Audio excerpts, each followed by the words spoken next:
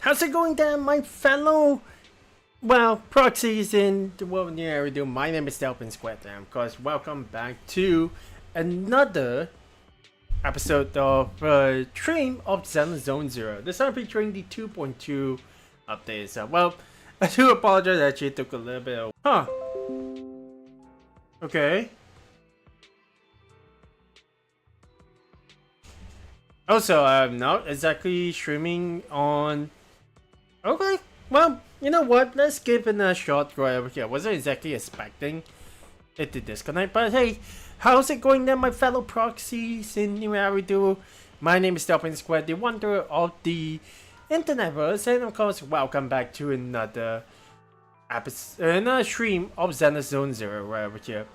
One, yep, I do apologize, I didn't actually did the Twitch uploads itself, and two, at the very least, I'm checking the stream. We should be good to keep going on. So at the very least, yeah, it got me a little bit concerned when I actually see like, hey, what happened to the stream itself? But yeah, I just thought might as well go ahead and actually put in together something to get this one, because we are currently, as you can see, we do have Alan. That is actually someone that we are just going to unlock. I'm just going to go ahead and get a top up of 39 right over here.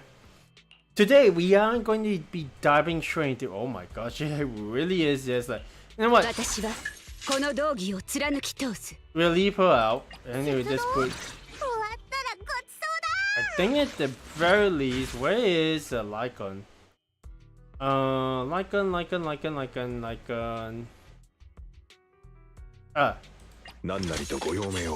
There we go. At the very least, let's go ahead with that one. Because for Alan herself, we are almost towards the last material to actually unlock, and I thought, might as well, why not go ahead and get her unlocked right away. Plus, also do a little bit of test. Also, you may also notice that my Yuzuha has already leveled up, even though she's not with her swimsuit costume. Feel that the next time we actually get Alice, we might be able to get Yuzuha in, which I have no idea when exactly that will be the case. But hey, let's see how we actually fare like over here. Because one thing that I do want to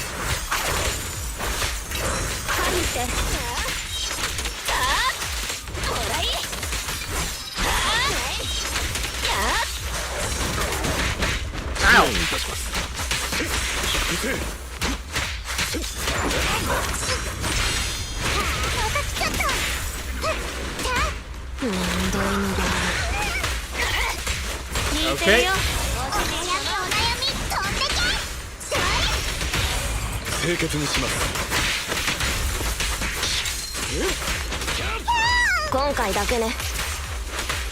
Oh, looks like Delphin is already back.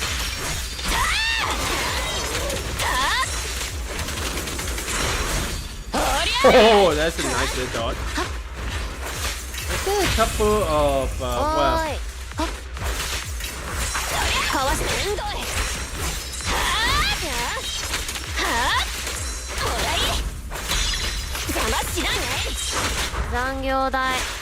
no, you don't.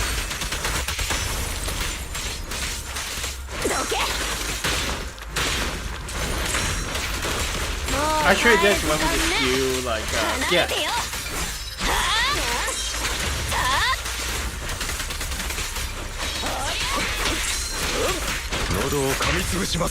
Use the skill and ultimate.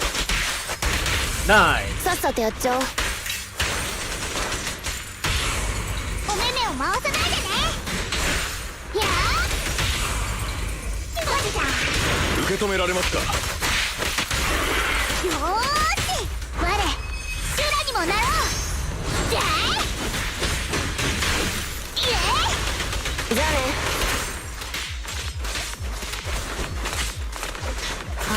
Go ahead and get.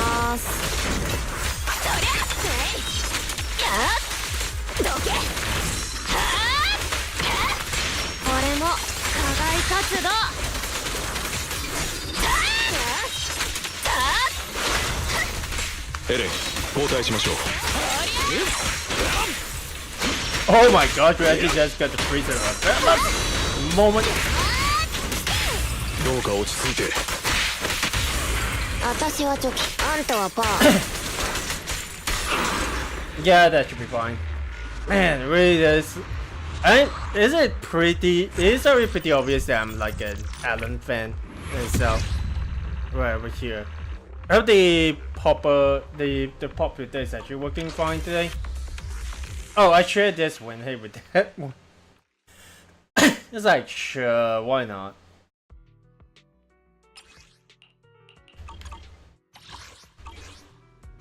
Let's go ahead and get a bit like upgraded. 一元なんだっけ。だる。 Because I do really like this the charge resist attack, this ultimate skill and so.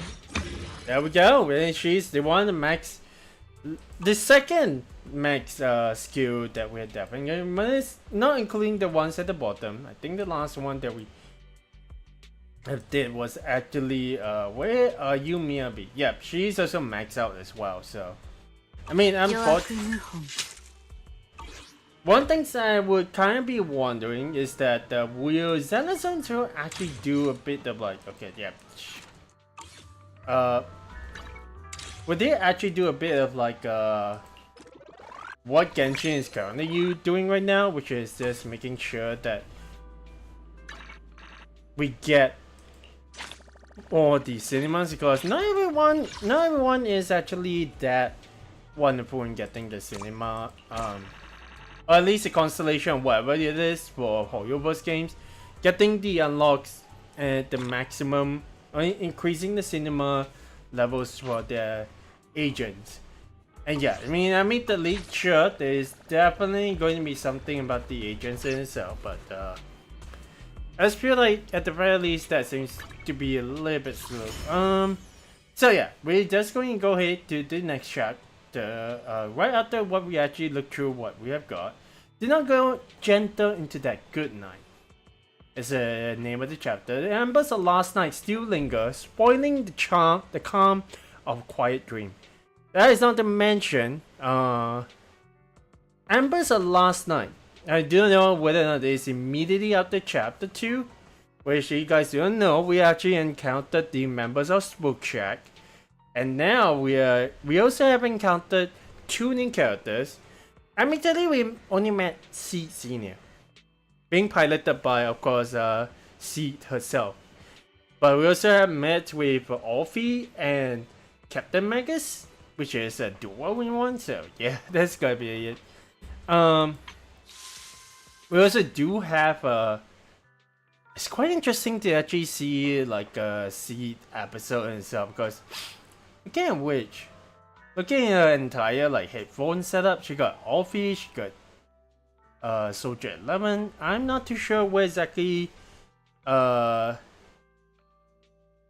Okay, I see Trigger right over here in the back corner, which is kind of cool. Unlocking soon Spring Extravaganza. I guess this is eventually how they actually just unlock the events, which is kind of cool. We also did the final callback itself. Ooh. Admittedly, a very whitish kind of character. See this. Let's go ahead and jump right in. Why the heck is that? Oh, so technically we can. Well, I'm guessing that at the very least, once you'll be able to complete these ones, you won't be able to do them again. That's awesome, at the very least. Got Trigger once again. I kind of wish I can actually get her, but the plan for me in this version is trying to save as much as I can. And I'm not too sure how that one actually turned out. Alright, let's go ahead and try. See.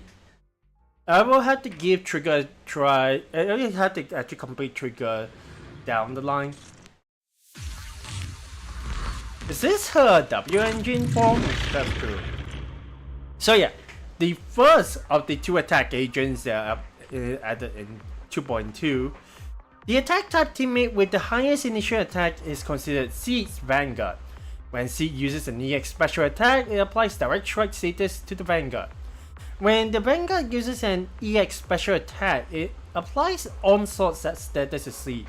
when Direct Strike and Onslaught are simultaneously active, both Seed and the Vanguard gain Besiege. Just really interesting. I mean, of course, we can go ahead and have a look. The EX special attack. There's a way that she actually just moves. She kind of just waves back and forth around. Oh wow! She actually did a dive, like on the spot U-turn. It is kind of cool. Very cool in itself. I mean, yeah, game. I'm aware.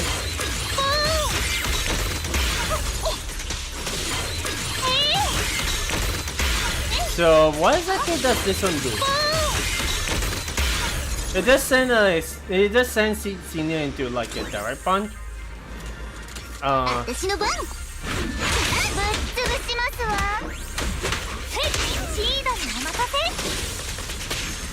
Okay.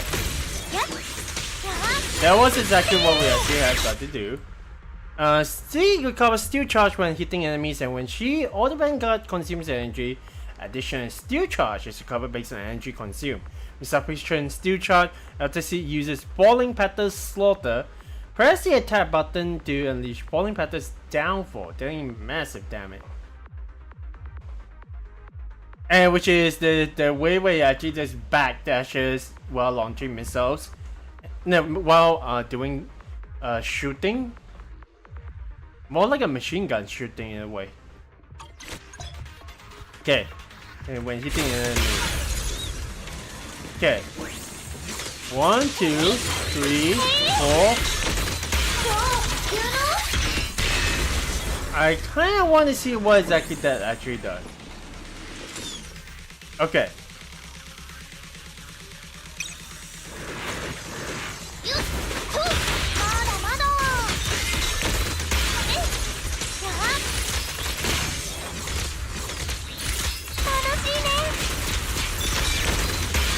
Oh my god.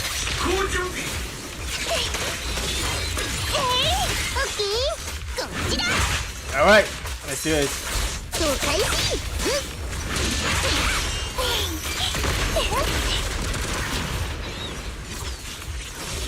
Okay, where's the enemy? Ow!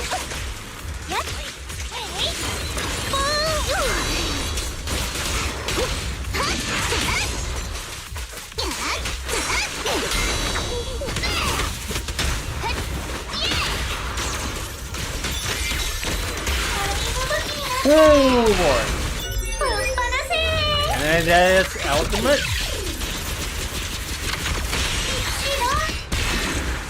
Oh, that is crazy good. The fact that she actually just hops into Seed Senior is kind of crazy.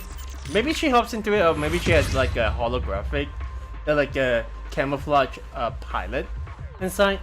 But yeah, this is really like kind of fun. Well, we get a little bit familiar with Seed. I think at the very least we should be able to get into it, but I hope you guys are doing actually fine. She'll take a little bit of getting used to if we actually get to it. Obviously, she does have got like quite a bit to actually do, but hey.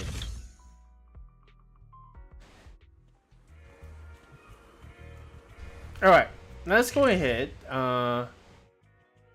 There's definitely a couple of things we can definitely do, but let's go back to Phantom Heights. I think at the very least we go to the Trim or Sweeping Temple. And we'll be able to actually do.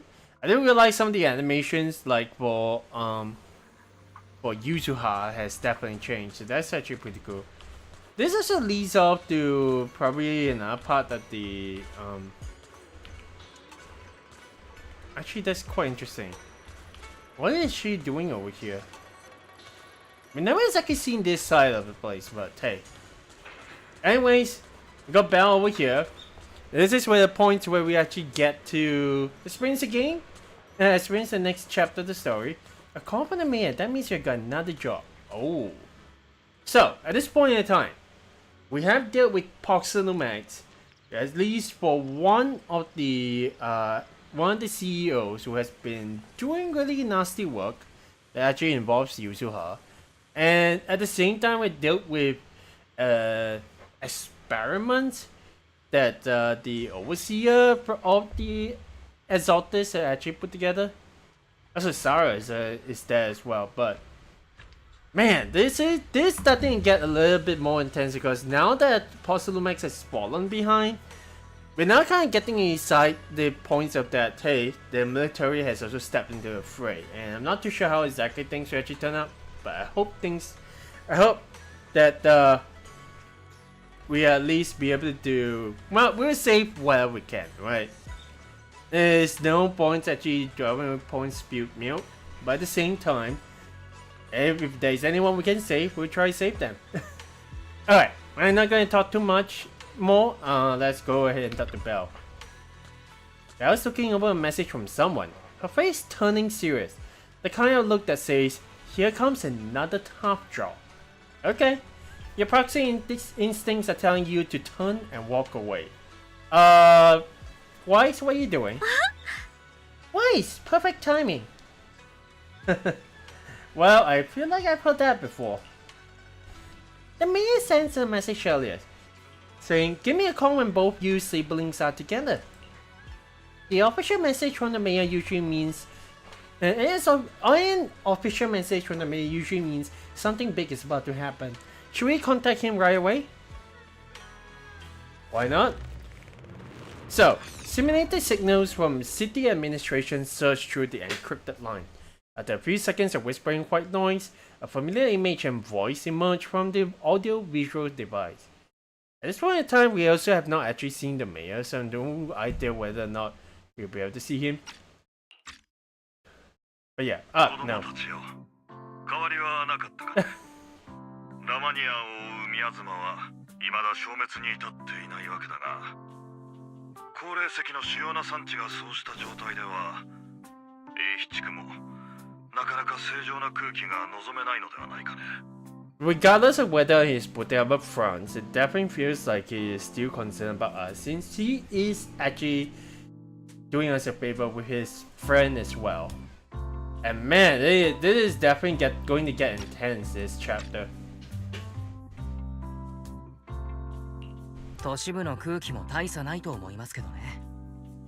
そんなことより、英比地区に蔓延している宮妻について、市長さんから具体的な対策を聞きたいところですが。本題に入る前に、世間話の一つでも挟むのが年長者の気遣いだと。ある親切な執事から助言があったものでね。では雑談はこれくらいにしておこう。今回はまさに宮妻と三将会、未だに根絶のならない2つの脅威について話したいんだ。宮妻は本来フォロー内に自然発生するエーテルの特殊な形態、通常のエーテルをしのぐ侵食性を持ち、より強大なエーテリアスないしはサクリファイスの触媒となる。無論君たちパエトーンならすでに把握済みだろうがね。ラマニアンフォローに蔓延する宮妻の規模はもはや自然発生の域をはるかに超えている。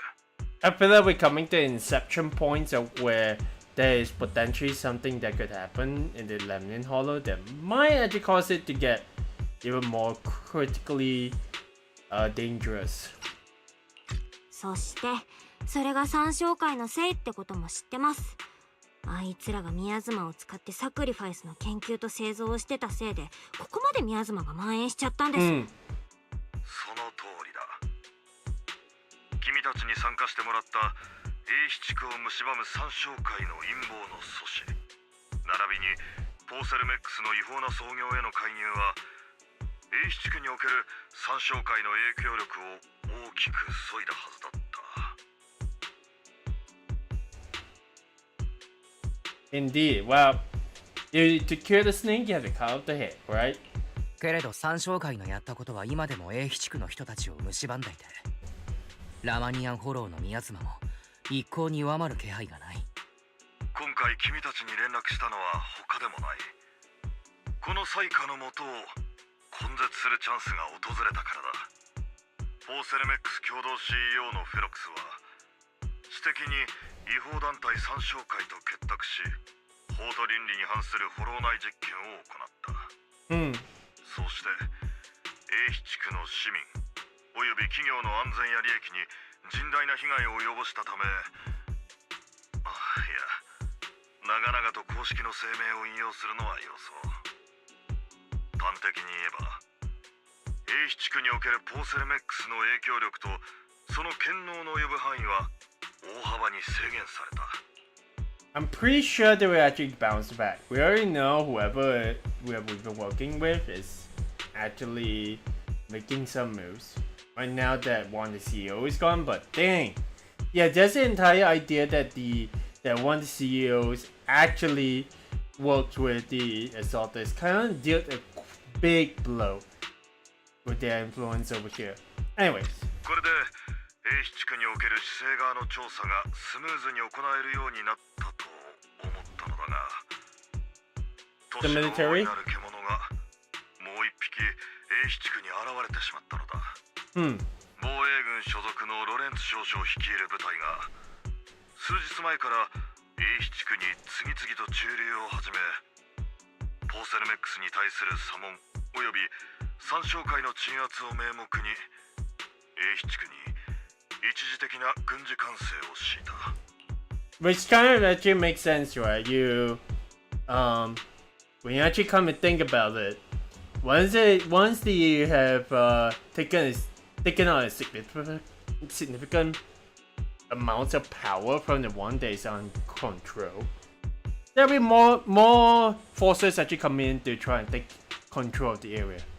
And defense force might not be the best idea to actually take control of Wi-Fi Peninsula.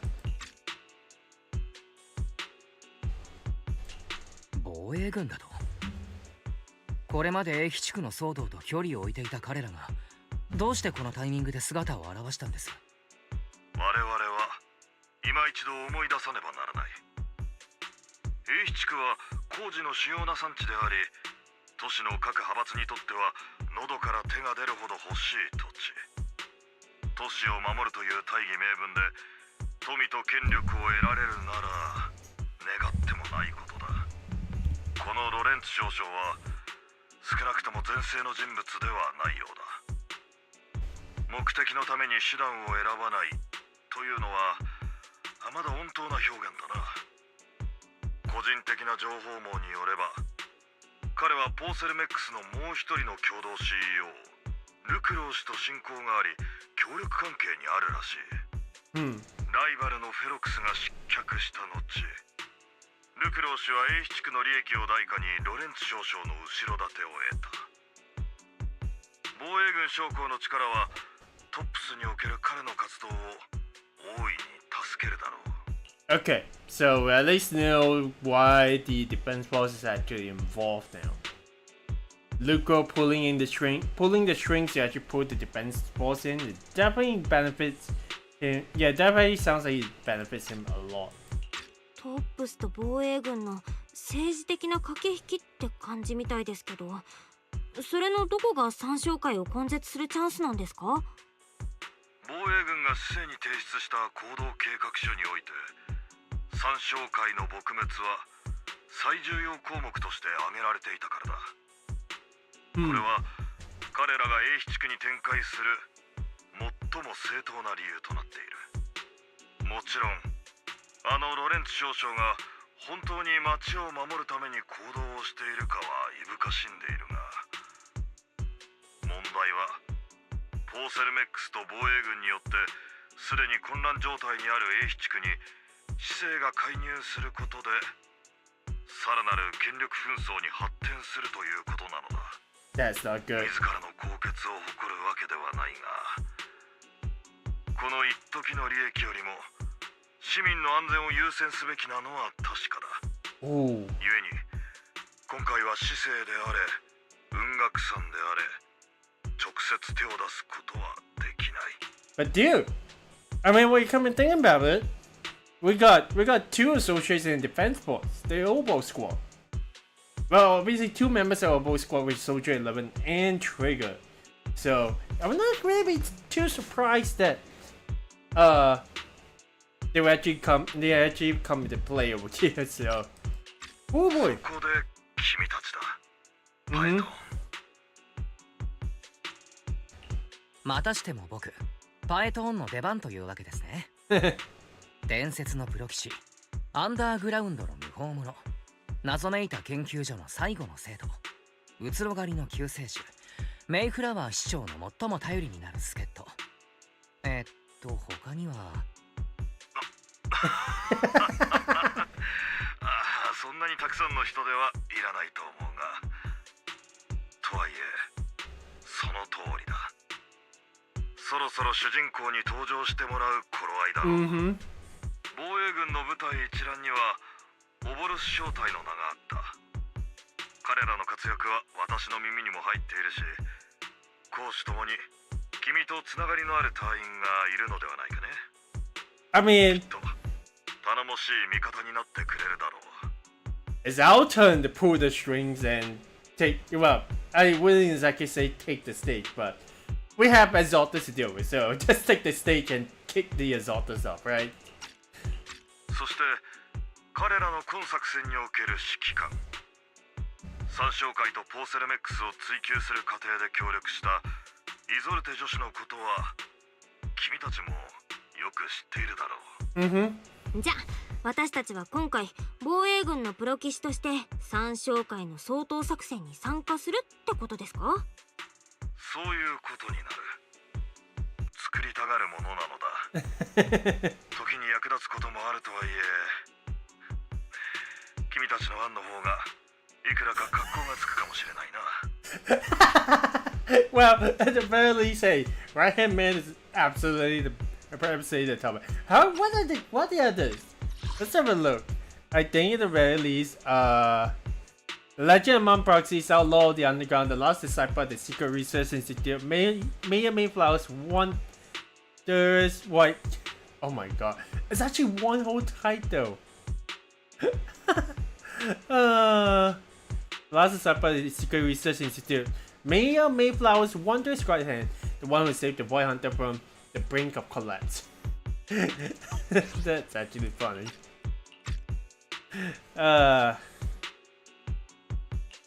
それで先生の手がかりですが、今のところ断片的なものしかなくて、目に見える進展は。そうだな。カローレ君に関する情報は未だつかめていない。防衛軍が許す限りではあるが、君たちはこれまで通り彼女の行方を自主的に調査してもらって構わない。Right. 防衛軍方面とイゾルテ女子にはすでに連絡を入れてある。具体的な行動プランと諸事項は彼女以下オボルス小隊を交えて直接話し合ってもらえるだろうか。では私は政務が立て込んでいて、君たちは任務を任された身だ。これ以上時間の浪費はできないな。改めて順調にいくことを祈っているよ。Alright. Taking down the Exaltus, the defense boss. Looks like this job won't be easy. Well, I hope we don't run into any annoying people. Yeah, we have dealt with that the last two chapters. That would be nice, a nice change of pace. But hey, we get to team up with Obol Squad again. Soldier 11 and Trigger will be happy to see you too, right, boys? And of course, a couple of new acquaintances we have crossed paths with before. But before heading out, maybe we should let Yishin, Chipu, and the others know. When we do have someone already oh, Yishin is actually outside. I mean, it's not like she can actually do too much over here. Why is Chipu like standing over here? Is that like kind of a bug of some kind? I wonder about that one, but we're actually got to leave her alone for the time being. Alright, Yishin, Chipu. I've been expecting you, Wise. Don't give me that Yishin Shipu is all-knowing look. I only knew because the mayor contacted me in advance. It seems that really is why you are here. The Yunquay Summit is on good terms with the mayor, so we can't get directly involved in defense force affairs. which means I have no choice but to send my talented student. Well, leave it to your disciple. Shaming the sex is the least of your worries. The exotics play dirty, and the defense force throws its weight around. You're neither skilled enough nor strong enough to deal with either of them alone. That's why you have to act with the utmost caution. Your own safety has to come first before you try to help anyone else. Alright, Sweeping Temple isn't going anywhere. Get a good night's rest here tonight. Then go take care of what you need to do. Remember, if you get into any trouble out there, just keep them your ship boosting. You carefully calibrate the HDD device in Sweeping Temple's inner chamber. Then spend some time chatting with your senior brothers and sisters. Before you realize it, night has already fallen. Well then, let's just say goodnight to our sister Belle, then we just move on the next day. The Delphin's boss sends word. We're meeting up with Obol Squad tomorrow morning. The coordinates are in the Lemnian Hollow. Well, we are meeting in the Hollow? That's right, the defense force wants us to link up with Obol Squad during the operation. Afterward, we are to return to their base together. Supposedly, it's meant to help us work more smoothly with Obol Squad, and enhance our capabilities as the Mayor's special envoys. I've spent the whole afternoon tuning the HDD device. It's pretty much done. You should take it easy and rest up for tomorrow's operation. Alright, let's go to sleep. So obviously, we're getting straight into the heart of the start of chapter 3. So, let's get right in. Granted, I imagine the summer episode will probably happen sometime after this event, because it also happens like within like the summer event. But hey, whoa! And a dream made from electric impulses and numerical signals in Magus' memory. What are we actually experiencing? Oh!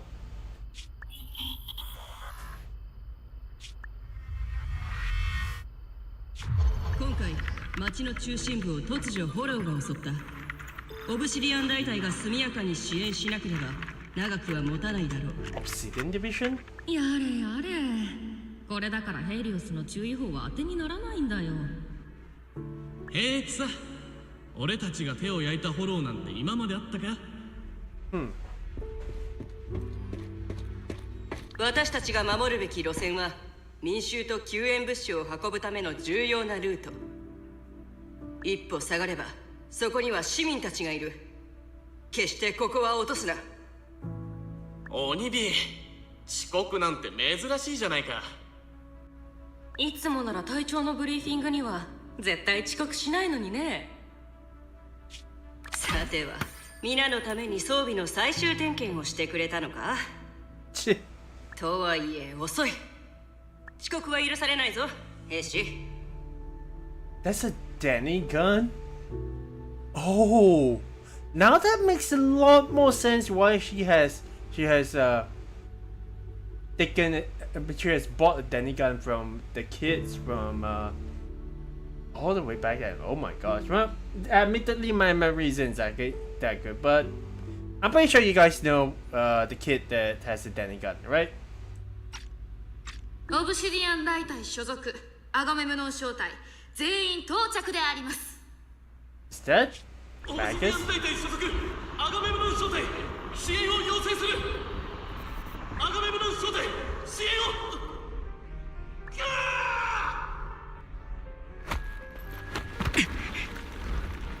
おいペース、撤退しよう。撤退だと？なぜだ、まだあいつを殺してない。何としてもあいつを。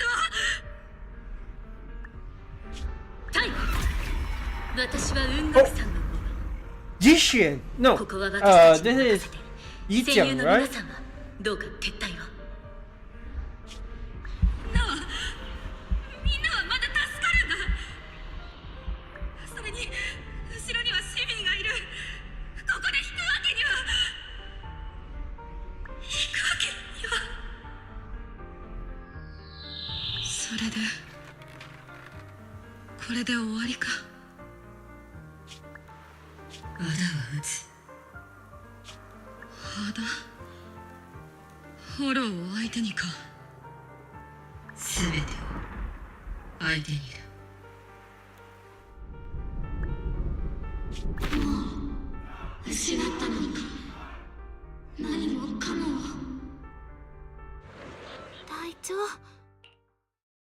鬼火隊長。That was Isolde, isn't she? Oh my gosh. Immediately throwing us into the fray of the past. I mean, yeah, obviously that is the Hollow Zero, right? Because we're dealing with Yi Jiang. Yeah. This time we're done before her final moments. Holy. But granted, yeah. Definitely feels like we now we got a little bit of perspective that Magus used to be a human and then got transferred into wait a second. Orpheus? Hang on a second, Orpheus?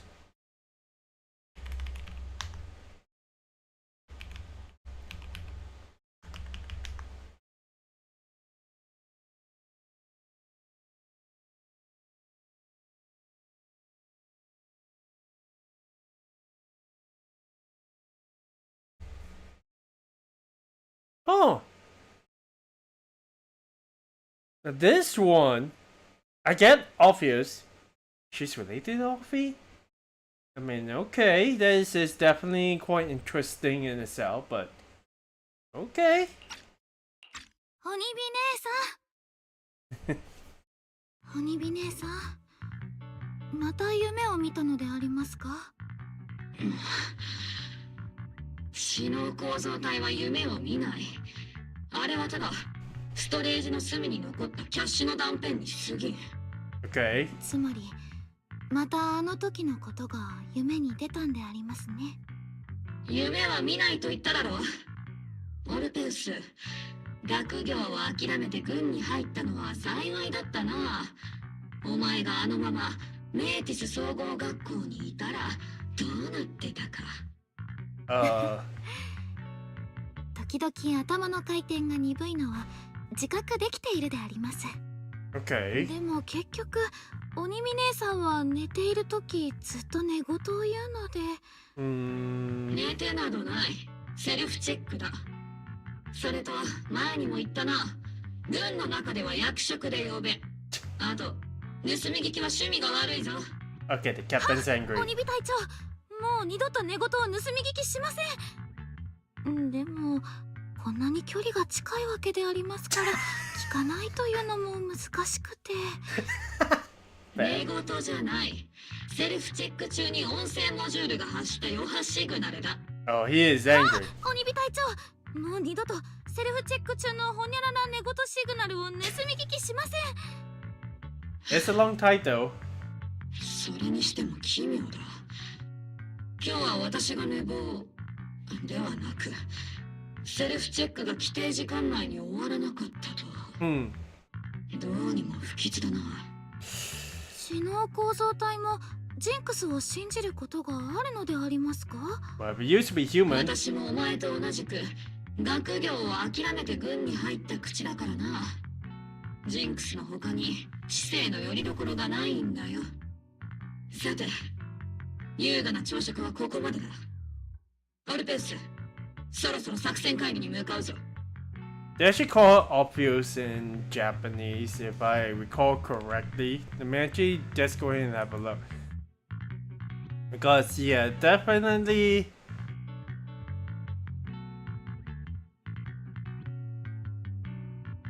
Oh, wait, it is actually not coming up. Gosh darn it.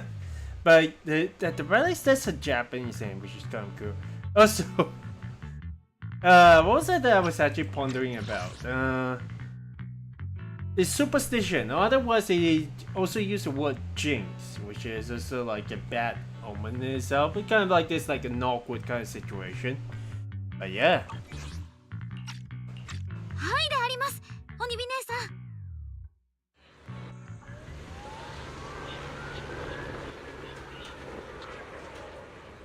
This will be our first time in the this will be actually the first time we are in like military camp. And not counting the time we actually go to the squad outpost. Captain Magus, squad member Orphy, I've been waiting here for you. You left the sniper to wait here all alone? That's not how an assault trooper should operate, Orphy. Huh? But you were the one who woke up late. I told you, that was a necessary systems check and maintenance. Admittedly, I don't know what. Well, technically, it's a female, but I'm just going to use like a normal voice in itself. Now, getting into position early to cover their squad mates is part of a sniper's job too, isn't it? Let's hit the operation briefing before the colonel scolds everyone in Obol Squad for being late. We're now just controlling. Oh wow, literally just controlling Orphy and Magus. So Liz, hello. There's like, yeah, there is definitely quite. I was gonna say if that is Jane, that is so like crazy, but there is like. Guess there was a helicopter overhead. Reckless rookie. Good morning, soldier. I'm on guard duty, so please don't engage in conversation with me. Oh, am I interrupting your work? Sorry. You're supposed to be on guard duty, not check out some girl's tail. What? Talking tail?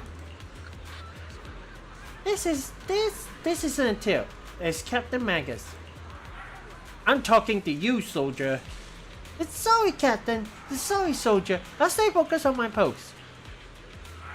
Alright, Captain Magus, let's hit the combat briefing. It's interesting that we actually got a reckless rookie over here. But hey. Supply checking, soldier. Huh? The 3 containers of porcelain, a whole bunch of anti-corruption gear, 12 crates of weapons and ammo. What did I count to? Don't interrupt me! Well, sorry about that, jeez. Special squad. Obol Squad, I guess? I've heard so much about how amazing Obol Squad is. But wow, they're even cooler in person. Hey, Nane! That bamboo called Mercury is so cool. Oh, is it the new bamboo that they actually have? Oh, it looks just like you though. Well, Isode's doesn't seem to be interactable, but can I just check it out on something? The soldier also has no lines. They're leaving like characters. Okay, what is that? Some tough customers on this mission. Was that someone doing a drill somewhere? Interesting. Hello, soldier. Hello, captain. Oh. Hello. Looking sharp there, soldier. You must be a seasoned veteran, huh? I never even took part in the battle of the old capital. How can I possibly call myself a veteran? Veterans who've seen those kind of battles, these days they are few and far between. So it's truly an honor to meet you. When I heard that Obol Squad and Colonel Isode would be joining the operation, I just knew. We are headed for a glorious victory. A glorious victory. Being able to fight for honor is a privilege, really. Let's go, Orphy. It's time for the operation briefing. Okay. And we get to talk to everyone, so that's cool. Oh, well, we never exactly talked to this soldier here. Wait, you know, this stood the sentry on duty. Okay. Okay. I also just realized there's the random play car is randomly over there. I guess it's technically over here, huh? Alright, see. Obol Squad, assemble! Captain Magus. Even after all this time, Soldier 11 has remained disciplined and focused. That's what you call a model soldier. Huh? Aren't I a model soldier? You? See, you are a soldier too. If you join the scouts, see, Yeah, definitely be an honor scout. I feel like there's a memory somewhere in my past. Something of being in the scouts. Girl Scouts, maybe? What do they actually call them? I mean, definitely not Boy Scouts. If I once busy taking care of C Senior, I'd absolutely be an honored member. Captain, we have gone about 12 or 13 push-ups worth of time before we are late for the operation briefing, depending on whether we are doing them one-handed or two. Let's hurry the operation briefing, or we'll be punished as problem squad members before we ever get a chance to become honored ones.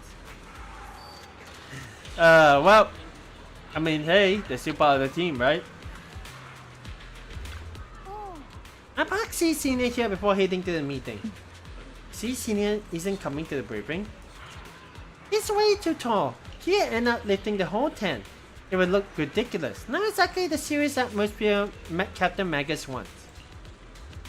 Also, the voice, my voice actually dropped a little bit, which is like, yeah. Okay, well, let's go and talk to Colonel Isode. The members of Obol Squad are gathered around the command table. おはよう諸君。今朝のブリーフィングだが、三将会の拠点に対する突撃作戦について戦術的詳細を詰めるものになる。Okay. これまでの浸透作戦とポーセルメックスから提供のあった資料から、我々は三将会がフォローに設けたとされる連絡拠点のいくつかを把握している。だが、連中の本拠地の位置や詳細な人員配置などについては、依然として精度の高い情報を必要とするのが現状だ。I don't envy the assaulters having got to deal with the military, but that is if they are actually like just extremists without the whole sacrifice there. I'm pretty sure they got sacrifices ready, but hey. よって主力がフォローで掃討作戦を始める前に、フォロー内にある三将会の連絡拠点へ我が隊から精鋭部隊を派遣しての偵察任務を遂行することになった。Okay. 一番槍を担ぐのはオボルスだ。君たちの戦果が今後の作戦を大きく左右することになると肝に銘じてほしい。任せておけ、イゾルデ。鬼火隊長、すでに作戦は始まっていると言っていい。呼ぶときは階級を使うように。Didn't Captain Magus just say that to Offie? Oh my gosh. 了解であります、長官殿。短い付き合いでもなし、この悪癖は大佐が一番よく知ってるだろう。ああ。鬼火です。隊長ったら今朝自分に同じことを言ったばっかりなのに。またこうして肩を並べて戦えるなんてな、イゾルデ。いや、イゾルデ大佐か。大佐、今回の作戦にはオボルス小隊を支援すべく市政側から特使が派遣されると伺ったのですが。そうそう、トリガーさんが妙にウキウキしていたのであります。大変有能でとっても頼れるお友達が同行してくださるんだと。トリガー隊員の言う通りだ。今回の作戦は市政側からの客人がオボルス小隊に技術顧問として同行することになっている。事前の段取りの通りに行けばフォローで合流することになるだろう。And straight right in. I like it actually being like pretty snappy. Nothing, no like chit chat whatsoever. Usually that would be the case of like the more casual members like the 三将会は長く英飛地区を蝕んできた。その根絶こそ大隊の使命だ。これまでの行動で敵はかなり損耗しているはず。この機に残党を一掃し本拠地を潰すと。我が軍はすでに拠点の位置を複数把握しているが、本拠地の正確な位置はまだだ。そこで諸君を分隊単位で偵察に行かせる。マッチロック分隊は正面突破と市長の技術顧問との合流およびデータ取得に協力する。アイアン分隊は空から地上部隊に火力支援と情報を提供しろ。作戦コードはアイアンマッチロックだ。戦闘準備。 Oh boy! It's getting こちらオブル serious. ス、目標のフォローに到着。 We're actually playing as the... Okay, we're playing as Alfie and Magus, which is cool. We got used to see, but I'm at least glad we actually get to play with our latter featured signal search character agent. Okay, when Alfie and Magus are up here, they can unleash different aftershock attacks based on their energy and recover bottled heat. With sufficient bottled heat, hold the... Well, of course, you can trigger the EX special attack heat charge, granting the whole squad the zero lean effect, which boosts their abilities. マッチロック分隊配置につきました。アイアン分隊、位置を報告しろ。オーバー。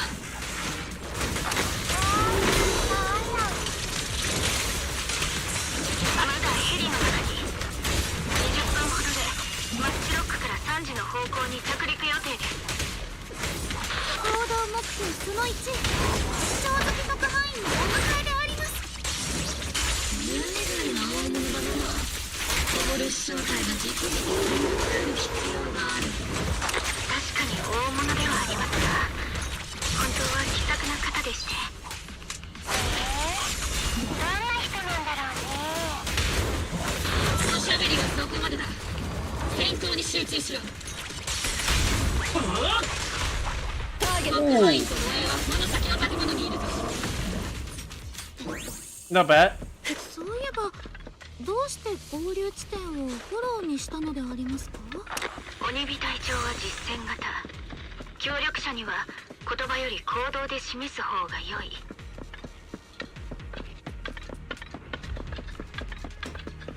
Okay. イゾルデ大佐がおっしゃっていました。 Oh! まるで私を線路で鈍感な子供のように。 That's cool. 本当ですか？後で隊長がその方にきつく当たらないといいですが。Yeah. Okay. Why is this here? So let's talk to him.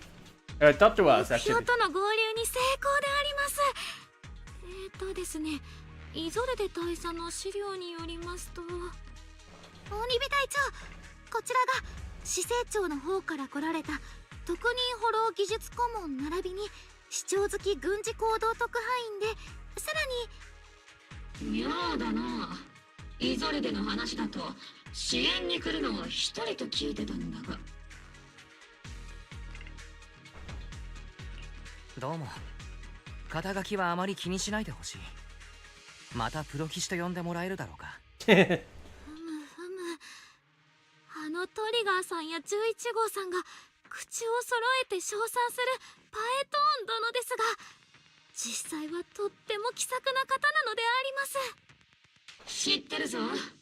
悪名高いパエトーンのことはうちの女連中がよく言ってるからな。トリガーさんの話ではどちらかというとポジティブな活躍が強調されていた記憶でありますが。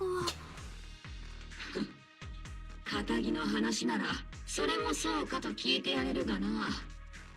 相手がならず者とくればそれは悪名としか言えんだろうが。ですが、その理屈ですと悪名高い方とご一緒する自分たちもそういうことに。I 正 don't 直に言わせ talk. てもらう。あの時からオボルス招待がプロ騎士と行動を共にするのはどうも気が進まなかった。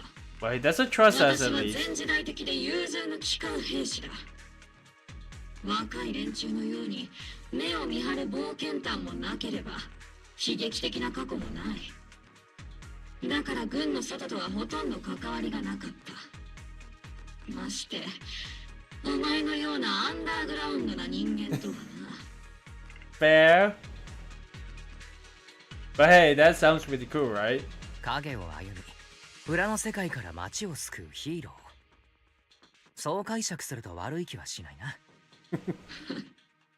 お前の武勇伝そのものはたびたび耳にしてるが、到底ヒーローなどとは思えないな。この都市で行動する以上必ず何らかの目的がある。お前のように背景の不明瞭なやつならなおさらだ。だが忠告しておくぞ。オボルス小隊の任務を妨害したり防衛軍の原則を踏みにじるようなことがあれば。 I feel like the only thing that would interfere with that is when we actually meet Carol Anna, but what's the chances of that, right?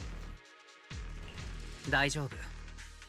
君の原則が間違っていなくて何かを守るために戦っている限り僕たちの道は決して交わらないものではないと思う。そう願ってる。誰が悪で誰が善だろうと今は目の前の任務に集中すべきだと思うよ。何しろ僕たちは三将会がうろつくフォローになんだ。そうだろ軍の皆さん。立場がどうあれ行動で示すとそれ自体は悪くない。それではこれより自分から今回の作戦目標並びにパエトーン殿に担っていただきたい役割について簡潔にご説明させていただくであります。優秀なフォローの案内にすなわちプロ騎士であるパエトーン殿には現在判明している地図情報及びフォローデータに基づき我々オボルス小隊のために最も効率的な行動ルートを策定していただきます。その一方で我々はパエトーン殿がフォローデータの収集並びに宮妻の活動状態を測定する上で支障がないよう護衛いたします。軍には優秀な偵察兵がいくらでもいる。軍事行動を経験したこともないプロ騎士に任せるのが果たして適当なのかどうか。大ニビ隊長、資料や隊員たちの証言によるとプロ騎士殿はトリガーさんや11号さんとすでに共同作戦の実績があるんですよ。 That would be correct. 11号さんなんてどんな偵察兵よりも正確で鋭いと評していました。あの2人が揃って太鼓判を押すような方は自分が記憶する限り小隊の隊員を除いてまだお会いしたことがないのであります。じゃあなんだ、隊員にもイゾルデにも異論はないというんだな。ならこれでブリーフィングは終わりだ。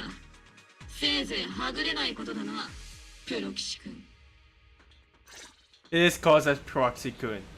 Okay, well, let's go. I think that the what the heck was that?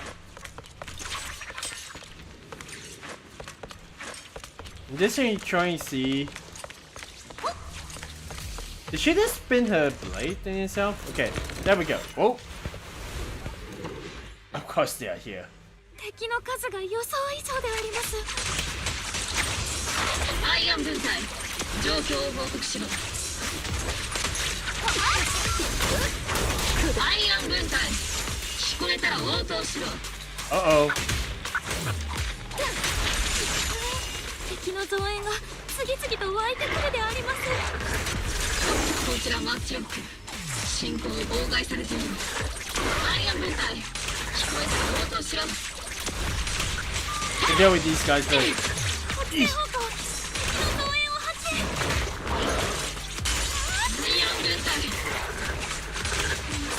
ードたちの身に何かあったのでしょうか。ジャミングを止める最速の方法で近くの発生装置を停止させることだ。周りの宮妻がどんどん濃くなっている気がしませんか。周辺エリアのエーテル活性が上昇中だ。標的に気をつけてね。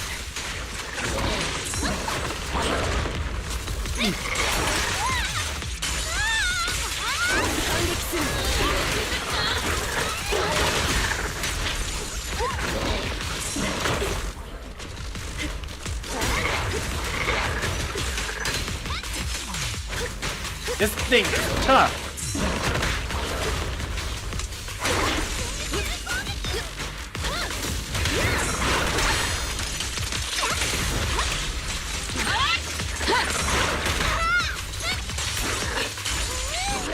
Okay, there we go.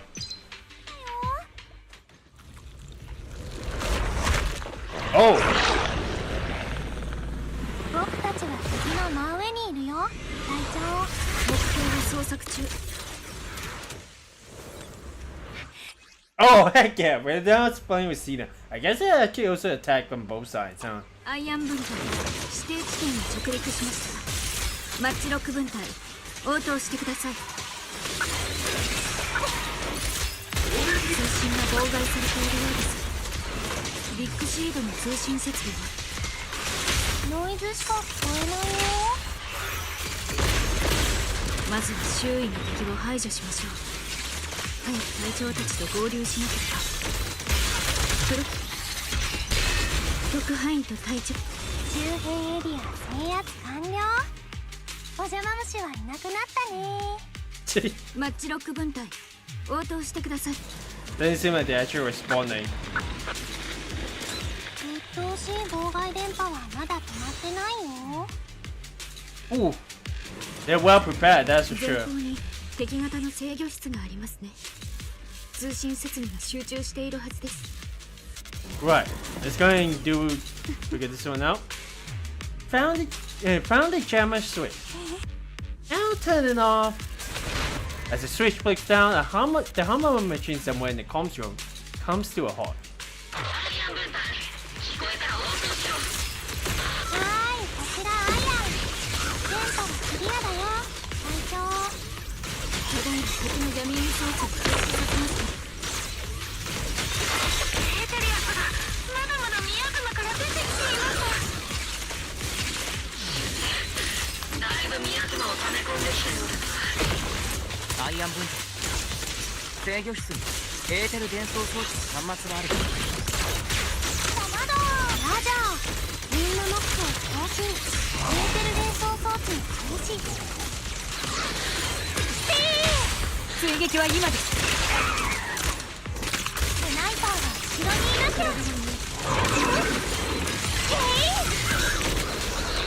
Nice. Okay, let's go and switch this on off. It's a switch linked to the active transmission device. As I switch, the encryption signal flashes from CTNS data port, and the one turbulent actor in the transmission system grows still. I like this two-pronged approach. Oh, スタンバイ。 there we go. They can count the low interest support. Oh. エーテル伝送装置停止しました。これで宮妻の供給が断たれた。あとは敵の残党を一掃し合流地点に向かうだけだ。私たちの出番が来たぞ、オルテウス。 Indeed. 鬼火隊長。マッチロック敵残党を掃討した。アイアンの制御室にあるデータのコピーを確保できたよ。あの棺桶のようなもの、なんだか不気味であります。棺桶って何？それは長い眠りについた人のためのものです。 Why? 長い眠り？ビッグシードみたいな？ No, he's just asleep. That definitely. Okay, well, there's an Obscura over here. This is an actor research device built by a possible man. Alice calls it an Obscura. Obscura? There was a report we handed over to Commander Isolde.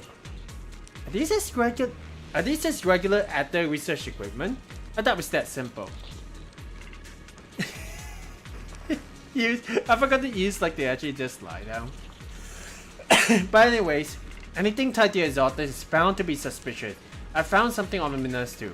Are you saying the defense force has some information on it?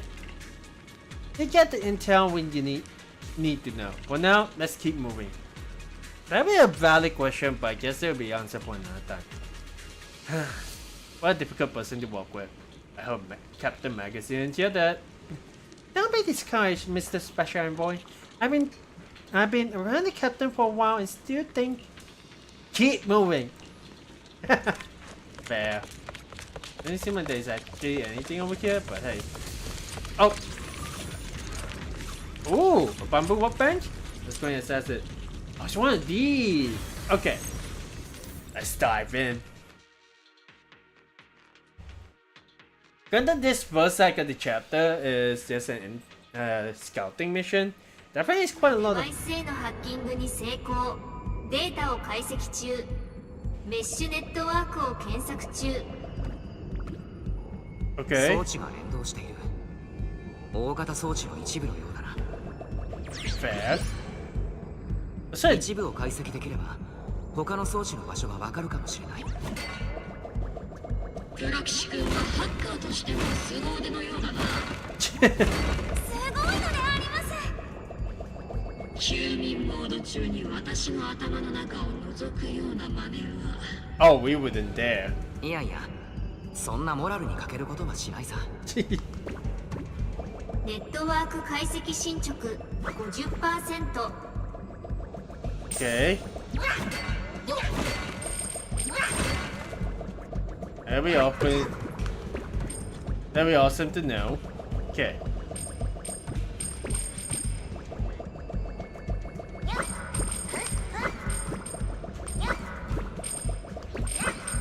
Don't think there's actually anything over there, so we just keep on going on forward.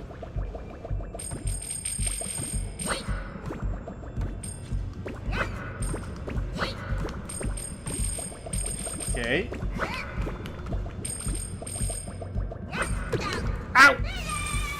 Hey, wow, that's a little bit unfortunate, but that was so close too.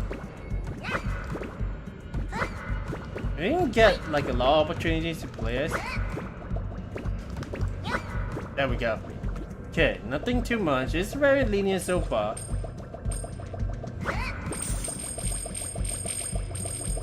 Trying to see if there are any secrets around the corner, but I don't think so. There we go. Clear! Man, that is kind of fun.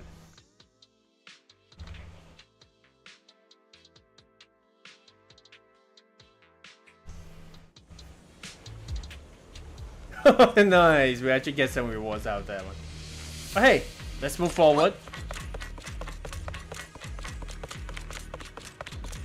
あれはポーセルメックス製のエーテル反応機だ。確かに見た目が少し。ポーセルメックス。ああ、例の三商会と手を組んでる会社。社員全員が悪というわけじゃないと思うんだ。多分。そうだとして悪事に加担した共犯者は少なくあるまい。そうかもしれないけれど、強要されたという社員も多いんじゃないかな。There's a whole truck up お there. 前はどうだ？強要されてプロ騎士をやってるのか？ Oh.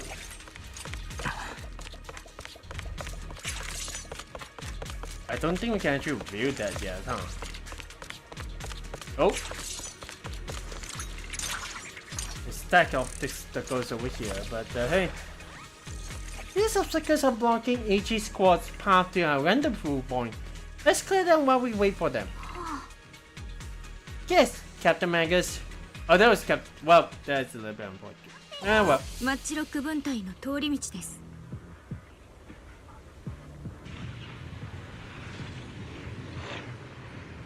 And we're back with C. 順調だったな。みんなご苦労だった。特派員殿もお疲れ様であります。僕は自分の役割を全うしただけさ。すごかったのはみんなの方だ。I want to see what exactly C's like. Idle animation and chip confused. Like, she still has the guns. Like, たらコックピットでおねんねしたい。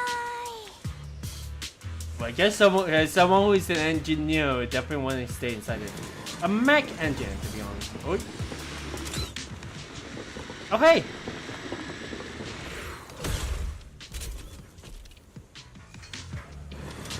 Well, here we are. あれ？シード、もう面識はあるでしょ。やっほー、プロ騎士くんだ。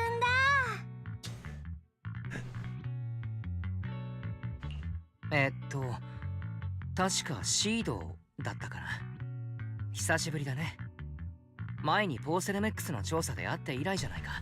うんうん覚えてる覚えてる。あ、ビッグシードも覚えてるってさ。今はスリープ中だから直接君とは話せないんだけどね。That's fair. でも君のこと信頼できるって言ってたから安心してよ。Would that make it 3-for-3 against like well 3-1 for at the very least against Captain Magus, who doesn't really trust us too much? It's like Soldier 11, Trigger, and now Seed. Well, we count Seed Senior as well. That is 4-1. All three goes to kind of trust us. So would that make that 5-1? Maybe. But of course, the captain has got to see us actually in action, so I understand that. まあビッグシードにそう吹き込んだのはトリガーと11号みたいだけどね。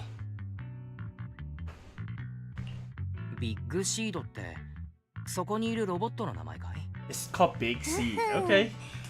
ただのロボットじゃないよ。ビッグシードは知能構造体だよ。そんじょそこらにいる外骨格タイプの乗り物とは根っこから違うんだから。Ooh. プロ騎士くんからは僕と同じ匂いがするし、こっちの方には詳しいと思うんだけどな。The same sense as me. It's fair. No comment too much about プロ騎士 that. くん、学校では真面目に勉強してなかったな。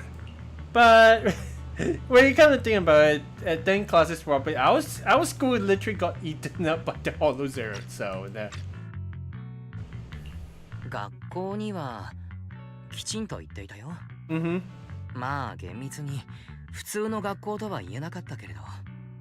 ペロ、これは嘘の味。Oh, she can hear that, あ huh? なたたちなかなか独特なやりとりをするのね。True. Truly, Soldier 11 agent story. Yeah, she's definitely not much better. そういう11号こそ防衛軍というかオボルス小隊のみんなは常に独特なチャンネルで会話するよな。Mm-hmm. ええ、ルイは友を呼ぶと言うでしょ。11号ったら鈍いな。プロ騎士くんは褒めてないよ。シードに11号、あの二人の電波を拾えるとは。お前のアンテナもなかなかだと言わざるを得ないな。Mm-hmm. 電波？シードと11号さんも知能構造体でありましたっけ？ Really? だが、小娘たちを手なずけたからといって調子に乗るなよ。上官として私は最大の警戒を持ってお前を注視してるからな。とにかく悠長に雑談してる場合じゃないんだ。我々はまだ戦場にいることを忘れるな。 Oh yeah. たく三将会の連絡拠点を見つけこそしたが、ここには取り残された物資があるだけだ。連中の本拠地に関する位置情報、プロ騎士君の欲しがってた研究データ、そのどちらも取り逃してしまった。 I think that is fine, but hey, I mean, we are the proxy, so 短い時間でこれだけの物資を移送するなら裂け目を使うのが一番効果的だ。 oh yeah. 三将会は長い時間をかけてラマニアンフォローに根を張ってきた。防衛軍が知らない裂け目の一つや二つあるだろう。 Mm-hmm. けれどフォローの迷路を知り尽くす人間とくれば僕を置いて他にいない。パエトーンの魔法をお見せしよう。パエトーンの魔法、キャロットと言われるよりもずっと迫力があるのであります。これは大きく出たもんだ。連中に追いつく自信があるんだな。ああ、僕に任せてくれ。 We are confident. Oh my god, there's a new あ type れ of の中 enemy. 身は全てサクリファイスだった。シード、数をモニターしろ。敵対ターゲットが特定。8体かな。 Oh my god.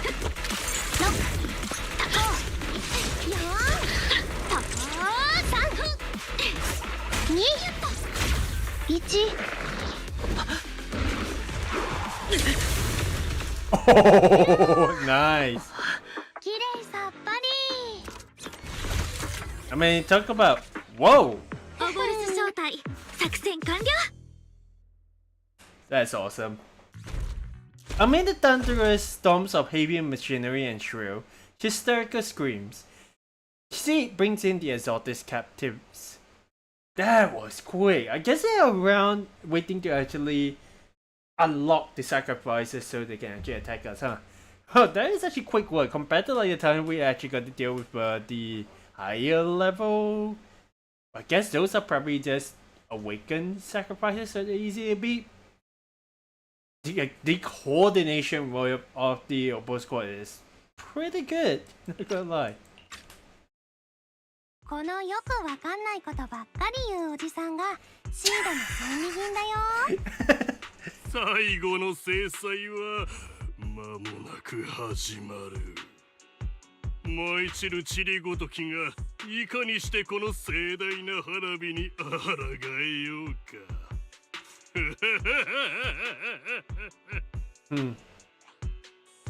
参照会の方はいつもこんな風に喋るのでありますか？なんとも難解であります。シード、黙らせろ。信仰も持たぬ知る者が。おー、ビッグシードったらいけないんだ。捕虜は大切に扱わなきゃダメなんだよ。You know what? I thought it'd be a little bit funny if it's Seed that is actually putting a mouth gag on them, but Seed seen it, yeah, that definitely makes sense.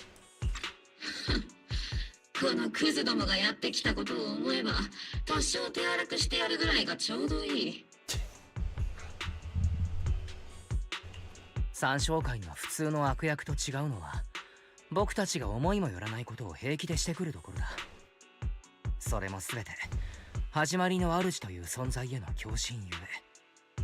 とはいえどれだけ行動が読めないとしても、宮妻が彼らにとって重要な道具であることは確実だ。参照会を打ち破る突破口もきっとそこにある。だからこいつらは共振者なのだ。エーテルを新エリートにあだなす毒へと変え悪行にふけるクズどもに過ぎ。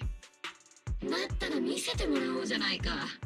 50口径の炸裂弾と軍用の高出力レーザーを前にしても同じように経験でいられるかをな。I think you'll be surprised that these low level exalters, even the high level ones, those are so devoted. They would just fall in line just to keep their beliefs of the exalters, of course. 落ち着いてくれ鬼火隊長。参照会は確かに悪の組織としては役満だけれど、騙されているというだけで無実の人もたくさんいるんだ。だからとにかく参照会だからといって誰かで構わず炸裂弾とレーザーをお見舞いするのは少し待った方がいい。That's gonna be a hard battle to fight. Like, how are we going to identify which exaltist member is less willing to join, kind of deal? That'll make things really complicated. まだ何人も捕まえてないんだぞ。もうこいつらをかばい始めるのか。そっちが道徳の授業をするつもりなら私にだってレパートリーがあるぞ。雪崩が起きたからといって雪の結晶が責任を感じるものか。そうして悪党の肩を持ちたがるのはお前自身にも後ろ暗いところが。 Only because we also have experienced the more resistant members, right? ストップ！鬼火隊長、ただいまの発言はイゾルデ大佐の定めた対パエトン用臨時言語規範（鬼火専用）に抵触するもの Oh boy. はあ、そんなものがあるなんて聞いてないぞ。戦友に厳しい言葉を投げつけるなかれ、士気を下げるようなネガティブな言動は慎むべし。そう叩き込んでくださったのは鬼火隊長のはずであります。 Hey there, Aquas. 私はこいつを戦友だとは認めてない。だからノーカウントだ。少なくとも今のところはな。How's your evening been, by the way, Aquas? I hope it's fine. we're just going through this chapter and stuff, so hey, welcome. 背を預け合う戦友でも腹の探り合いをする協力者でも僕はどちらでもいい。今はやるべき仕事に集中しようか、鬼火隊長。望むところだ、パエトン。それで言うと早速伝えておかないといけない情報がある。さっきオブスキュラから出てきたのは参照会が作った生物兵器だ。僕たちはサクリファイスと呼称している。そしてそのオブスキュラとそれを製造する工場はラマニアンホローの至るところにあるんだ。いや、どうもラマニアンだけではないようだ。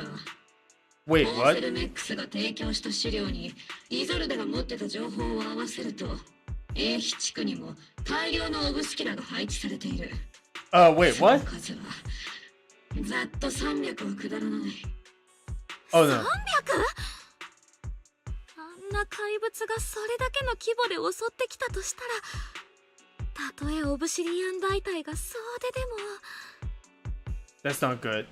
うんうん。いくらオブシディアン大隊が総出でも、あのブサイクな怪物の餌食だろうね。That is straight out of a trap. Oh boy.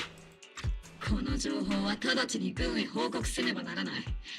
参照会の企みは我々の予想以上に凶悪かもしれないぞ。But that got me interested.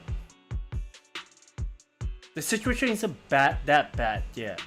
Is it because they're not awakened? また慌てるにはまだ早い。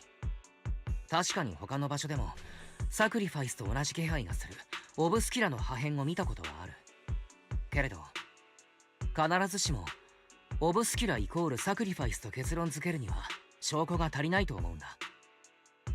僕が長期兵で見たオブスキュラも全部が全部サクリファイスの気配を漂わせていたわけじゃない。Okay. さらに重要なのはサクリファイスのような怪物を作り出すにはとてつもない量のエーテルが必要なことだ。300体分のエーテルとミヤズマを参照会が持っているというのはさすがにありえない気がするな。うんうん。もしそうだったら新エリートなんてとっくに滅んでるよね。そうでありますか。今回の悪者がそこまでではなくて一安心でありますね。おい、お前たち、勇敢さこそ軍人の誇りだ。忘れたか。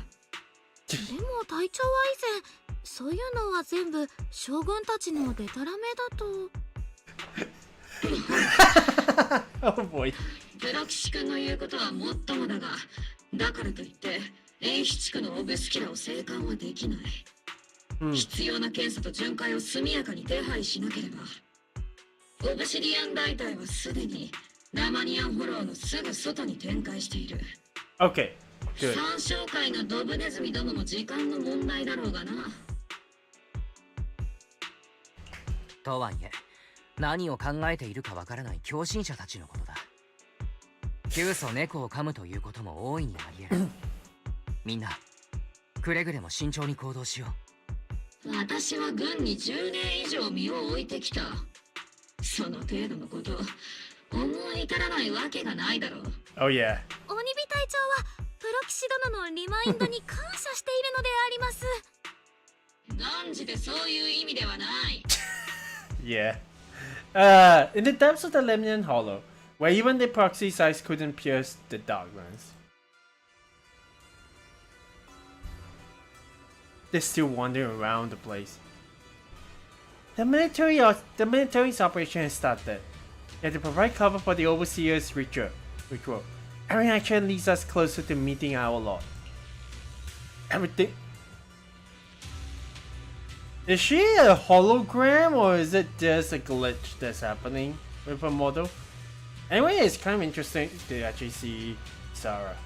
Everything for the creator, Lady Sarah. But the defense force is overwhelming number. We've taken heavy losses lately. With what little strength we have left, we don't need to achieve victory. Our mission is to buy time. Sacrifices are inevitable. Fortunately, the defense force isn't exactly driven by the noble duty they claim to uphold. As long as the Overseer completes the ritual, then we have already won. May the Creator refine you. May the Creator refine me. Yeesh. That's gonna be nasty. And plus, Overseer is not exactly one without clones, so that's gonna be a really nasty enemy to fight against. The Obsidian Division has temporarily taken over CK's grid as our base of operations. This will be our staging area for the upcoming mission. But there seems to be way more people at the base today? Probably because some sort of operation being coordinated. Anyway, let's report back to Isolde first. I mean, yeah, let's see if we can actually talk to the other people. God DT really wears me up. Well, you don't... Actually, when you come to think about it, let's see if we can actually talk to more people. This is... Well, Trigger? This operation. Thank goodness you're okay, Proxy. When you and the captain were surrounded by enemy, I was really worried about you both. The bullets almost didn't make it in time. Well, don't worry about me. Protecting you, Proxy, is our top priority. I mean, protecting citizens like you, Proxy. Alfie might seem a little hesitant at times, but she's actually a skilled and brave soldier. Captain Magus comes off as harsh and short-tempered, but she's the kind of person who would risk everything for a squad, and for near everything. Or rather, she already has. But as us readers who already know how she actually works, but whoa. Please don't, well, obviously we don't understand it. There is a certain person over here. Oh! Well, I guess that's fine, but... CK2 has been requisitioned as a defense force base, and the cable car station up top is off limits for now. Fair enough, fair enough. Okay, I think in the very least, let's not do C, the last one. Whole thanks to C. You're too kind. If it wasn't for C and Trigger shutting on Exalted's equipment, Captain and I would have been in for one hell of a fight. I mean, I was a big help, but Trigger and C Senior were just as important. The Exalted systems were pretty basic. Just took a little tinkering to shut them down. Your ability to handle machines so effortlessly is amazing, C. I wonder if I could learn to do so with enough practice. It's talent, pure talent. I can always sense it. You have got a similar gift, right, Proxy? Well, in a way we do. At least our eye implants, we still don't know what exactly Wise and Bell are yet, so. Alright. 結局、偵察任務は問題なく完了した。我が隊は死傷者もなし。オーボルスの火力を前にして三将会の連中なんぞお話にならなかったな。おおよそ秩序だった動きもしなければ知恵が回るわけでもあるまいに。対フォロー行動部や治安局がどうして手を焼いてるのか全く理解できん。ま、イズルデ大佐の緻密な戦略の賜物だがな。Is this underestimating the PopSec and the HSO? Oh boy. Miyabi will be a little bit upset when she hears that, I would think. それにプロ騎士殿の活躍も無視できないのであります。トリガーさんや11号さんがおっしゃっていた通り、いえ、それ以上だったかもしれません。インターナットの噂は本当だったんでありますね。はあ？ルペース。お前私に隠れてインターネットなどという違法サイトを閲覧してたな。Oh dear. 鬼火隊長、慢心はするなよ。君たちが今しがた相手にしたのは三将会の中でも廃山の兵に過ぎない。分かってる。連中の本拠地があるホロー内座標は確保済みだ。正面からぶつかろうと問題ないが、オブスキラやらサクリファイスやらは依然厄介だな。市内のオブスキラ捜索は私と中流部隊で対応する。君たちはフォローでの任務に集中してくれ。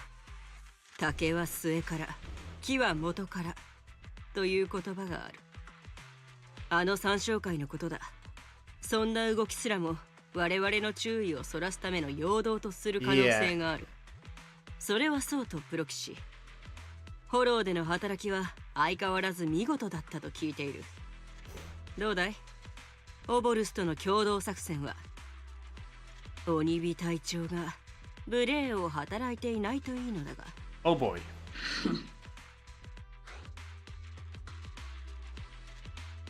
Should we tell what Captain Magus said?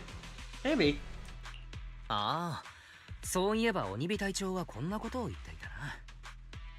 パエトーンは悪党だから50口径の炸裂弾や軍用の高出力レーザーでおもてなししなければと。Okay, that's a joke. I don't think he actually said that. おい、やめろ。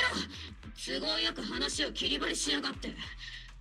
この実直だけが取り柄の銃を貶める気か？そうかそうか。どうやら私の定めた対パエトーン用臨時言語規範はあまり役に立たなかったようだな。Causes Colonel is so that they 全 make て that. は自分が心を強く持たなかったせいであります。ですからどうか鬼火隊長を軍法会議にかけることだけは何卒ご容赦いただきたく。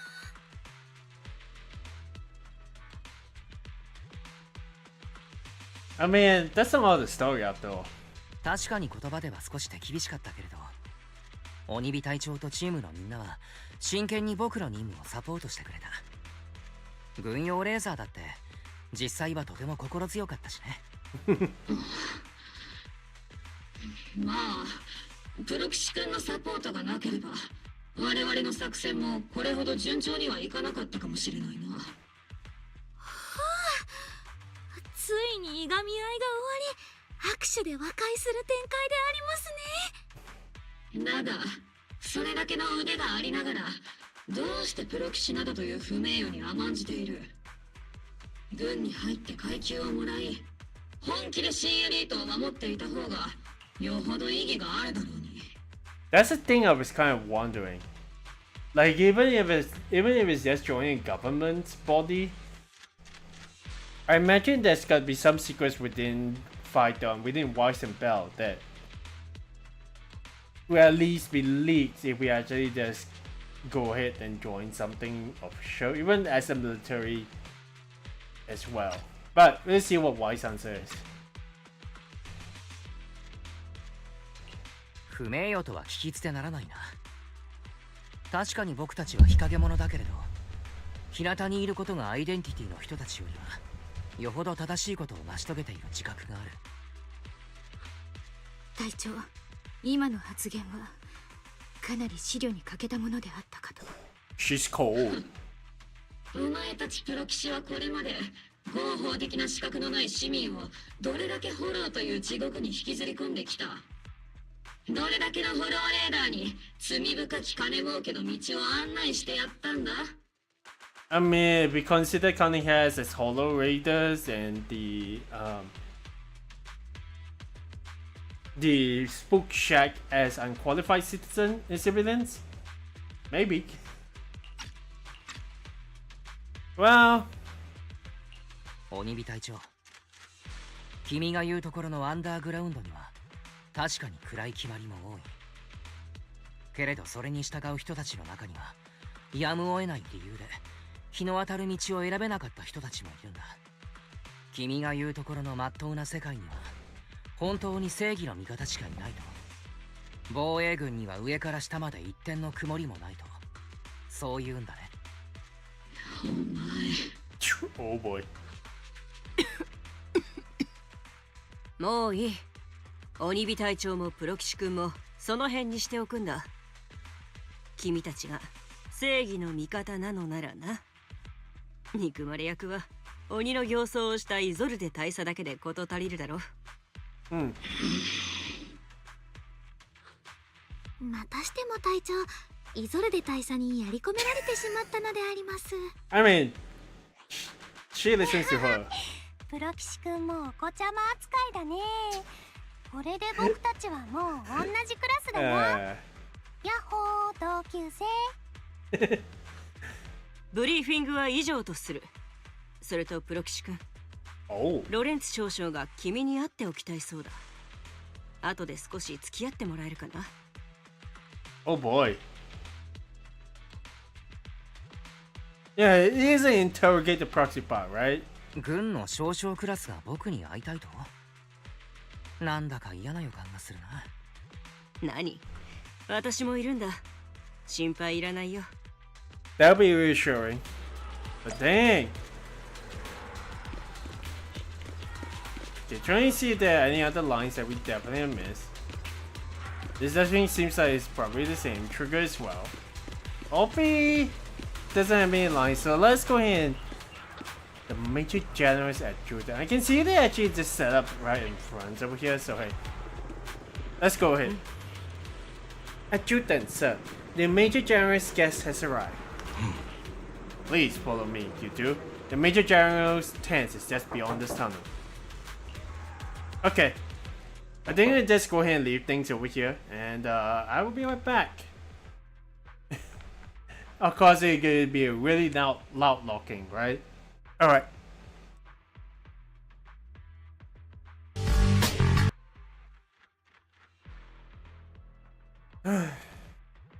Alright.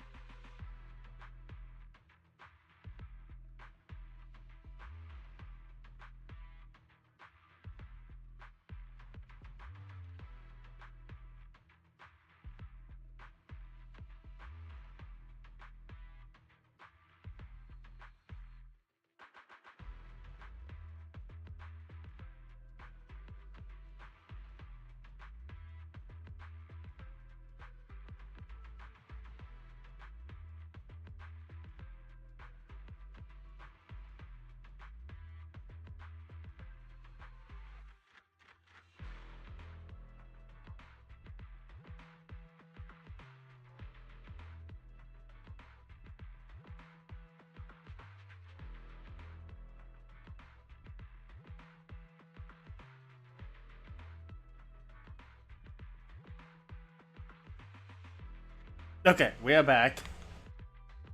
Oh boy. Okay, let's jump right into it. Whew. You follow the adjutant's lead and head with Isolde to the Major General's tent on the other side of the tunnel. 少々閣下、お客様です。イゾルデ大佐、例のオボルス小隊が三将会本拠地の座標を掴んだというのは本当か？は、偵察は極めて順調でしたが、予想外の情報もありました。A 地区に設置された大量のエーテル反応機、すなわちオブスキュラに重大なリスクが潜んでいる可能性があります。Rather bad. I just had a feeling that this Lawrence fella is probably not going to be someone that we would want to associate with. Hang on, let me actually at the very least make sure we actually have it. Yeah, there we go. そういう細かいところはお前の部下と詰めろ。ここへ持ってくるのは結果だけでいい。何？お前ならうまくやるさ。了解です、少々。大佐、お前はオブシディアン大隊にあまたといる凡人どもの中でひときわ光を放っていた。あの時お前を見出したこと、俺は今でも儲け者だったと思っている。Why would he be bringing this one up when we are at present? And we're present at the scene. Is that us telling her that they owes him a favor for having found her? お前のような人材を前線でくすぶらせていては損失だ。俺は実利主義者だからな。成果を出す以上はきちんと報いてやると思う。今回はまたとない好機だが、A 地区に部隊を送り込むにあたり、軍内部では相当の根回しが必要だった。必ず成功させろ。おっと、客人のことを失念していたな。大佐、紹介しろ。この者は司政庁より派遣された特任フォロー技術顧問兼市長好き軍事行動特派員アキラ氏です。 A 地区へようこそ、アキラ君。歓迎しよう。僕はもう A 地区に来てからそれなりに日が経っているんだ。だからどちらかというと僕たち敵当官の方が防衛軍を歓迎する立場かもしれないな。 Right, because we are still wearing our what was it? We're still wearing our disciple uniform, right? She should know. 敵当官？ああ、雲岳さんか。失敬、忘れていたよ。こちらの客人はメイフラワー市長のお気に入りだったな。なあ、大佐、一つ教えてほしいんだが、市長の御用聞き兼悪名高いプロキシトやらがどうして防衛軍の案件に首を突っ込んでる？ Well, it's no secret, but hey. こちらのアキラ氏は市政が特別に任命した技術顧問であると同時にメイフラワー市長直属の特使として今回に限り防衛軍の作戦に対する協力と監督の任務を担っています。 Why does it actually feels like? Well, there is one thing that I've noticed so far. Aside from like getting like commissions through the Yamchasin, we never really get any commissions through Internet ever since the end of season 1. Could this be why? That we are actually going to be in a more precarious situation than we ever before in terms of the position as a proxy? 協力か。雲岳さんの宗主自ら動くというのなら、その言説もいくらか納得できたが、I mean... おまけに監督だと。オブシディアン大隊が引き金を引くタイミングまでメイフラワーに口出しされる筋合いはないぞ。少々、アキラ氏が関与するのは特別招待オボルスの行動のみであり、主力部隊の作戦や指揮についてはこの限りではありません。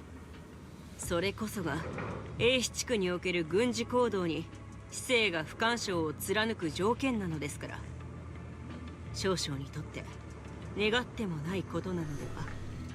もちろんだ大佐。相変わらず見事な采配だと。機関のおかげで今回の計画は順調に進んでいる。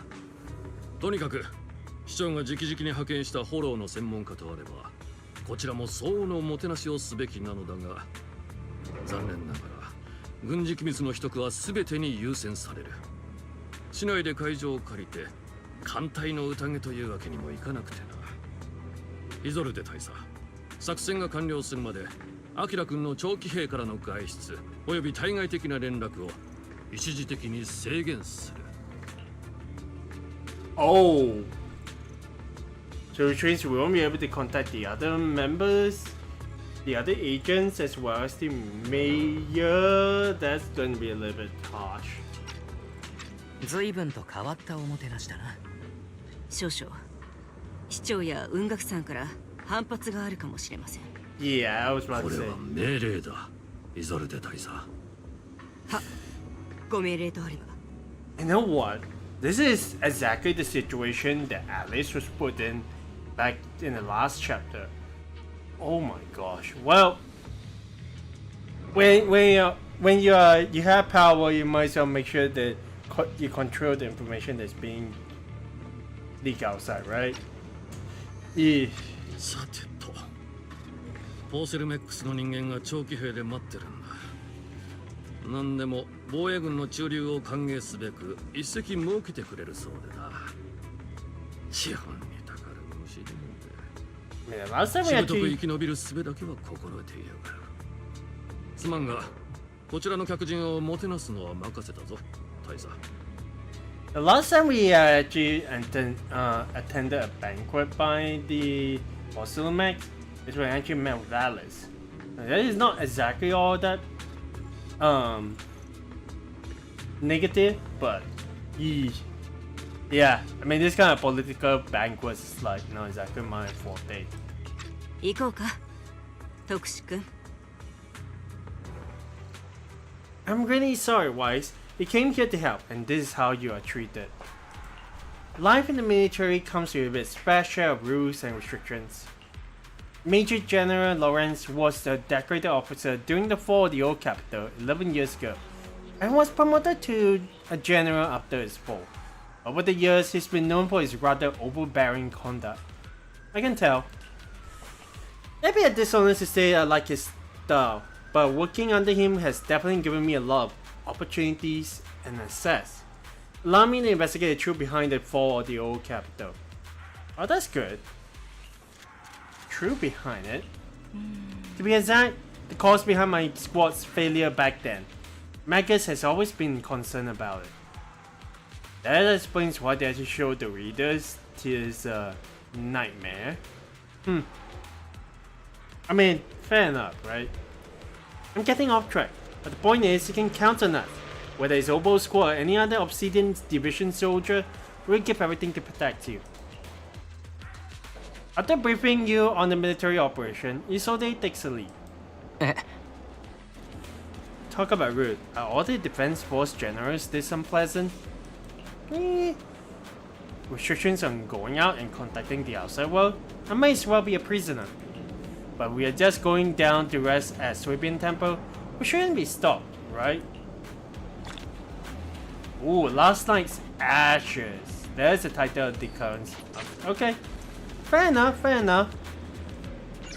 But hey, let's go and talk with everyone. It seems like the entire Obol Squad.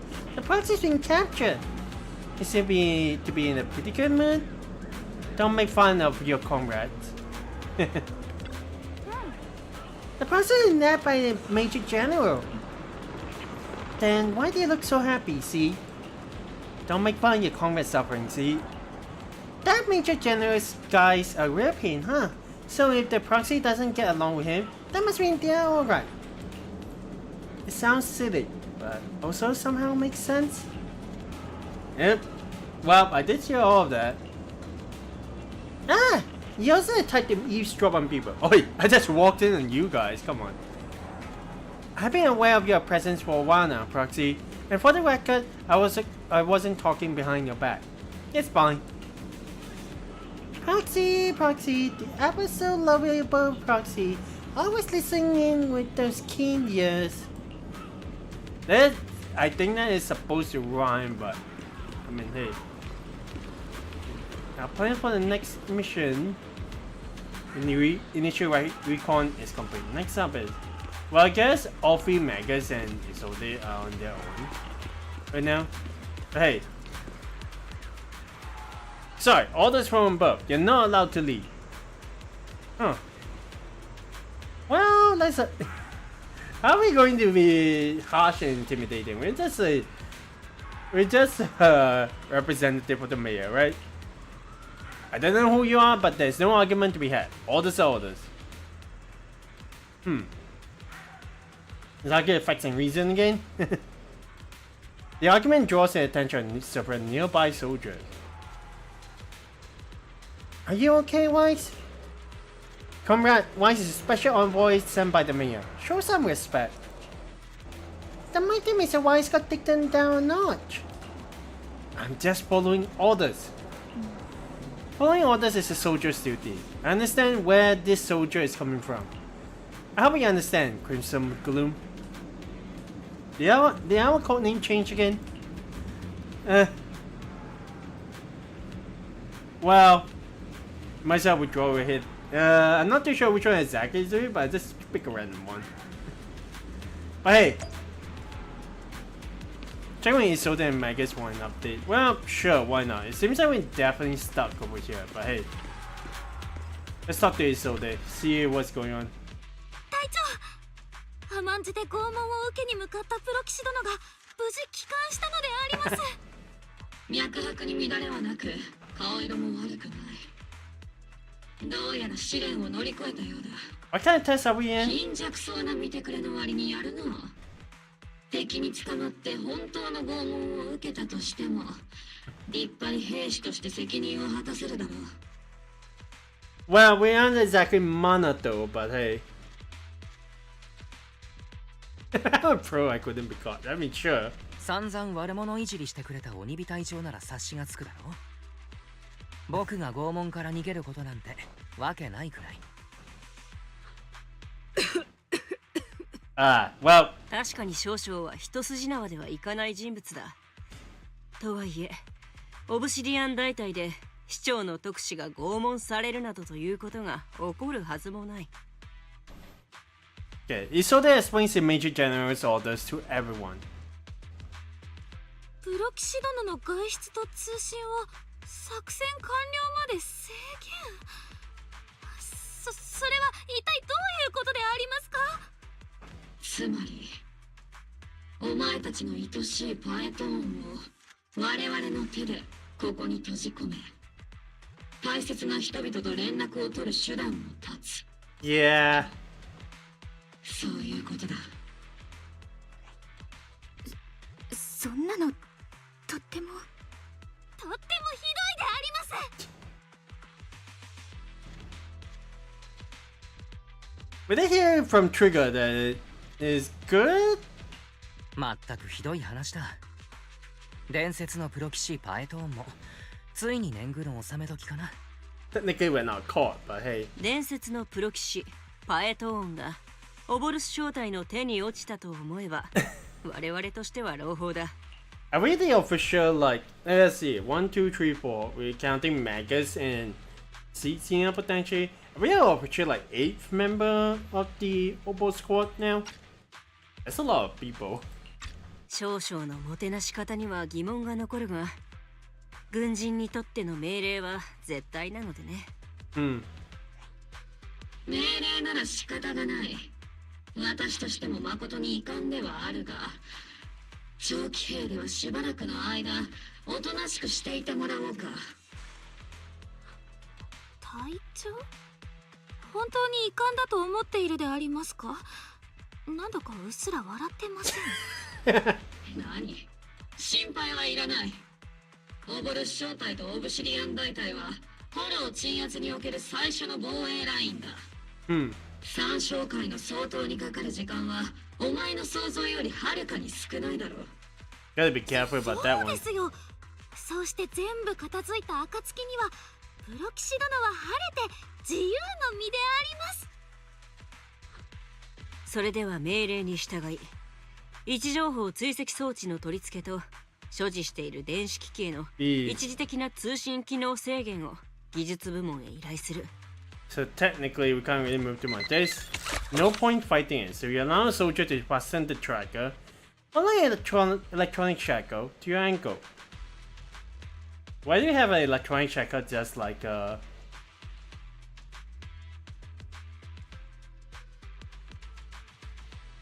I was just thinking about the Ant-Man situation where we got stuck at home, right? Oh well, that's unfortunate. Thanks to the Defense Force signal jamming, the only wireless frequencies that still function in Wi-Fi Peninsula are the military ones. For now at least, say farewell to a friend's anxiously waiting for your replies on Knock Knock. Not that we actually respond too much on that, but 改 hey, めて不便を詫びるよ、黒騎士君。 that should オ be ブシ okay. ディアン大隊において命令とは山々よりも重い掟だ。お前のことはまだ好きになれないが、こうして自由を奪うなどというやり方は好ましくない。どうかイゾルデや隊員たちを恨まないでやってくれ。 Yeah. 僕は軍人ではないけれど、みんなにとって命令がどれだけの重みを持つのかは分かっているつもりだ。僕が一時窮屈な思いをするだけでこの作戦がうまくいくなら、英基地区のみんなが安全になるなら That would be an 喜 important んで part. 受け入れるとも。大した覚悟だ。少し見直したぞ、若造。 Well, we did survive the 心配する explosion. な。軍にいる間は私がきっちり面倒を見てやるからな。面倒を見るってありますか？しかしながら鬼火隊長はお世辞にも面倒見がいいタイプではないので。改めて詫びよう。本当にすまない、黒騎士君。 It's fine. The comms and movement restricted, things are definitely tricky. Luckily, I can still shut the bell and ferry through the HDD without the defense force noticing. Through ears, of course. But hey, right as I'm thinking about this... Taxi! Don't look so down. It's time for Obol's regular equipment maintenance. Come join us. Is that okay? Do you agree, Captain Marcus? Making sure our tech folks have reliable gear is crucial. So if you want to drop by proxy, go right ahead. Oh boy. Are we gonna have use check? Well, not that I could fix anything even if I did. Really? I mean, I can't detect any gear on the proxy. Can't shake this strange feeling. The proxy is some sort of device that feels awfully familiar. Don't worry, Proxy. She can be a bit hard to follow at times, but when it comes to tech, you can always count on her. It's just a routine maintenance check. Come on, Proxy. Don't stop being so wishy-washy. I mean, okay. If it's fun with everyone. Okay, oh, Mercury is here. Hey! Wasn't expecting our new bamboo to be on the scene, but hey. And it seems like we can actually talk to anyone aside from C, so let's go onward. Obol Squad is all here. Alright, time to start today's routine maintenance. Inspector on duty, squad member C. First of all, for inspection, Mercury. And Nana. Mercury here. Let me take a look and see if this little Kobe got anything wrong with it. And then Nana. I always get nervous when she does my checkup. The antenna on the comms module seems a bit worn out. Got to remember to get those parts replaced. If Kobe can't hear me on the radio during operation, I'm gonna kick your butt. And then, aye. At least she's kinda right. Next up is Trigger Sniper Rifle. I'm counting on you and you again, see? I need to one look to tell you your weapon's in flawless shape. Just like always, Trigger. A sniper's weapon is their soul on the battlefield, after all. Boring! Now it's Alfie and Captain Marcus' turn. Let's get this straight. You're not laying a finger on me. I mean, fair enough. Calm down, Captain. Quit swinging around my tail. Your exoskeleton is in good shape overall, Offie, but it still shows way more wear. No doubt due to the captain's reckless fighting style. The captain gives it her all in combat. I'll try to stay in sync with Offie's movements. As for Captain Magus... Captain Magus, you're using the nitro fuel oil again, aren't you? See, can't stand the smell pouring out of your gun barrel. Oh. Whoa, whoa, whoa! Are you seriously attacking a captain's dental hygiene? I mean, that's bad. The gun is literally in his mouth after all. And finally, it's your turn, Proxy. Where should I start? She stares straight into the Proxy's eyes. Impossible as it seems, it almost feels like she can see right through to the HDD. Oh boy. That can't be all possible, right?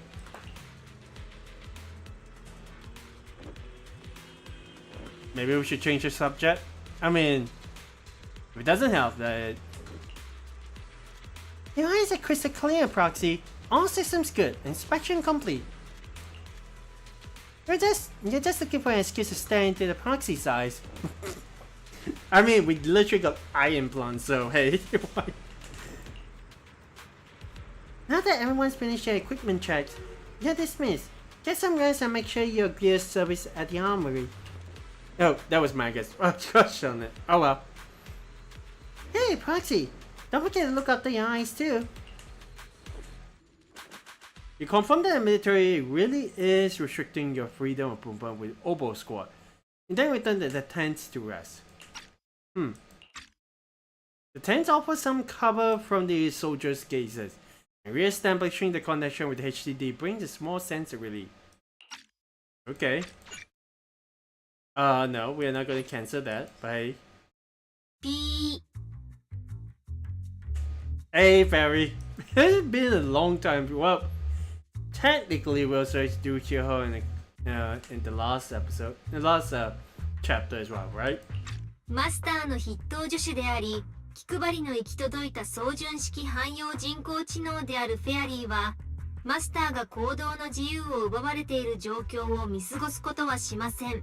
助手2号と違って、フェアリーったらいつまで筆頭助手なんてポジションにこだわってるわけ？私なんてね、お兄ちゃんの実の妹っていう世界で唯一無二のポジションにいるんだから。喧嘩はそのくらいにしておくんだ。僕は防衛軍に捕まった役立たずのプロ棋士で、君たちは2人とも類いまれな天才ハッカー。この場はそういうことで収めておかないか？否定。マスターは哀れにも捕まってしまいこそしましたが、同様に類いまれなる天才ハッカーであることに変わりはありません。はいはい、そういうお安い同情ならいらないよ、筆頭助手。ま、フォローですら HDD の特殊なシグナルは止められないからね。防衛軍の妨害電波くらいなんでもないんだから。I kind of want to figure out if what's better. It was better at resisting hacking, the HDD and Fairy, or the communication systems at Metal Gear Solid. That's like, I was like, oh my gosh, something that can't be hacked. But then again, Fairy got intruded at the very least during the climax of season 1. So yeah, I wouldn't count so much about that win. ちなみに妨害電波に対抗するシグナルエンコーディングを行ったのは他でもないこのフェアリーです。とにかくお兄ちゃんはまだ HDD を通して私と連絡が取れるし、イアスにダイブする能力も引き続き正常に使えるよ。イェイ！僕の目の HDD インプラントがフォローの中で新しいデータをいくつか目撃したようなんだ。そちら側で計算してもらってもいいかい？軍のデータが信頼できるかはさておき、確実さでフェアリーの計算に勝るものもないからね。もちろんです、マスター。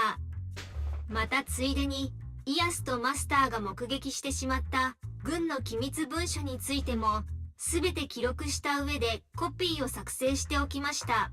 Oh boy. お宅の AI なんかしただろうって防衛軍が乗り込んできたら助手2号とマスターは無関係だってちゃんと説明してね。とにかくお兄ちゃん、後のことは私とフェアリーに任せといて。いつも通りにね。ああ、いつも通りフォローの中にある脅威には僕がオボルス正体と対処しよう。防衛軍の作戦なんて危なくないわけないんだから気をつけてね、お兄ちゃん。 I say that's at least that is perhaps the most dangerous by far compared to the last boss in chapter 2. Right, the baby Nepius feels so forward. He hardly rests well that night, but as with all things, it eventually passes. The commotion rises from the outpost beyond the tent. Oh. That's Alfie and Seed's voices. Let's go check out what's happening. Oh. That was completely unexpected. The heck? Hey there, little bamboo. And what the heck's going on? Why is Mercury on the floor? Is this the little one you brought back from the hollow? Oh. Yes, Captain. The Bamboo Squad seems to have been attacked. I received the Bamboo's distress signal and rushed over. What? Why about the soldiers in that squad? They were all there lying they were all there covered in blood. I mean, they're not breathing kind of lying there. Oh boy. That's not good, right? Let's pay us our respects. This bamboo probably recorded what happened when they ran into the enemy, but it's badly damaged. Do you have any technicians at base? Well, I'm a technician. Proxy, you know how to fix a bamboo? Please help this little guy. I'll leave it to you, Proxy. Already immediately getting in trouble when the first thing in the morning. Oh boy. That is definitely not good. Well, let's at least make sure that we actually get this one all lined up. Okay, we need a bit more than that. And then... there we go. 1, 2, 3, 4. Nice! Add the tuning completed.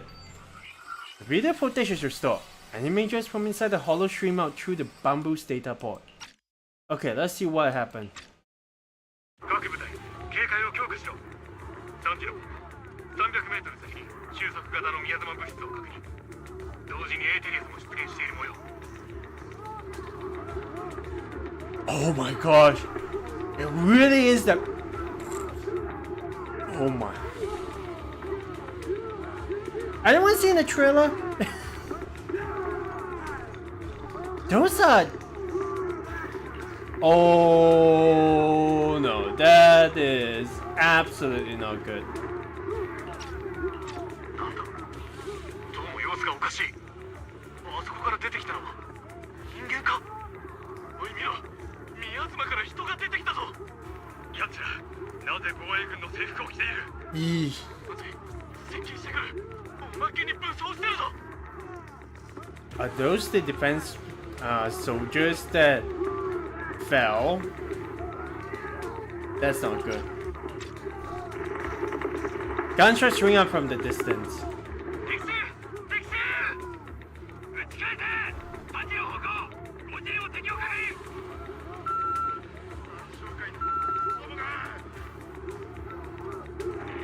Gunfire echoes all around. Oh my gosh.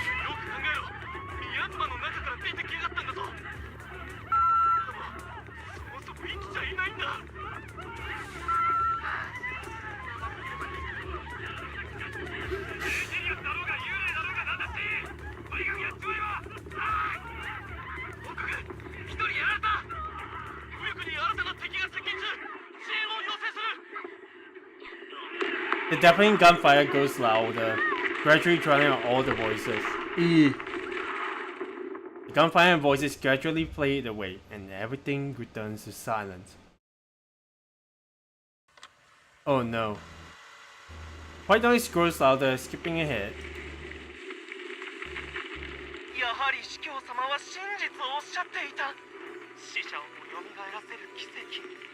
始まりの主にかかれば造作もない。 So I do want to point out something that has been that I was kind of wondering about in the last chapter, because the one that attacked the boss that attacked us in chapter 2, when I looked up in the information, that's actually Yi Jiang. Oh no. Oh no, they can bring people back from the dead and have them fight. That's going to be even worse. Yeah. 愛しい兄弟、歓喜に酔っている場合ではありません。始まりの主に謁見するまではいかなる奇跡、収益への門に至る小さき階段に過ぎないのですが、安心したまえ。歓喜によって理性を失ったわけでもなければ、研究者としての知性が衰えたわけでもない。Researcher and a priest. 大規模な宮妻活性化実験はすでに始まっているのだ。始まりの主の身元へ向かう我らが歩みを連中が止めることなどできまい。 Oh no. The footage ends abruptly here. The bumble recording the data simply couldn't hold on any longer. Those soldiers calling up on the Maisma. They look like the dead brought back to life. The dead? But they are dressed in military gear from the old capital. Stuff from 11 years back. If they truly are the dead returned, how could they be the ghosts of those soldiers if they are shooting at their own squad mates? Yeah, there is some kind of Maisma creature, that's for sure. Still, the fact that these creatures take on the form of former Defense Force soldiers means their creator. The enemy's knowledge of the Defense Force might be beyond our imagination. Besides, yesterday's recon mission went perfectly. We didn't let any cultists escape, so there's no way the Exalted should be aware of our progress. We need to report this to Isolde. Let's go, Proxy. And we need to go pronto. Oh my god, this is going to be a lot more dangerous than I thought it would be. Together with Obol Squad, you brief Isolde and what you saw in the footage. 参照会が我々防衛軍の掃討作戦をすでに知っているだと。これまでの作戦で起きた武力衝突はオボルス小隊による威力偵察だけだったはず。この偵察部隊はあくまで不慮の事故に見舞われたと見るべきだろう。とはいえオボルスの動きは完璧だった。計画が漏れようはずもない。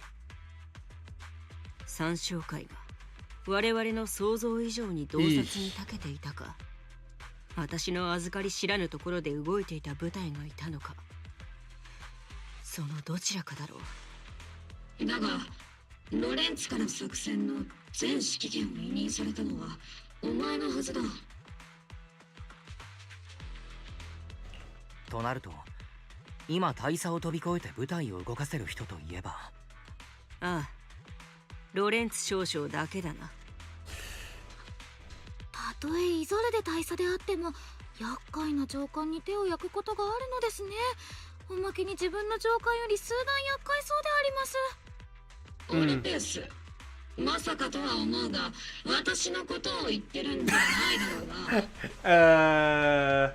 こうなってしまった以上は少将と口論したところで何も解決しない。Yeah. つまり強襲作戦の成功には何よりも速さが必要不可欠となったわけだ。鬼火隊長の無鉄砲さには並行することもあるが、今回ばかりは賛成だ。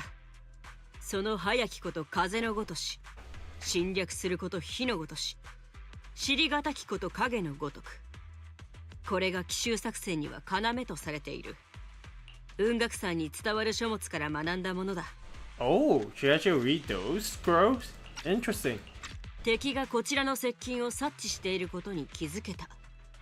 それをむしろ幸運と捉えよう。向こうの準備が整う前に一気に叩く。 Let's hope they're not already 戦闘 ready. 準備だ。はいであります、鬼火隊長。すぐに部隊を動員して攻勢に出よう。プロ吉君、戦場もフォローと同様に目まぐるしく変化する。君も万全を期して臨んでくれ。戦場の変化はオブシディアン大隊が引き受けるとして、フォローの方を掌握できるのは君しかいないんだ。 Right. 任せてくれ。伝説のプロ騎士に市長さんの特使、どちらの肩書きにも恥じない働きをしてみせる。町の人たちも防衛軍をとても頼りにしているんだ。お互いに頑張る時だな。言われなくても分かってる。隊長が言わんとしているのはでありますね。オーボルスの使命を全うするということであります。The operation has two main objectives. First, to gather intel on the Maisman soldiers. Second, to eliminate key exotic bases. Get ready and move out. In a surprise attack, every second counts. Alright, Obol Squad, move out. Whew. This time we had to shrug, but well, unless they actually talk, then we don't want to actually miss any lines. Alright, well, we're playing all three maggots again this time. イゾルデの計画にない部隊が動いたせいで三将会はすっかり警戒態勢だ。すぐそばを矢玉がかすめた鳥畜生みたいにな。三将会の中心的人物がいたとして目の前でケツをまくられたんじゃ話にならん。そこでやむを得ず出撃を前倒しし、奴らの重要拠点を吸収する。Right. 現時点で我々が把握している情報によれば、今回の作戦目標となる拠点は三将会の本拠地である可能性が高いのであります。ああ、情報ではその通りだ。とはいえ、これまでなかなか尻尾をつかませてくれなかった三将会のことだからね。情報の信頼性はちゃんと確認しておきたい。せっかく士気を高めているところに申し訳ないのだけれど。プロ騎士君が情報戦に長けていることは知っている。だがこれまで防衛軍の作戦が順調に進んでいるのはイゾルデの指揮と彼女がもたらす情報によるところが大きいんだ。懸念は理解できるが、私はイゾルデの情報についてその信頼性を疑うことはない。鬼火隊長はイゾルデ大佐に全幅の信頼を置いているんだな。それこそ特別と言っていいくらいに。なぜかと言いますと、鬼火隊長とイゾルデ大佐はずっと前から肩を並べて戦ってきた戦友だからであります。肩を並べて戦ったというのは少し語弊があるがな。とはいえその通りだ。イゾルデとは長年にわたる戦友であり先輩であり上官だからな。それにイゾルデの協力なくしてオボルス正体は存在し得なかった。あいつを信じられないのなら、このオブシディアン大隊で私が信ずるに値する者など誰一人としていない。そうか、よくわかった。なら僕のことも信じてほしい。プロ騎士として僕の役目はただ一つ。みんなを正しい行き先へ導くことだ。Oh yeah. This. 防衛軍め、ここを嗅ぎつけたか。ん？何者だ？ Alright, well, time to get in the better. 始まりの主は決して彼らを許さない。我らの犠牲は主を求める者のしるべとなるでしょう。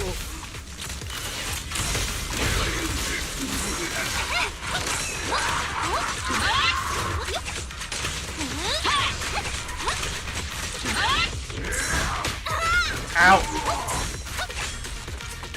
僕たちを頼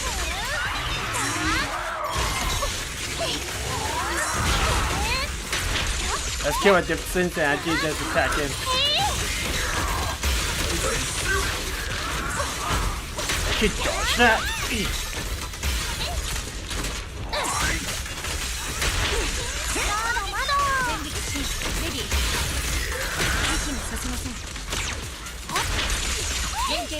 Right?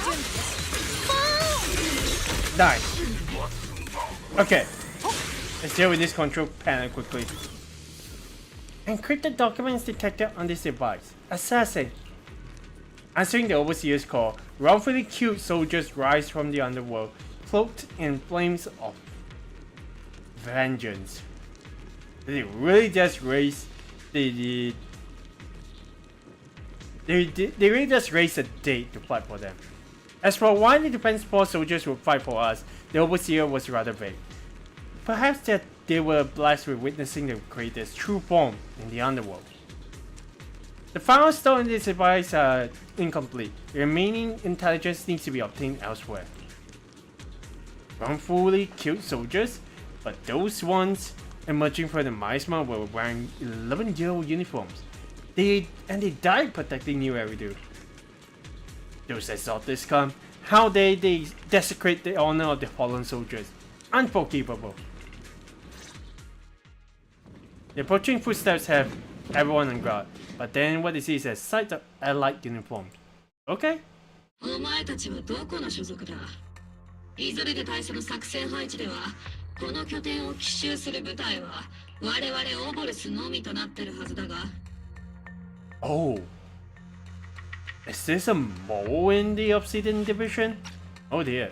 イゾルデ大佐が本作戦における指揮官であることはそういない。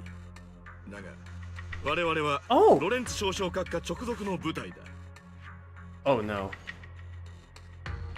やはりロレンツ少将の指示だったか。イゾレデ大佐に黙って動き、三将会を警戒させてしまった件は。言葉に気をつけるんだな。少将閣下は君たちの戦力だけで遂行は困難だろうと判断し、我々を支援部隊として送り出してくださったのだ。我々を支援？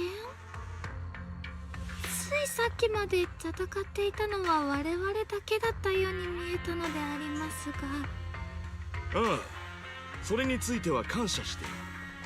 君たちが正面で戦力を引きつけてくれていたおかげで、我々は側面から本陣まで一気に攻め込むことができたのだからな。Wait, what? すまんな。うっかり本陣への一番乗りを頂戴してしまったようだ。手柄を横取りされて気に障ったか？ Something's so right. 手柄？それが一体何だというんだ。近頃の新兵はそんなものにこだわるのか？ He's a new recruit? Are you serious? お高く止まりやがって。ただの鉄砲風情が。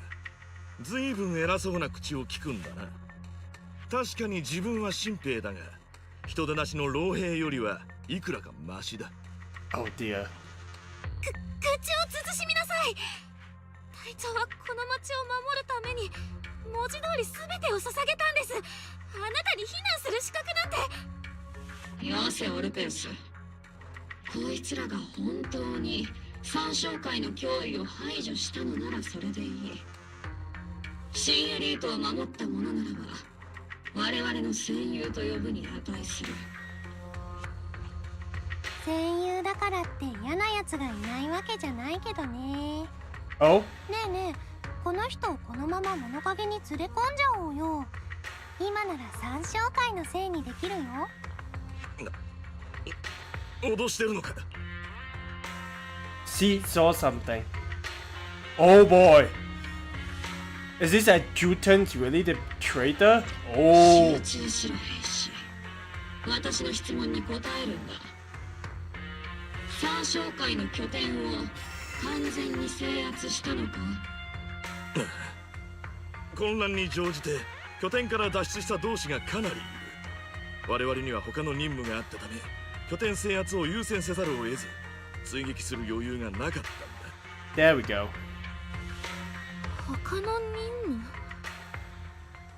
三将会の相当以上に重要な任務なんてあるでありますか。オフィたわけめ、この程度のことも満足にできないか。行くぞ、オブルス正体。もう一度こいつらの尻拭いだ。各員、戦闘準備。はいであります、鬼火隊長。 We're just going to ignore this guy, huh? Okay. Let's go. 三将会のメンバーがバラバラに見せていくであります。二流部隊、謎をつつくのだけは一流だな。どこが奇襲だというんだ。今回の任務目標、もはや半分は失敗に終わったと言えるぞ。 Exactly. 重要な資料が残ってればいいのですが。 Okay. Encrypted documents detected on this device. Assassin. We may be working with Postulmate, but they aren't exactly saints. They sacrificed everything for profit. Soldiers didn't die protecting a city. The truth is, the file ends here without warning. Oh dear. There's a record of the hardware being moved, but the missing data cannot be retrieved. Damn it. Of all places, the data had to be missing at the most crucial part. The soldiers didn't die protecting the city. Just what have these exotics learned? It's nothing but a distraction they planted on purpose to mislead us. Still, it's clear the exotics remnants were spooked by the major general's unit acting surreptitiously. That's why they moved the key data early. Guess we have no choice but to press on. Oh yeah, we're definitely pressing on. 精鋭ターゲットを確認。我々オボルスは精鋭狩りのエキスパートだぞ。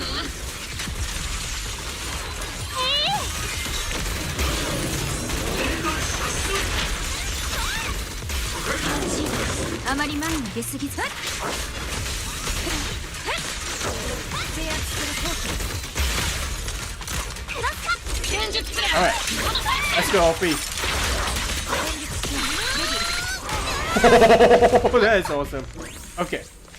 Anything else over here? We gotta make sure that everything is okay. 一切が順調だな、ルクロー取締役。今回も頼りにしていますよ。Oh, you! Oh, Mr. Lucro. It's not just a partner, huh? ロレンツ少将、なぜ少将自らモロへ。機関たちだな。イゾルデ大佐が何かにつけて進めてくるコードネームオボルスというのはこれほど早く到着するとは俺の予想以上だったと言わざるを得ん。大佐の言う通り優秀な正体のようだ。少将、今回の作戦全体を統括する立場としてあなたは本来なら後方に控えていらっしゃるはずです。それにそちらの民間人はルクローさんだね。この間ポーセルメックスが安全調査をした時前座のパーティーで顔だけは拝見したよ。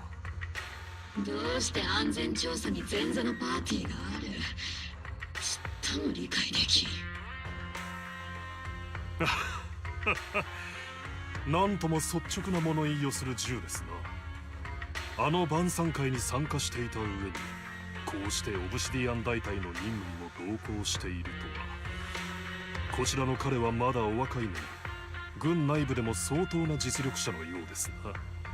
そういうわけでもないのだよ、ルクロー取締役。こちらの彼はわざわざメイフラワー市長が我々を指導するために派遣してくださった特使だ。特使なんて肩書きだとなんとなく敬遠されてしまうかもしれないけれど、僕はここで自分がやるべき仕事をしているに過ぎない。なんと市政のお客様だったとは。これは大したおもてなしもできず大変な失礼を。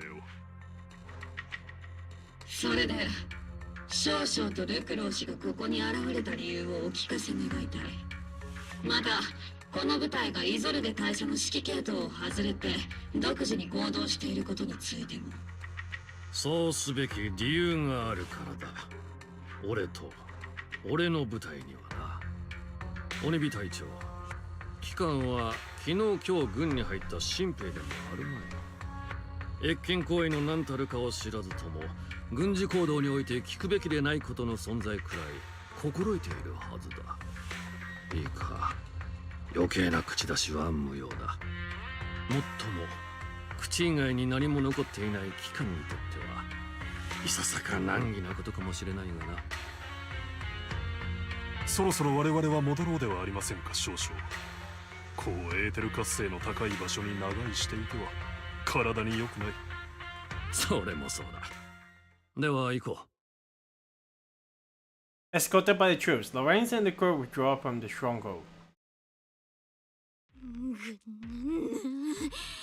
特別軍務手続き窓口にいたあの感じの悪い事務官を除けば、これほど頭にくる人物は初めてであります。Same, Alfie, same. I'm pretty sure my mother can't recapture that, but dang, I am so angry too. 申し訳あ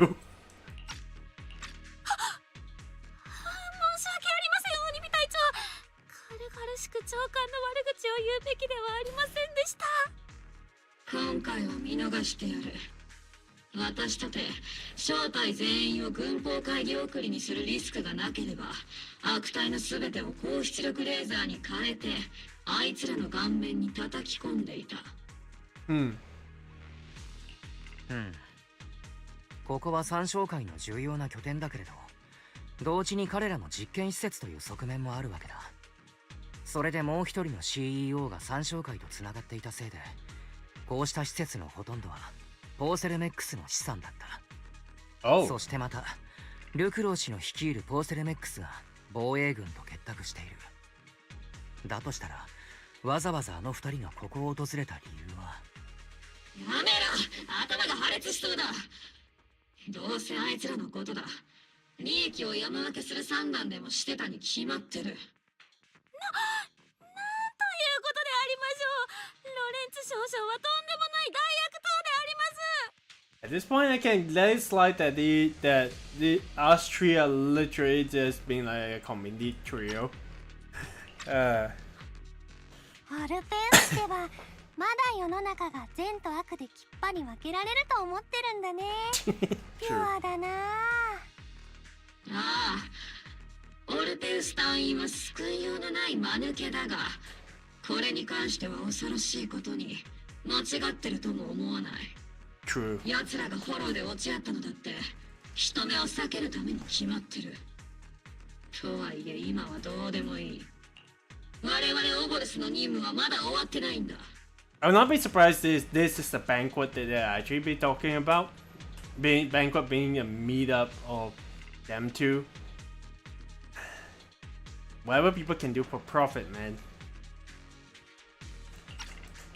各員、追撃を続けるぞ。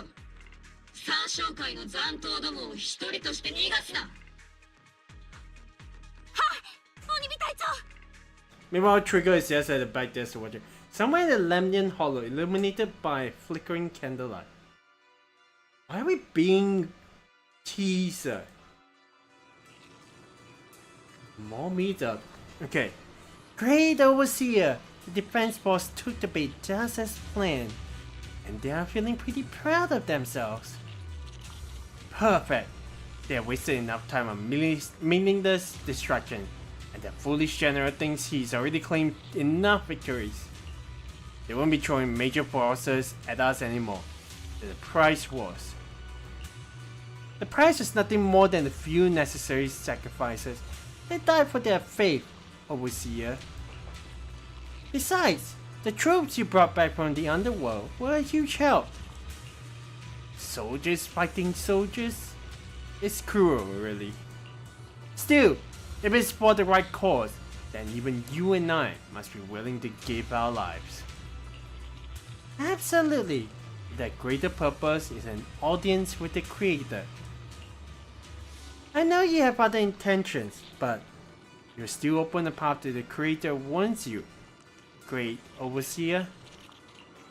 I have wandered in confusion along this path more than once, but but the whispers I heard were true, without a doubt. Once I've achieved my goal, I'll open the path to the Creator for you. Which means your sacrifice and mine are justified. But Phaeton is with the defense force right now, and that one's a real handful, not the type to let things go easily. And that elite squad of theirs has been a serious thorn in our side. I've noticed the young son may be an unexpected variable, but I've already set the course for how their tale unfolds. Don't back them into a corner unless you have to. Your arrangements are reasonable. May the Creator refine us. Damn it. We really play into their hands right here, huh? He's all thinking actually, I'll put it. Okay, cheers and laughter echoed from the military camp, which has been so quiet the past few days. Ah. Why is the defense force base so lively? What's going on? Let's ask around and see what the soldiers know. Soldier 11? Well, I guess you wouldn't exactly know. Okay. All three, see? Yeah, they literally says trigger talking to everyone. Okay, squad. If Obol Squad hadn't broken through head on, our plan to strike from the flank wouldn't have gone nearly as smoothly. They're the ones who put in the work and got results. Shouldn't they get most of the credit? Well, assuming that's the rookie that we actually faced earlier, but dang. So what the heck is going on? They're definitely celebrating, but this is definitely not. Look, we're gonna take all the credit. Our squad was supposed to break into the Assault's headquarters. This time we're gonna take all the credit. Luke Crow is just watching on. Let's talk to this arrogant. Oh boy. Oh boy. This is not gonna be good. Oh, a new face! And not in uniform either. It must be the outside help for the. What was it? Apostle Squad? It's Obol Squad, man. Thanks to the brilliant leadership of the Major General and his adjutant, we secured an easy victory. Sure, you didn't land the big win, but you still played the part. Let's stay silent for now. I don't think they actually know. Hey, what's with that look? We're celebrating a victory here. Don't be such a buzzkill, okay? Okay, what else do you actually got? Luke Crow. Well, he definitely has some hand in this, but oh boy. Welcome back, Envoy. I've been waiting here just to make sure you return safely. Huh? You're really laying it thick, huh? Such modesty. Still, if you're acting on behalf of the mayor in defense force matters, I'm sure your words hold real authority with the city administration. We owe it to the Major General's forces that we were able to reclaim a significant catch of the Possum without incident. Assets Ferox had handed over to the Exaltes, which are in fact Posulumak's property. It's quite up the hall. The Major General and I go way back. He may not be the most charming guy, but he's someone you can count on. I know, just the shrewd, profit-minded trader. I know I'm just a shrewd, profit-minded trader. And I also know there's been some bad blood between you and the Major General. But that doesn't stop me from seeing the potential for us to work together in the future. Someone like you always brings value to the table. So naturally, I'm pleased to you made it back in one piece. Yeah, but how about the Obscura? It's true that certain individuals within Postulomite, including Mr. Ferox and his team, engage in unlawful activities with the Exaltes. The shameful and pathetic Mr. Ferox is now in custody, and with the Major General's support, we have tracked down his subordinates who escaped into the Hollow. Postulumex is clean of any further criminal association. Regarding the so-called obscure devices, while they were created through Ferox's dealings with the Exaltes, I'm not clear of their scientific work. Still, they are made of costly porcelain, so they belong to the company. This does not bode well at all. We'll recover each of our Obscura once the defense force finishes assessing their risk. Their risk? Yes, Colonel Isode stated in the report that the Obscura could pose an extreme risk, even going so far as to order an evacuation of Wi-Fi Peninsula for public safety. Oh. It's gotten too dangerous. So it's time for me to leave Wi-Fi Peninsula. Take care of yourself. Okay. So, let's talk to Magus first thing first. Let's see what they actually think. These guys sure now that they take it easy. They're already playing the victory party right after winning. Well, so what's the defense force's next move? Next move? There isn't one. The Major General believes the key members of Exaltis have been wiped out and their base cleared. As far as he's concerned, we have already won. Never thought victory would come so easily. Oh. I think the line of thinking is interesting. Well, I don't think it'll be that easy. You have faced the Exaltis more times than anyone, Proxy. Your insight is valuable. But even so, the Obsidian Division can't keep pouring resources into chasing down a minor outlaw group. As for the Obscura, Colonel Isode is taking our intel, and the risk posed by the sacrifices very seriously. She's already preparing to evacuate the citizens of Wi-Fi Peninsula. We're still on guard here to protect the civilians until everyone's been evacuated and all Obscura in the city have been cleared. It's thanks to Isode's leadership that we were able to locate so many Obscura across the city before the operation began too. Did the Colonel know about the risk of the Obscura all along? Since everyone's taking a break, why don't you relax a little too, Proxy? I'm heading back to the base with the camp with the captain. Wanna join us for a bit, Proxy? Despite your doubts, with cheers ringing out through the night all around you, you find yourself taking a brief rest by the firelight with the two soldiers. The Obol Squad settles in at their quarters. The troops are already preparing to celebrate. Why do I have a bad feeling about this? 諸君、英七区を蝕んできた三将会という病害は、今この時をもって我々の勇猛果敢なる攻撃により一掃された。Let's go ahead and take a screenshot of this. Okay.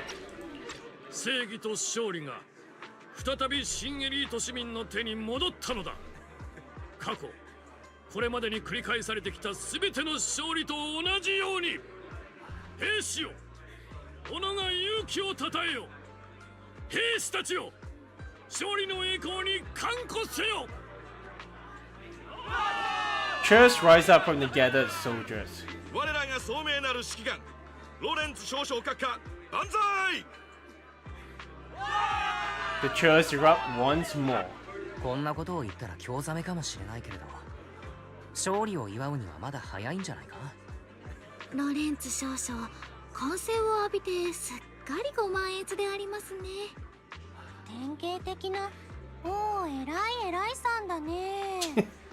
その心配は至極まっとうだ、プロ騎士君。フォローの内外にはまだ三将会の残党がうろついてやがる。市内にあるオブスキュラだって処理しきれてない。僕の知る限り、三将会の主要な幹部はまだ捕まっていない。これまで何度かやり合ってきた中で毎回うまく逃げられている。彼らを排除しない限り三将会の脅威は終わらないんだ。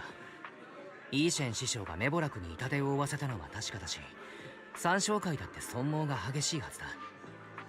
にもかかわらず彼らや宮妻が一向におとなしくならないのは、おそらくサラのような存在が暗躍しているからだろう。いいしまたその名前か。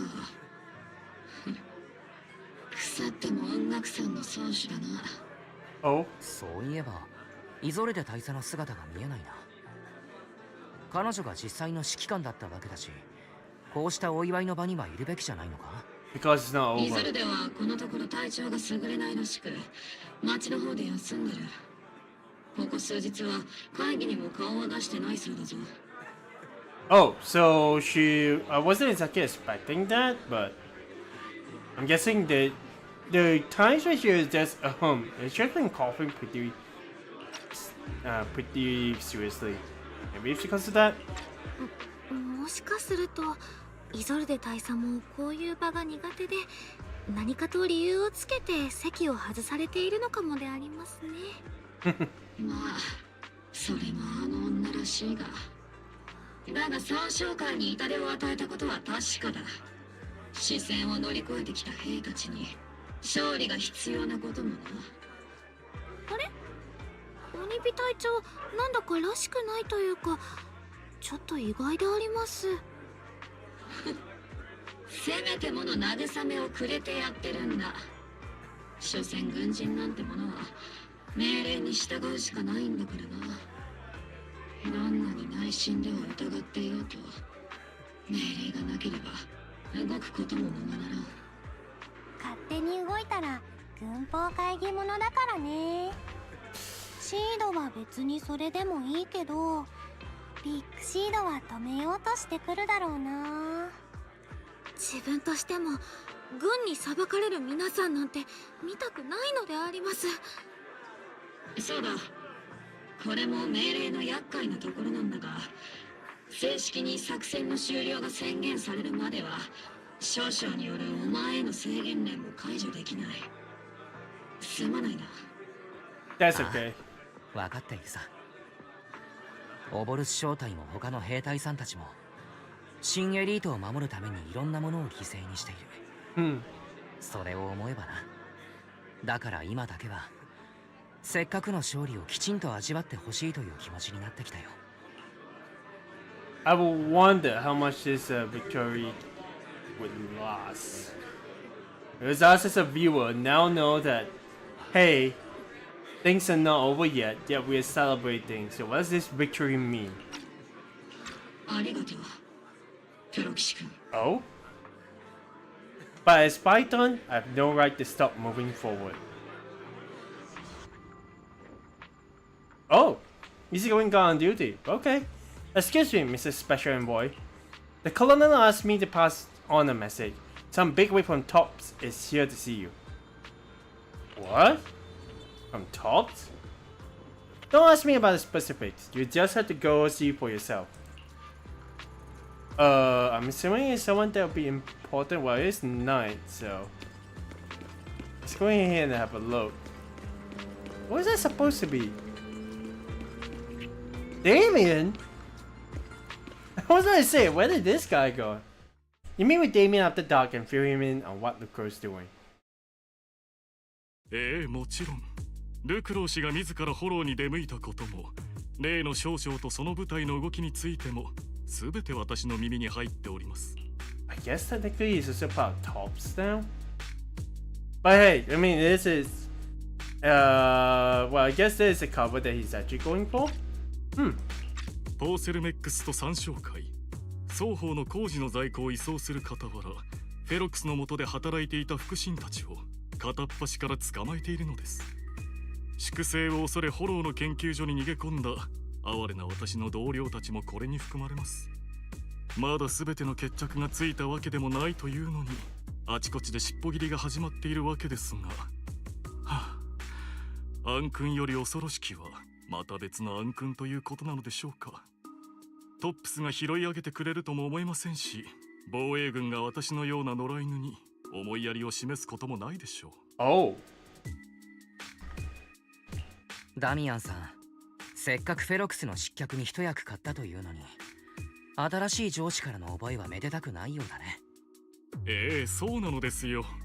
目の前の餌に迷わず食らいつく野良犬という実にありがたい評価をいただきました。まるで私に選択肢があったとでも言わんばかりではありませんか。こちらとしては食いぶちをなくしたくない一心だったのですがね。率直に申し上げましょう。当初は林先生をはじめとして雲岳さんの皆様におすがりする覚悟もできていました。立場がどうあれ今の愛媛地区で公平を重んじ、私なんかの話を辛抱強く聞いてくれる方は他にいませんから。 This is already, I do have to pause actually. This is the third time we have dealt with Damien already. First time is where he is actually trying to help when he's got prejudice from the workers. Second time is where we actually got to deal with Barox, I think that's the name of the other guy. And third time, this time is Lucro. Does that mean that it literally is just going and loop around to actually deal with each of the different members of Porcelain? Also, it started to seem like a really important figure out of nowhere, but I guess technically because he's also just fighting for his place in Porcelain. It'd be interesting to see how things actually turn out to be. I mean, whatever his story development is, I'm a little bit interested to see how things would go out. Even though he's like still a little bit of an unbearable person to deal with. 誰かに頭を下げるなんて当に慣れっこですからね。残念ながらアキラ先生も状況としてはダミアンさんと似たり寄ったりでね。今は動きを封じられているんだ。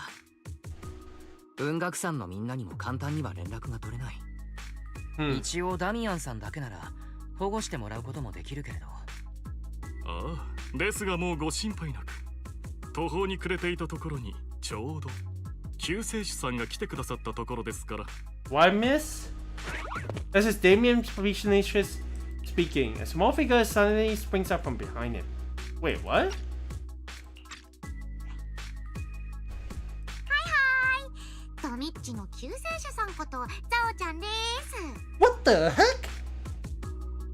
What? Okay, hold on. How are we getting a new... Huh? I seen this character in thumbnails and there are some people in the community talking about her. But wait, what?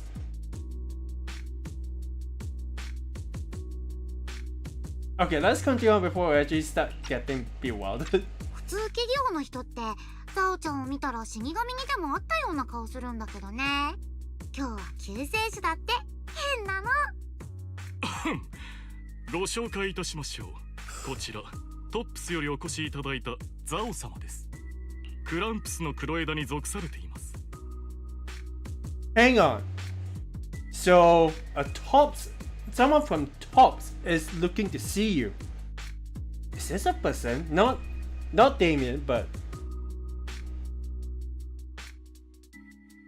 are we being told that there's at least one good group within Tops? How the heck did we come up with this kind of situation? That completely baffled me out of nowhere.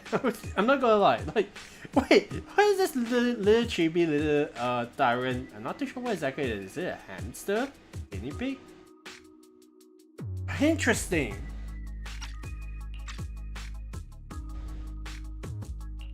やあザオ、はじめまして。クランプスの黒枝というのもトップスの加盟企業なのかい？ Oh. 他の大手に比べるとあまり耳にする名前ではないけれど。 Okay, well, I'm pretty sure from what I gather, that's from this text. Wise already knows many of them, at least some of the members of Tops, but not doing Krampus. Huh. Interesting. 知らないと思うよ。黒枝は会社の名前じゃないもん。審査、裁定、ルールの維持。それがザオちゃんたちのお仕事。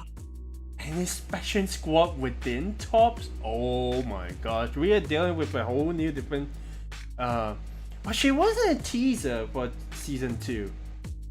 Huh. Interesting. 過酷な競争って市場構造の現在でしょ？だから円卓の偉い人たち的には会社のトップたちが血まみれで喧嘩してても全然 OK なんだけど、それもあくまで財政ユニオンのルールと利益をちゃんと守って喧嘩してたらの話。ビジネスってゲームはあんましお行儀よくいかないことばっかだけど、円卓がそれを許してるのはちょっとした思いやりだから。ルールをわざと破るやんちゃな子には怖いママが真っ黒な枝を伸ばしてくるんだよ。今回のポーセルネックスはちょっとお板が過ぎちゃったかな。Oh boy. Oh boy. I think Loris is definitely in trouble. Oh my gosh.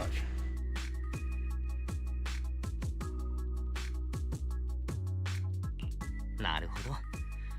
黒枝が企業にとって死神たり得るわけがなんとなく理解できてきたよ。けれどそういうルールの番人がいるからこそトップスはこの町で押しも押されぬ立場を維持していられるんだろうな。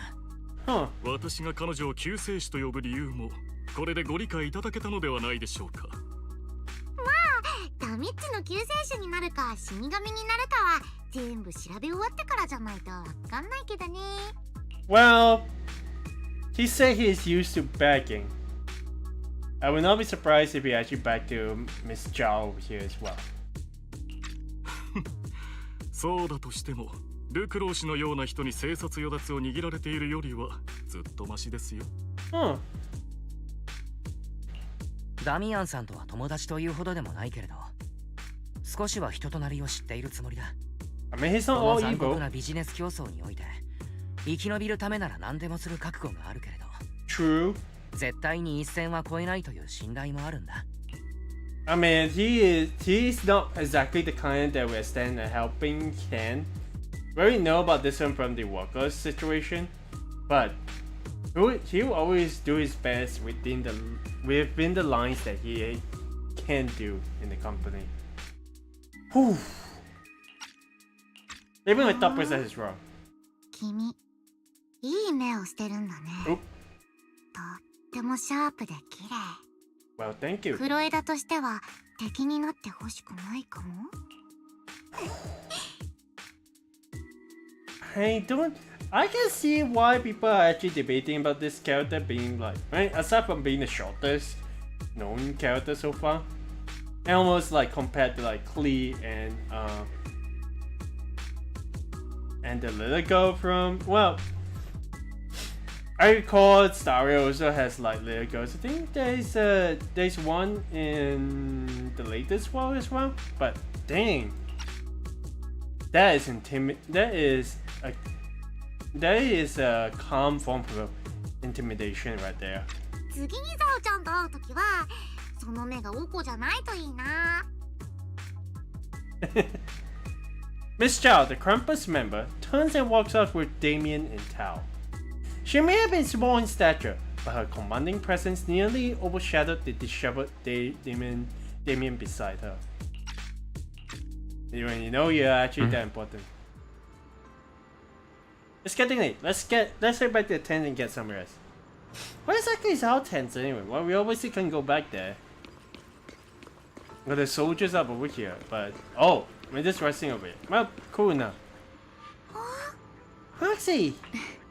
Roxy, it's not time to sleep yet. I came all this way with a squad member C to invite you to our special nighttime operation. Oh, what? Where's the enemy? What last thing you see, Proxy?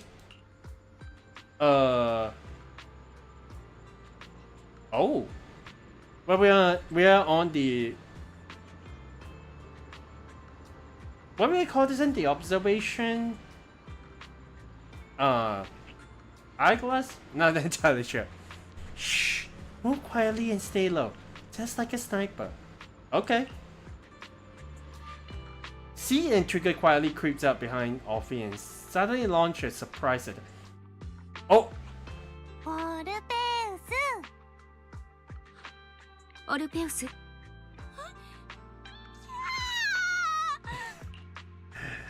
Okay, I mean, if it's a surprise, Offie, sure. And a surprise Magus too. What the heck are they actually talking about? またあなたたちプロ騎士殿までグルでありますか 誤解だオルペウス。僕はただついてきただけで二人が何をするつもりだったかなんて知らなかった。おにび姉さんは就寝中なのであります。彼女のお休みを邪魔してはダメですよ。 Oh. 隊長はセルフチェック中なのですか？ Okay. クイズ。オルペちゃんが本当に怖いのはどっちでしょうか。1番、隊長のお休みを邪魔すること。2番、こっそり金製品を食べてるのが隊長にバレること。Is she actually a Kiana that likes to sneak snacks in? 意義あり。まず自分は本心から隊長のお体を心配しているのであります次に防衛軍行動規範駐屯地の接触禁止品リストにレモン味のスナックは含まれていません。自分は鬼火隊長が一方的にスナック菓子を禁制品としたことに異議を申し立てる権利を有します。へえ、それならオルペちゃん、どうして隊長が起きてる時に異議を申し立てないのかな。我らがオルペちゃんにも彼女なりの戦略があるようですね。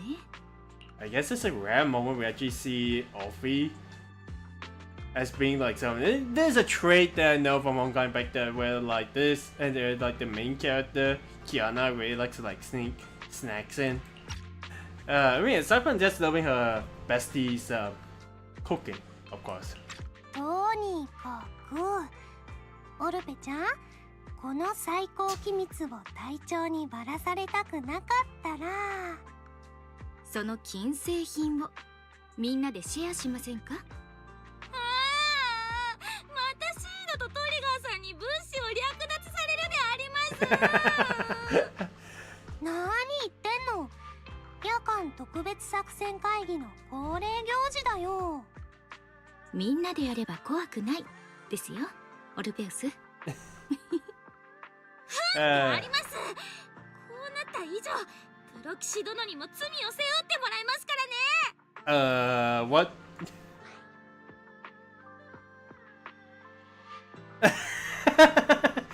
It's not that I don't like lemon flavored chips, but the second one seems kind of funny. レモン味のスナックに相当する作戦だね。それは見過ごせないな。In the sea breeze of Wi-Fi Peninsula, you team up with Obol Squad to finish off the lemon flavored chip. I mean, fair enough, right? プロ騎士殿、実はまだあなたに伝えたいことが、その隊長のことについてであります。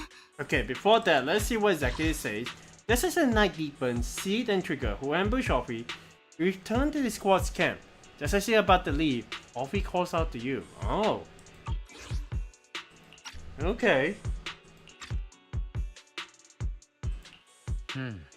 当ててみようか。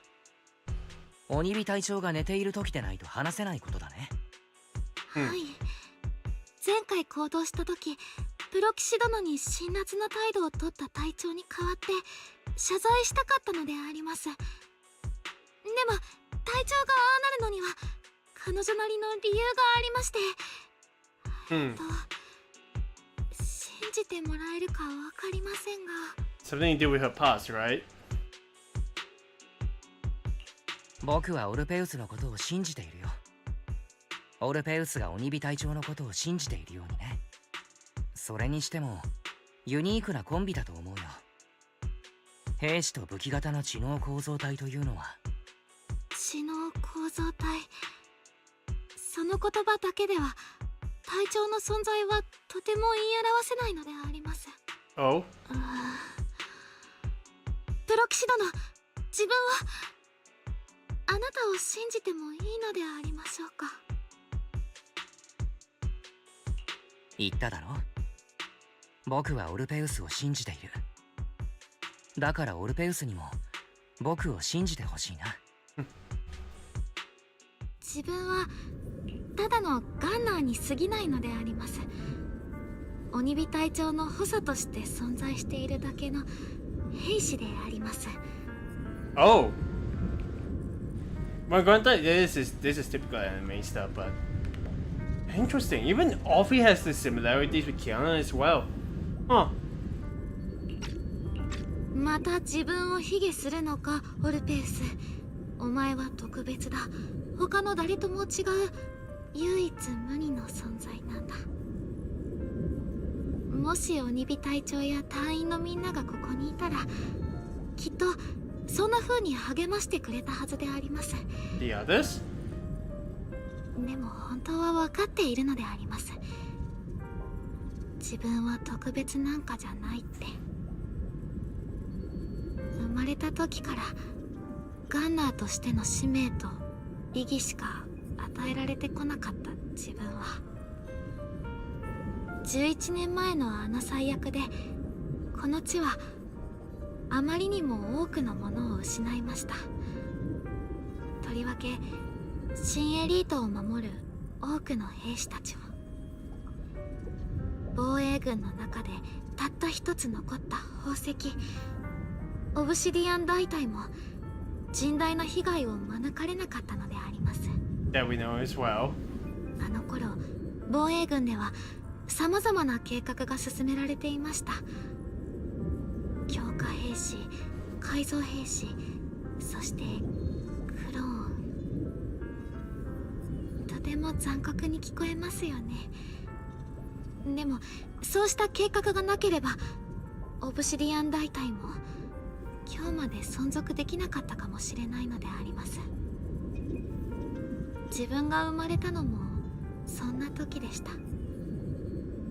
伝説の兵士のクローン隊としてその補佐を務めるために自分は作られました。 I see. So the Orpheus from 11 years ago is the original of this Orpheus we actually know now. Huh. I mean, even before we actually hear that this Orpheus actually comes back from the well, we don't want to actually say it because now the overseer of the assaulters can bring people back from the dead. Yeah, which is kind of nasty, but yeah. その兵士のコードネームは鬼火。彼女の肉体はすでに壊れ、重機に宿っているのはその意識、あるいは魂と呼べるもののバックアップなのであります。肉体が死してなお武器として防衛軍に振るわれ続ける。鬼火隊長はそんな運命でも本望だといつもおっしゃっていますが、自分には分かりません。それが祝福なのか、あるいは呪いなのか。I was kind of thinking there's an officer in the past, but I guess what's wrong. They say Captain Magus is the one that is clone. No, not as in not clone, but Offie is the one that is made to support the soul of this captain.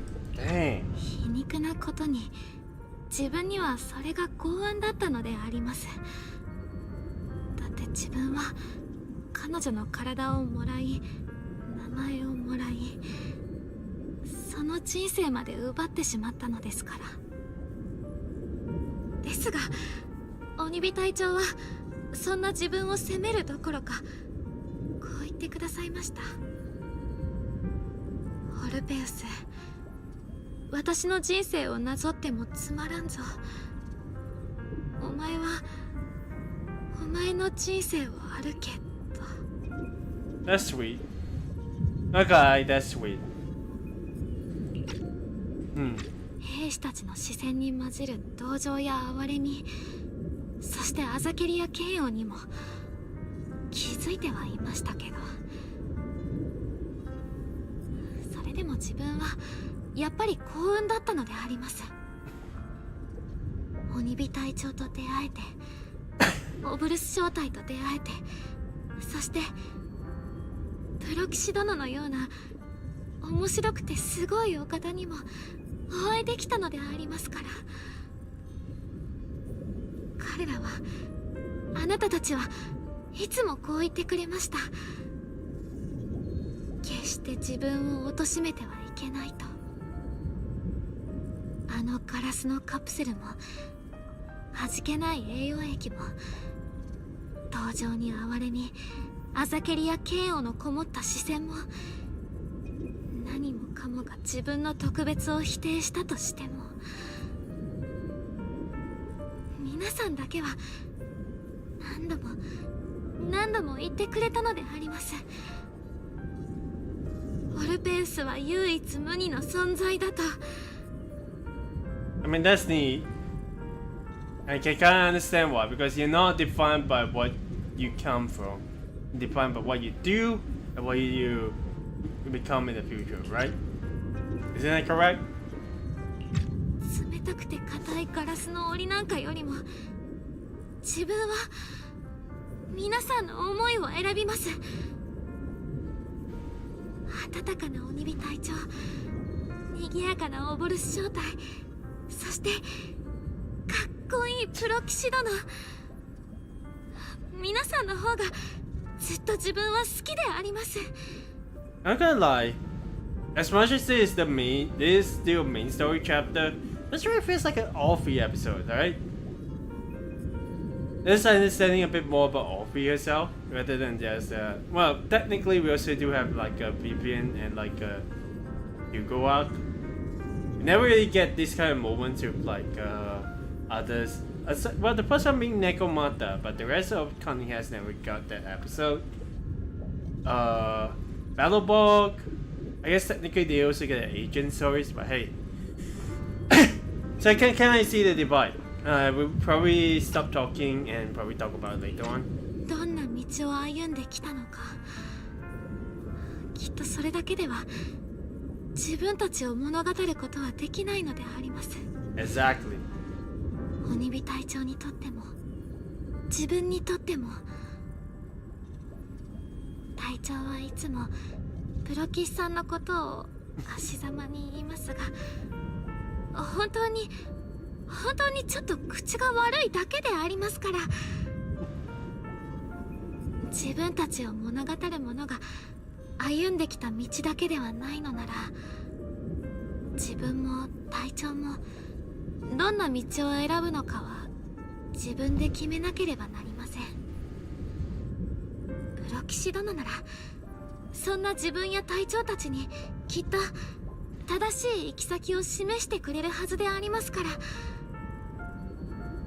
信じているであります、プロ騎士殿。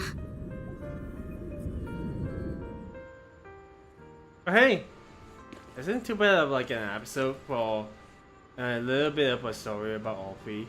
I thought it was here to actually listen about Captain Magus, but I mean, hey, we just get to see Alfie, hear about Alfie's origins. Whoa, Soldier, what are you doing over here? I feel like something is going to happen the moment we walk into that circle. Trigger and C are just like standing right over here, but they... Okay, let's see. After a brief signal disruption, communication with the HDD is re-established.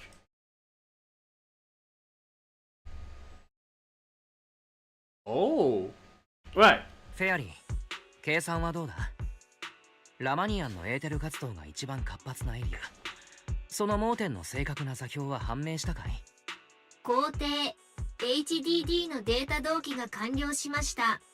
イアスのキャロットモジュールに座標データを送信中です。Why, thank you, Fairy. お兄ちゃん、やっとつながった。正確な座標はもう特定しといたから、あとはオボルス正体のみんなと一網打尽に。それが今ロレンツ少将の指揮下にある部隊は軒並み行動を停止しているんだ。オボルス正体も勝手には出撃できない。そちらから師匠にメッセージを送れるかい？いや、やっぱり夫婦先輩にするか。師匠は割とゆっくり返事をするタイプだからな。Oh. こう送ってくれ。弟弟子より緊急要請。ことは重大。師匠の助けを求む。追伸。防衛軍には内密に。助けてください。あなたの可愛い弟弟子が防衛軍の非人道的な拷問を受けてます。手遅れになる前に大至急師匠の派遣求む。追伸、防衛軍との全面戦争を避けるため絶対秘密で。はい送信。Okay, I can kind of see the dynamic between why is the one that is straight and to the point. It's a dramatic one, it's a spell. Oh my gosh, that's such a kind of funny. I mean, that's like a little brief moments to ease up the tension of the story, right? That's cool. I mean, it is scripted to senior full as well, so. こらリン、いくらなんでも誇張しすぎだ。地区の安全がかかってるんだよ。ちょっとは大げさなくらいがちょうどいいんだって。Fair. まったく。ならあとは雲岳山のみんなが少しでも早く動いてくれるよう祈るしかないな。ロレンツ少将が勝利に酔いしれている間に三将会が何をやらかすか分かったものではないんだ。Oh, we gotta be こと prepared は for 急 that. を要する。僕は先にログアウトするよ。It also say about the policy that familiar trapping breaks a peaceful slumber again. of course. Is that Shifu's Qingming bud? It is. Your vision suddenly dims, but strangely, you don't feel afraid. When you come to your senses, you're already being carried high up in the air by bird talons. Okay. The body feels weightless like a feather drifting in the air one moment, then heavy like a stone sinking in the lake in the next. Okay, what exactly are we actually seeing over here? By the time you come back to your senses, you have already arrived. Okay, we're by a sweeping temple. What the heck just happened? なんだか夢を見ていた気がするけれど、ここは現実の適当感なのか？それかまだ夢の中だったり？起きたか？夫婦から聞いたぞ。我ら雲岳山の可愛い弟子が防衛軍の非人道的な拷問を受けているとな。それから連中との全面戦争を避けるため隠密に動けだったか？ Wow, you didn't have to drag us out of the Phalum Heights. That is kind of funny though. 本当ですよ。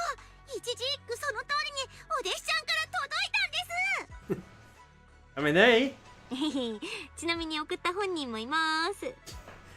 Hey there, Bill. うちのお弟子くんをいじめるたいい度胸だ。おじさん、こいつは黙ってられないぞ。連中の玄関口まで行って問い詰めてやらにゃ。I mean, hey, Pan-san, but they act fast. Holy, wasn't exactly expecting them to actually come in at this time. Usually, well, the last episode is just Shupu just coming in the last moments, right? Wait to actually just keep her bringing her back because she is just pretty good, I guess. ファン、どこの玄関へ問い詰めに行くんだ？お前さんの弟弟子をよーく見てみろ。ちょいとぼーっとしてはいるが、非人道的な拷問を受けたように見えるか？ I was about to say. これは師匠が術法で適当感まで送ってくれたのか？ようやく頭が回り始めたようだな。It's like a ninja, but a ninja that teleports your well, not as a captive, but the one you're trying to save, right? お弟子さん Oh, の hey there, 話で yeah. 何よりです。 Chien. とはいえ、これほど急を要していたのは軍の方で何かトラブルがあったからでしょうか？そうですよ、お弟子さん。外で何があったんですか？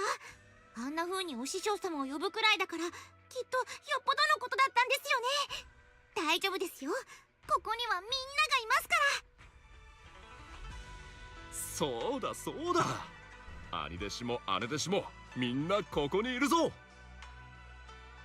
You lay out the intel calculated by Ferry, along with all accompanying suspicions and speculation for everyone. I mean, that's fair. なるほど。いかにも三将会のやり口だな。防衛軍の手に負えないって言うなら、私たちがやってやります。いつ出発しますか、お師匠様。流行るな。まずはお前さんの弟弟子をきちんと休ませてやれ。I mean, dude, how the heck do we actually end up over here, man? I mean, I'll be honest, this is not a bad time to actually just take a rest, because, yeah, but I kind of want to actually just talk to everyone over here. Yushin is probably got nothing, but let's talk to Shiyan first. You've still got your senior sister waiting for you up on the mountain. Can't have you getting kidnapped before you see her. I keep having these unsettling dreams lately, like something bad's about to happen. Whenever I'm on missions with my small dense areas, I always hear these whispers. I'm a bit worried about you, and about your senior sister, my sister. What? It's not a corruption symptom, is it, senior? Have the recent missions been too much?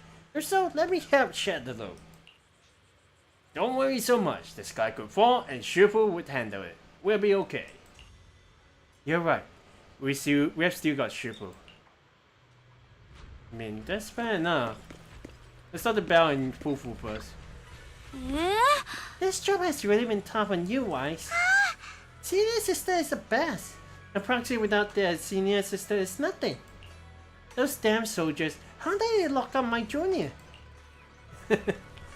Yishin, well, finally we can actually talk to her. Explain to Shifu in detail about the obscura found in Wi-Fi Peninsula and the potential exotic spaces hidden in the hollow. The lives of Wi-Fi Peninsula citizens are at stake. It can't be taken lightly. If the defense force refuses to step in, then Yunhui Summit will have no choice but to break the rules of the engagement and take action. But now, there are threats both inside and outside the hollow, and with so few disciples left at Sweeping Temple, we might need some reinforcements. Really? Before Yishen can finish speaking, an angry shout from outside cuts her off. Whoa! Oh! Wasn't it Magus? The poor temple gate couldn't withstand the force of the uninvited guests. It creaked open and let them into the courtyard. Okay. What the heck's going on? まったく、こんな夜中に誰が押し入ってきたのかと思えば、防衛軍の兵隊どもか。Oh boy. よく聞け。たとえ長期兵が軍の統制下にあろうと、人様の家に軍歌で上がり込んでいい理由にはならんぞ。I think it should be fine. この適当感はな、おたくらが好き勝手に出入りしていい場所じゃないんだ。おい、こいつは一体何を言ってるんだ。Oh.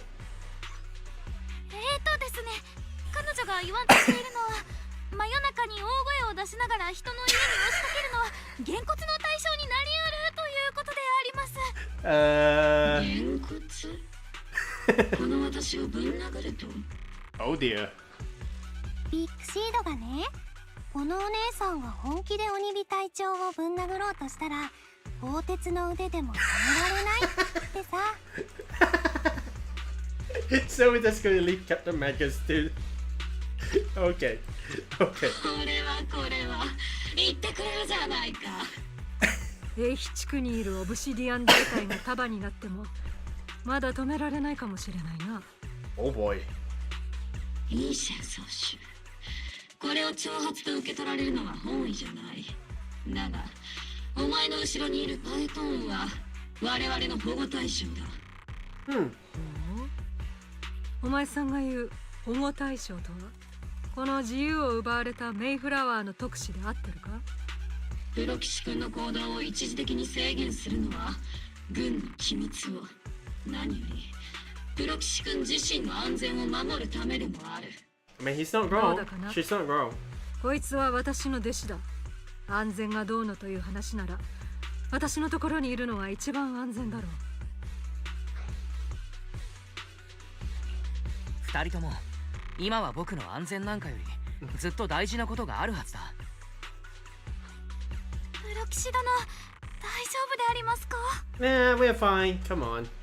なんだ、プロ騎士といてば文学山の人に拉致されたわけじゃないんだね。 What gave you that idea? すまない。私の勘違いだった。軍の機密を狙った市政の連中によって連れ出されたのでばかり。兵隊どもの機密なんぞには毛ほども興味がない。私が気にするのは弟子たちと新エリートの安全だけだ。 I guess that answers the question of who actually saw us being taken away by Yishan Shifu's bird, teaming bird.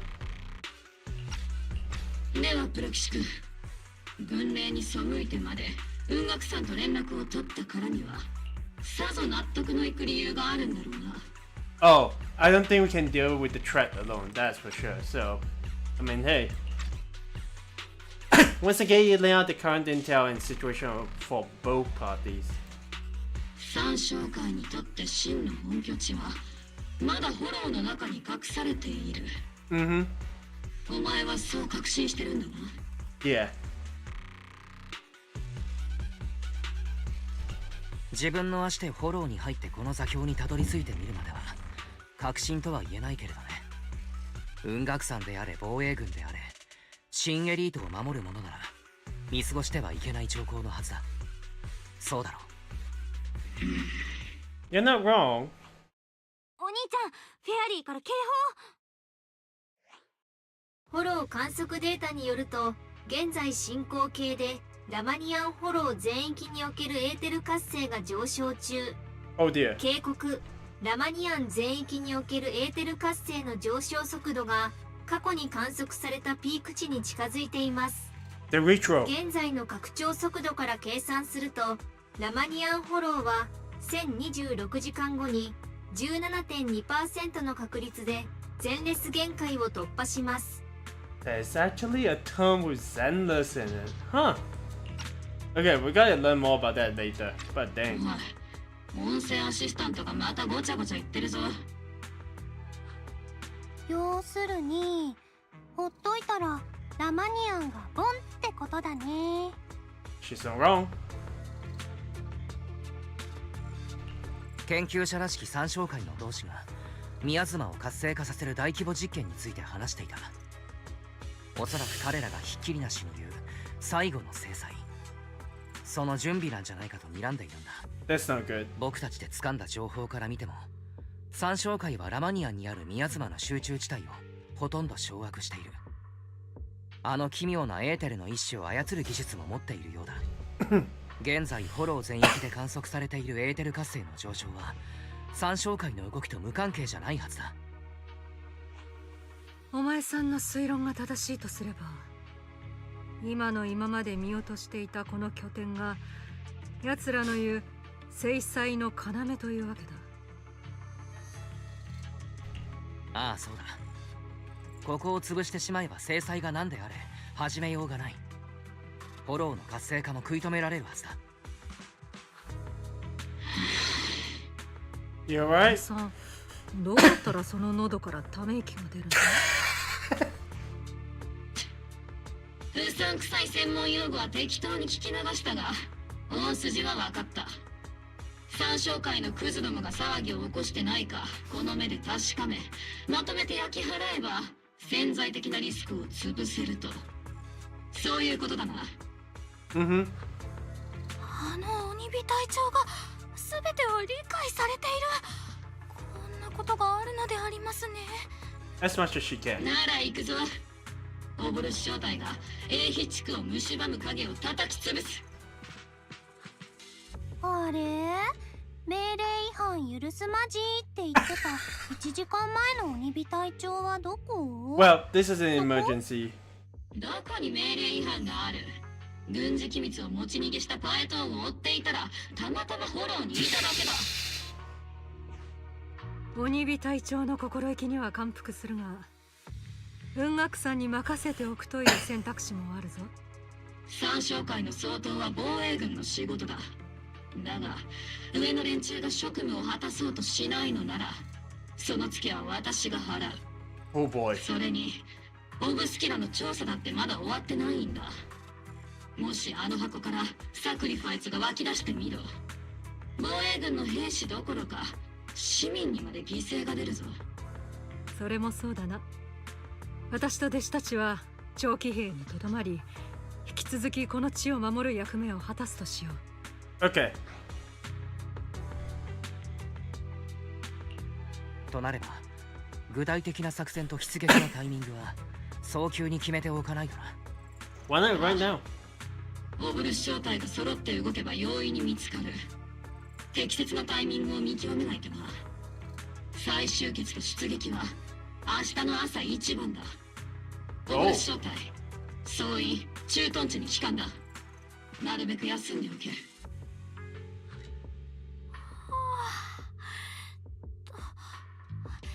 であります、オニビ隊長。明日は長い一日になるぞ。Oh yeah, it's definitely going to be. Well, the winner rules. The winner's rules. Not too sure about that. Was I expecting to see people just practicing swordplay over here? But hey, I see why she's here. Well, she is here, so what the heck's going on? Okay, let's talk to her. Hey there, Proxy. Good morning. I'm here to invite you to today's Grand Escape Strategy meeting. We're going to start evacuating civilians? Fine. If you don't want the down version, I'm here to bring you to the strategy meeting. It's in there about the civilian evacuation or whatever.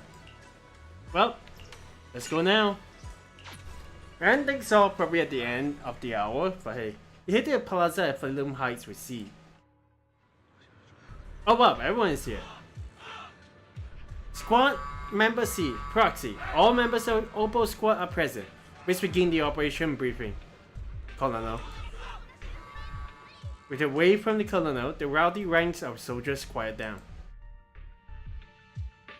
オブスキュラと呼ばれるエーテル実験装置は、かつてポーセルメックスと参照会によってフォローと A 地区の双方にかなりの量が設置された。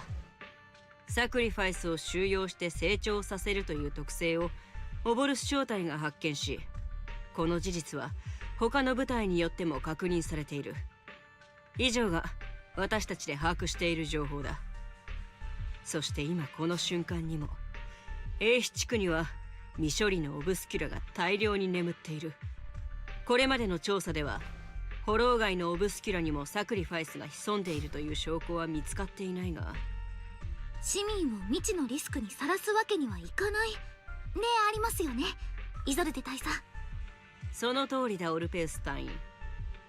よって我々はこのフォロー災害に対処すべく長期兵市民の避難誘導を開始する。オブスキュラを全て排除するまで市民たちには都市部まで避難してもらおう。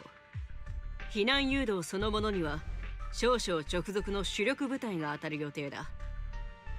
オボルス小隊には遊撃部隊として緊急時に迅速な対応ができるよう待機を命じる。遊撃部隊か。つまり好きに動けということだな。誰が自由行動だと言った。いつでも動けるようスタンバイしていろということだ、オリビ隊長。はっ、了解であります大佐。オブルス小隊は鉄の意志で普段の大気を貫き通す所存です。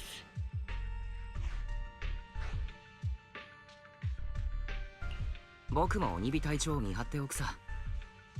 オボルス小隊が自由に行動してしまわないようにね。何やら君たちの言動に含みを感じるが、まあいい。くれぐれもおとなしくしているように。避難中の混乱は必至だ、オニビ。プロキシ君の安全を第一に考えてやれ。言われるまでもない。彼らは我々の VIP 様だからな。そうだろ、プロキシ君。VIP といえばロレンツ少将とルクロー氏を筆頭としたポーセルメックス上層部も市民と共に A 地区から退避する。お偉いさんどもは逃げるのが待ちきれないといった感じだな。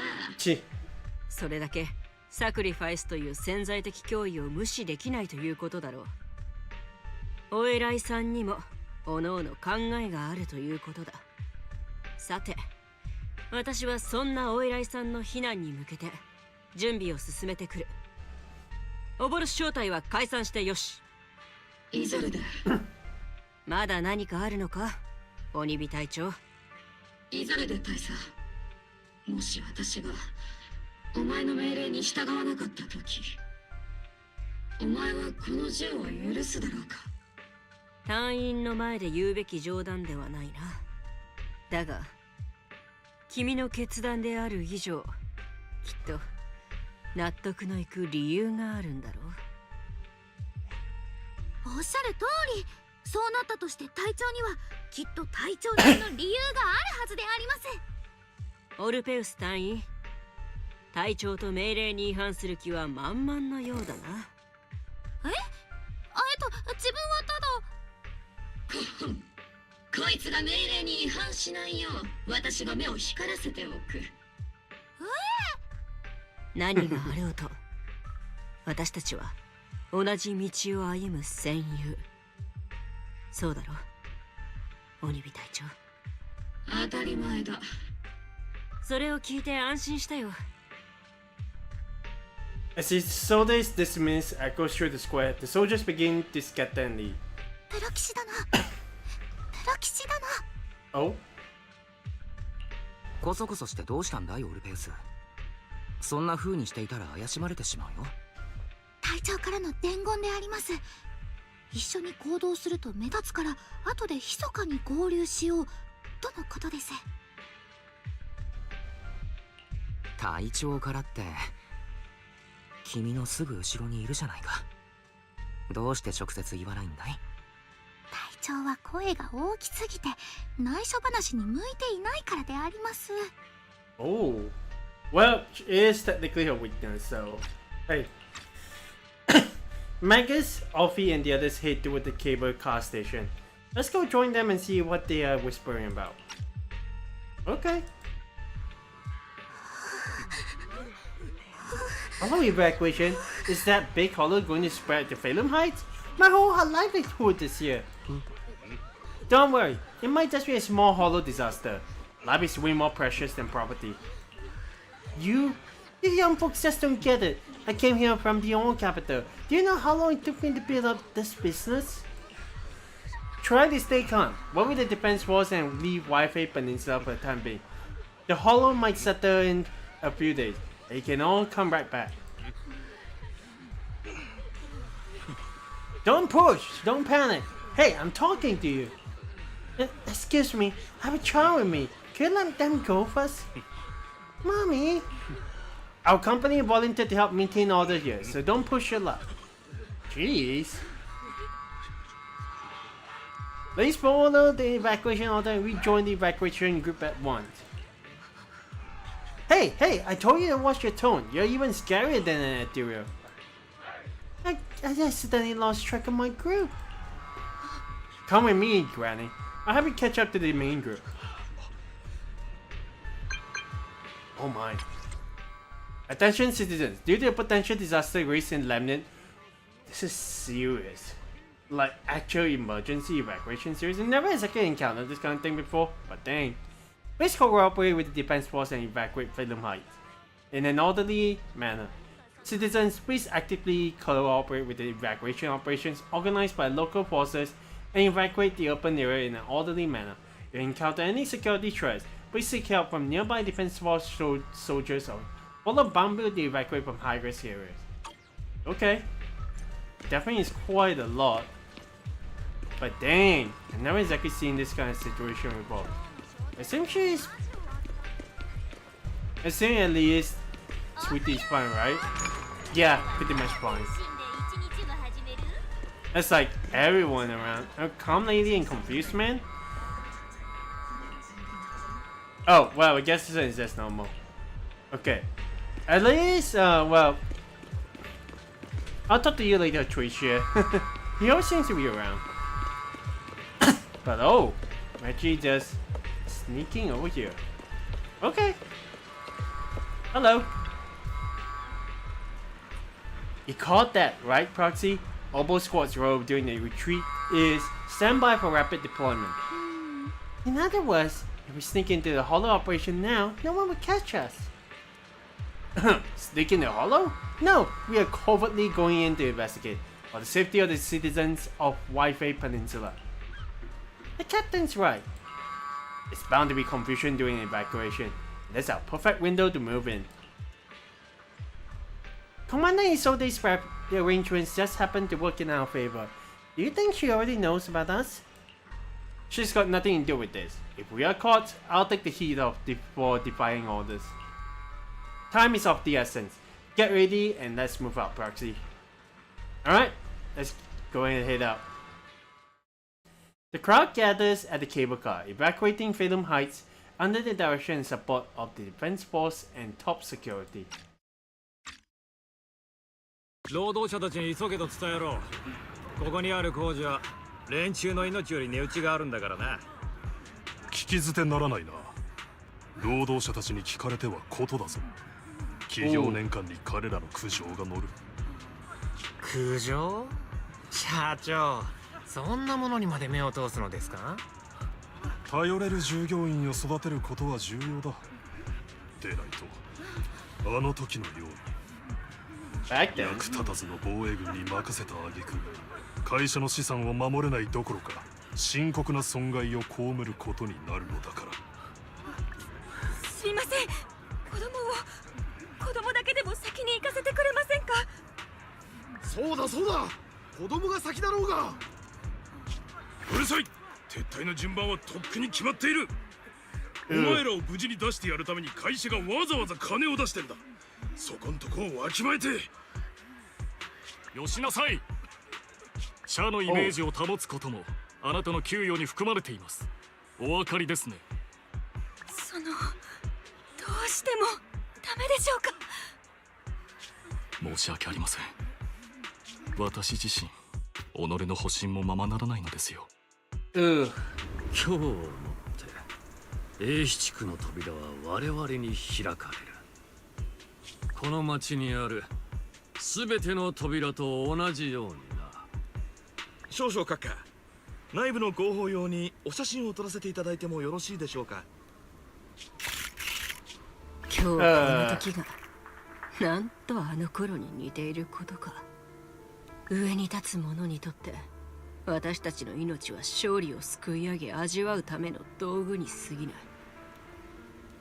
Why do you have a bad feeling about Isolde over here?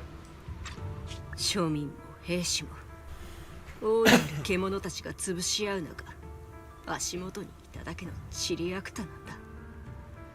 何も終わってなどいない。オルフェウス。Orpheus?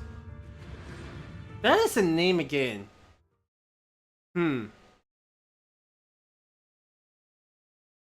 Now it's getting a bit concerning. ここは以前我々が相当した拠点のあたりだ。あの時はプロ騎士君もいたはずだが。Oh, this is back to where we actually... This is similar to the last chapter too. Interesting. あれ、三将会の隠れた拠点を探していたはずでは。どうしてまたここに戻ってきたのでありますか？実はだね、フェアリーの計算によると盲点のあった座標に最短でたどり着ける裂け目はちょうどこのエリアにあるんだ。つまり僕たちはみすみす目の前で三将会を逃がしてしまっていたわけだ。ノレンツ少将とルクローの横やりがなければとっくに気づけてたかもしれないもの。Well, 裂け目はこの辺っていうのがフェアリーの計算の限界みたいだね。あとはみんなの目で確かめてみるしかないかも。各員行動開始。任務目標は周辺に存在する空間の裂け目だ。right. はっ、鬼火隊長。And we're back with Orphe in charge with Captain Magus. Let's do this. We actually be able to detect anything in here? I don't think so. Alright. Let's see if we can actually find anything. 一つ目の解説信号源を確認。2つ目の信号源を見つければ正確な座標データをキャリブレートできる。存在しない専門用語で発火流化の像って魂胆じゃないだろうな。本当は裂け目の位置が記されたマップをとっくに用意しているのでは。僕のプロ棋士としての腕を疑わないでくれると助かるな。けれどこのデータの良さはまとまりが良すぎる気がする。まるで意図的に仕掛けられた謎解きのようだ。Okay, well. Oh, it's not a bamboo weapon. Let's go and enter. You already know what to do, so.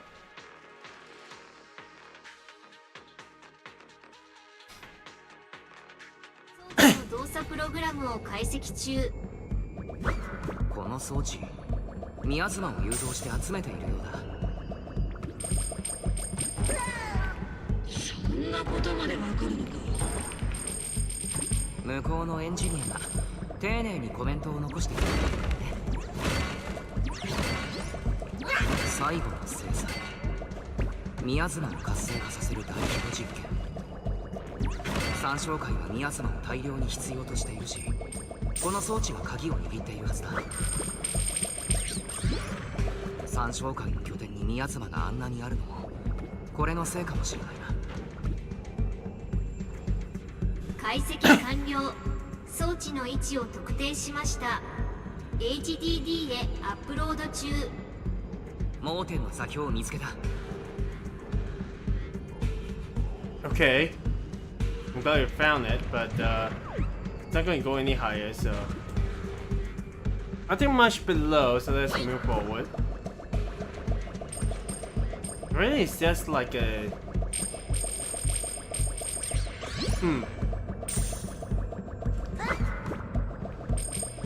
They're just going to just go up the slope over here. I mean, we could technically just go up the stairs, but hey. 3, 2, 1. Interesting.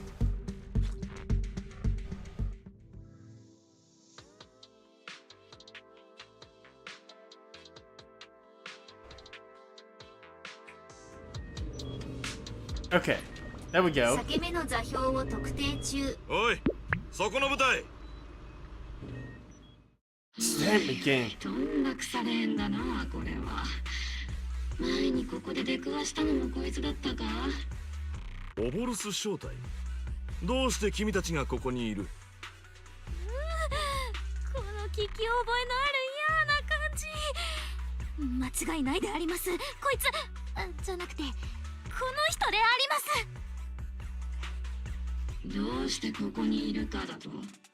それはこちらのセリフだ。もちろんロレンツ少将閣下のご命令に決まっているだろう。ああ、お前がロレンツ少将の腰巾着だというのは十分よく知っている。本来ならば君たちに説明する義務などないが、戦友同士無用な衝突は避けたいのでね。この施設にはポーセルメックスの工事資源が保管されている。都市の戦略物資が戻ってきた三将会の残党に奪われぬよう、ロレンツ少将閣下はここの守備を命じられたのだ。その戦略物資とやらは元はといえばポーセルメックス自ら三将会に差し出したものじゃなかったか。そんなものの後始末に追われているとは、お前たちも随分と律儀なことだ。口喧嘩なら付き合わないぞ。今度は君の番だ、鬼火隊長。どうしてここに現れた？こちらは協力要請も交代命令も受けていないが。見ればわかるだろう。オボルス正体は僕を捕まえに来たんだ。ロレンツ少将に制限令を出されている身で、軍の機密を保持したままフォローに入った僕を。プロ騎士殿。ほう、市長の徳士殿がそんなに手のかかる人物だったとは。それは本当か、鬼火隊長。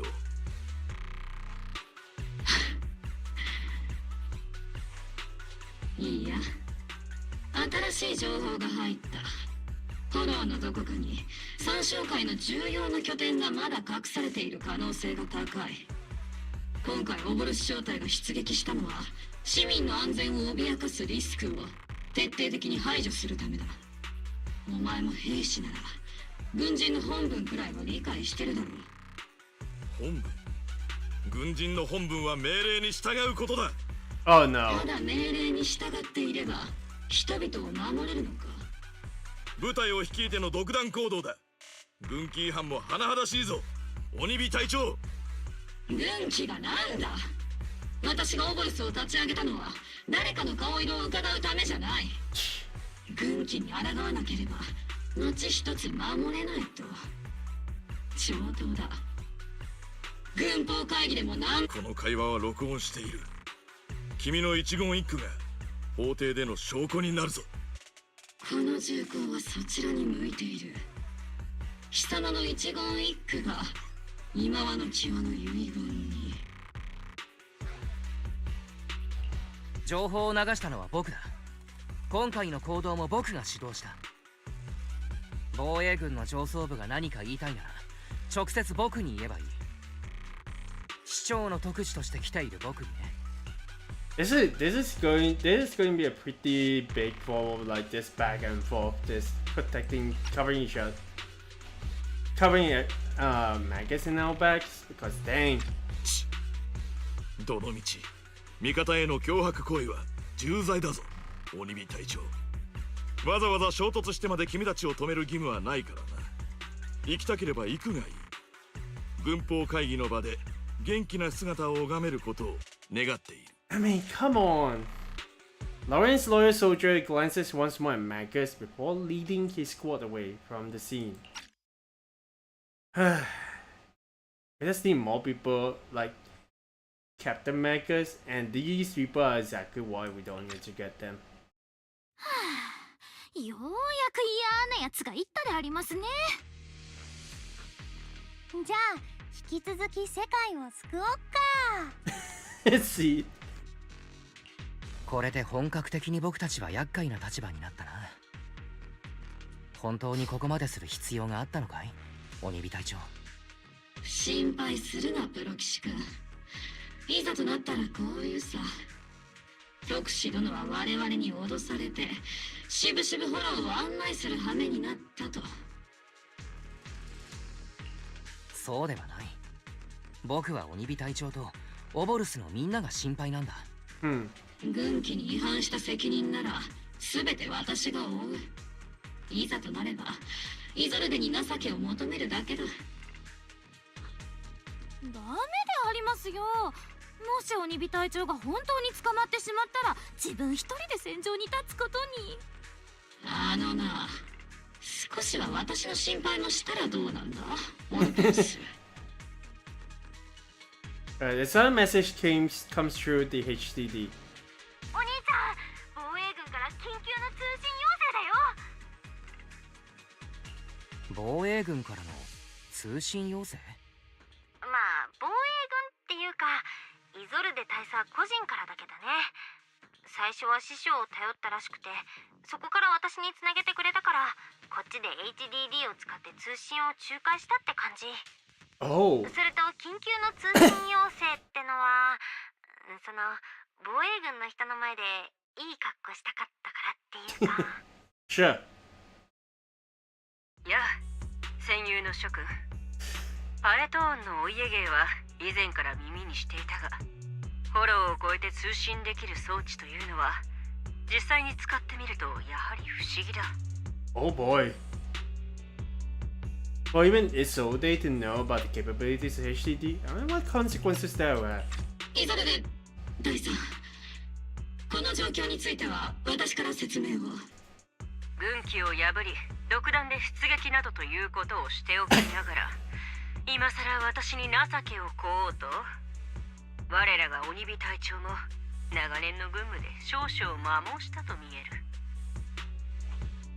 鬼火隊長の排熱パーツがオーバーヒート寸前であります。私は大佐は全て知っていたのか？おいプロ騎士君、その HDD とやらはプライバシーのかけらもないな。いいんだ、状況は全て把握している。その上で言おう。鬼火隊長、君の判断は正しい。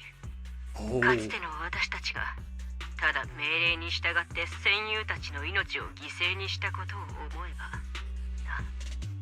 もはや命令だからというだけで危機に瀕している英飛地区を見殺しにはできない。かつて犠牲？イゾルデ、どうして急に昔話なんか。鬼火、今の君にならあのことを打ち明けてもいいだろう。 At this point in ここにい time? る諸君は鬼火隊長が命を預けられる戦友であり、また新エリートの安全のためならば命を投げ出せる戦士だと信じている。そして私がこれから鬼火隊長と諸君に告げるのは、とある裏切りにまつわること。私利私欲のために町と市民を危険にさらした罪深い行いの真相だ。あの調査に結果が出たのか？鬼火隊長と大佐の戦友は確か旧都陥落の時、上層部の誤った指示によって犠牲になった人々だったはずだ。Oh! 大佐の言う真相とはまさか。 I think it Trigger そ talked のま about. さかだ。当時の指揮官はアガメムノン正体にこう命じた。市民を撤退させるための鉄道幹線を死守せよとな。Ooh. That is straight just the sounds of war right there. 私たちの戦友もその命令通り最後の一滴まで血を流し戦い抜いた。 Don't tell me it's more of the tops of whoever it is in the civilians. 実際に私たちが守っていたもの。Are you? 市民を乗せていると思われた貨物列車が満載していたのは企業の財産だったんだ。隊員たちが1分耐えるごとに1コンテナ分の工事がホローの外に、トップスが設けた倉庫へ搬送されていった。当然指揮官には企業から莫大な報酬が支払われたと聞く。 Oh my gosh. その小切手にあるゼロの一つ一つは隊員たちの血で書かれていたんだよ。鬼火。鬼火隊長。イゾルデ、その指揮官の名前を言え。そいつに賄賂を渡したのはどこの企業だ？答えろ。鬼火隊長、通信の状態が非常に不安定であります。答えろ、イゾルデ。彼らを罪に問うための証拠が十分に揃ったわけではないんだ。今はまだ冷静さを保て。冷静だと？こんなことを中途半端に聞かされて冷静でいられるか？鬼火隊長、これ以上安定した状態を保てないのであれば。勘違いするなよ、鬼火。私の怒りだって君に劣らないと分かっているはずだ。イゾルデ、私はこのために生まれてきたんだぞ。この怒りを中心に込め、叱るべき奴にぶち込むために。鬼火隊長、自分は隊員たちの安全確保のため強制的にスリープモードを起動する権限を有するのであります。オルペース、私の邪魔をするのか？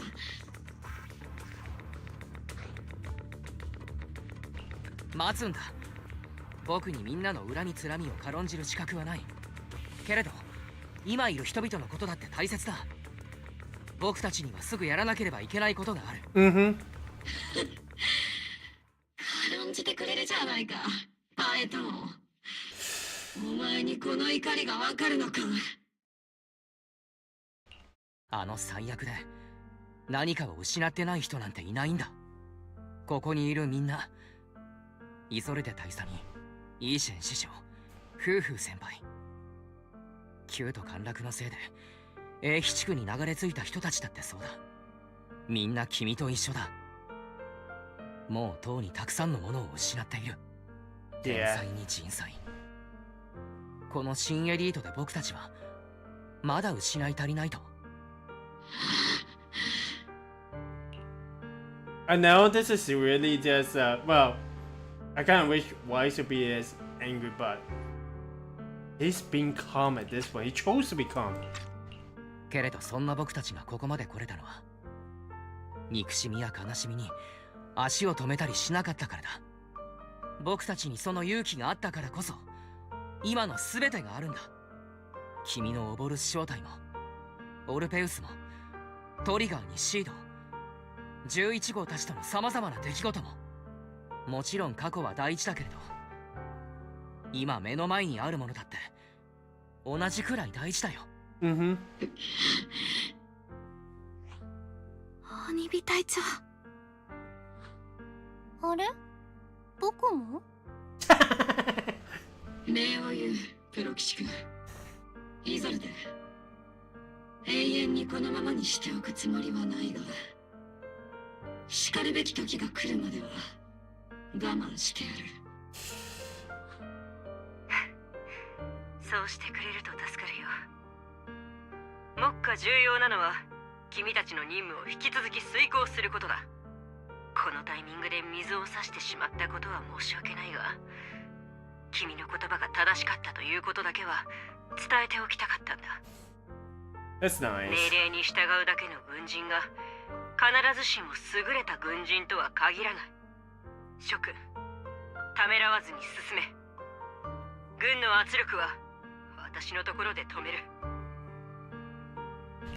さて、時間は待ってはくれないんだ。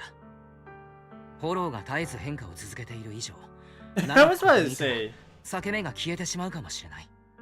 了解した、プロ騎士君。オブルス正体、引き続き前進だ。Okay. 隊長。この数年、君は幸運だったのだよ。鬼火、私よりもはるかにな。Isoday's voice plays over the channel, and Obol Squad speakers disappeared into the めったにないのですが、こんな専用いらないと思ってしまいました。同感だ。だが、今は三将会の本拠地を潰すことに集中すべきだ。足を止めるな。Let's go. After turbulent surges from the future. Even if it's not the assaulted headquarters ahead, it's at least a heavily fortified stronghold. Get ready for combat.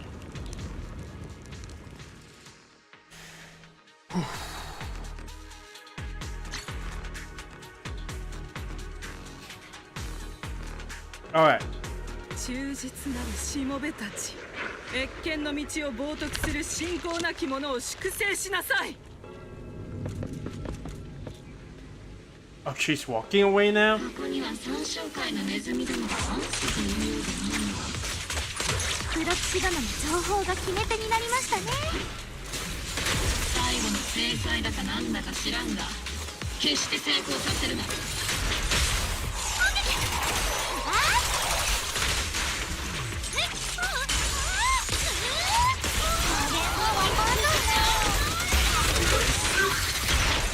There we go. 前進だ。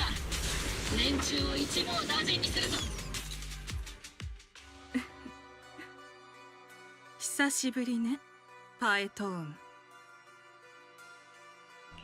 サラ、三将会がこれまで犯してきた罪で君が裏で暗躍していたものはどれだけあるんだい？罪？何のことかさっぱりわからないわね。もしかしてあの必要だった数々の犠牲のことかしら。それなら始まりの主の忠実なるしもべとして私の答えはもちろん全てよ。傲慢で無知な信仰なき者はあまたといるけど、その中でもあなたはひときわ厄介と言わざるを得ないわ。鬼火隊長、彼女プロキシ殿に対して人格攻撃を仕掛けているであります。精神を責めるのは専門外だが、火力に物を言わせるならこっちの領分だ。さあ、とっととくたばりやがれ。くたばりやがれであります。愚かね。せいぜい好きなだけ暴れているといいわ。司教様はもう周域への門にその手をかけていらっしゃるの。あとはほんの少し押すだけ。名簿落か。敵ながらあのしぶとさには感心せざるを得ないな。死は残酷な命題だけれど、最も忠実なしもべに対して始まりの主は慈悲を示されるのよ。オカルトな話で煙に巻こうとしたって無駄だ。君が新エリートを傷つけるなら僕たちは絶対に許さない。傷つける？今まさにこの都市を蝕んでいる害虫ならここにはいないわ。真なる激毒はずっとこの都市の血管に潜んでいるのだから。それを思えばあなたと私たちは敵ではなく味方とすら言えるのよ。ふかせ、我々のプロ騎士が貴様ごときと同類なものか。でも残念ね。私たちが手を携える機会はもうないかもしれないわ。結末がすぐそこまでやってきているもの。司教様の儀式を邪魔させはしない。さあ、忠実なるしもべたち、始まりの主はあなたたちの名前をきっと覚えていてくださるでしょう。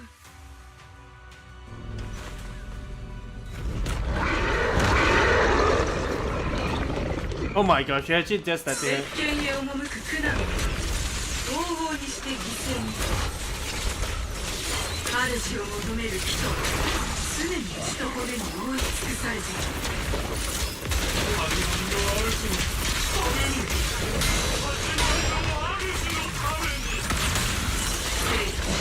存在と不在、輝きと大敗、快楽と苦痛、すべてが始まりの主を変える。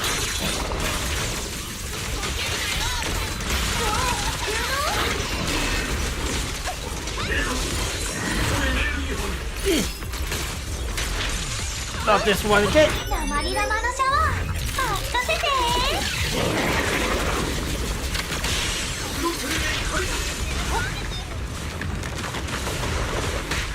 援護射撃。They get close. And this. Nice.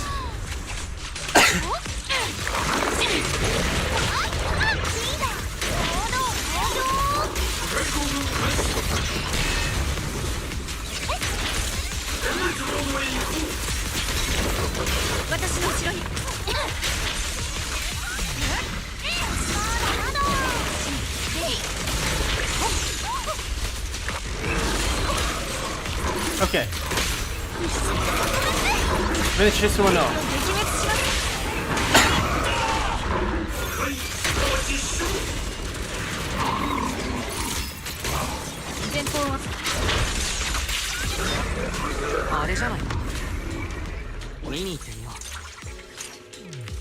Oh.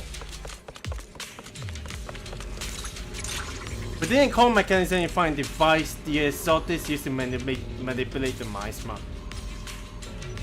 Oh, good. A strange device discovered in the Exaltus underground base. The core piece installed at a large miasma facility. Used to control the flow and form of miasma.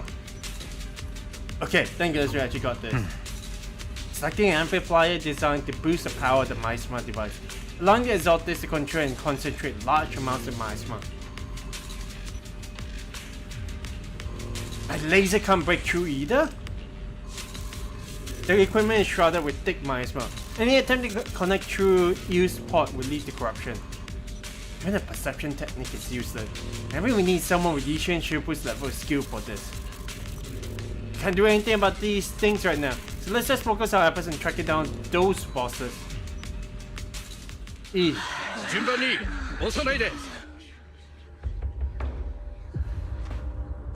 Oh no. 主よ、再走を恩寵を受けし肥後の子を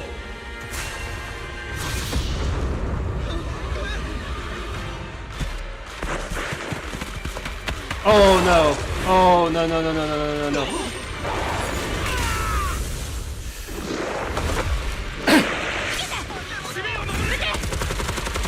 少々閣下、市街地の箱が撤退だ。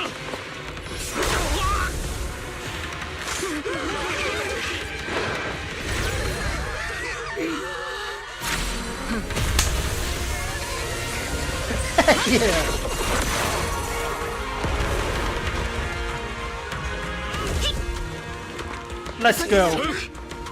そこら中にいるぞ。抜かるな。こうしてやって。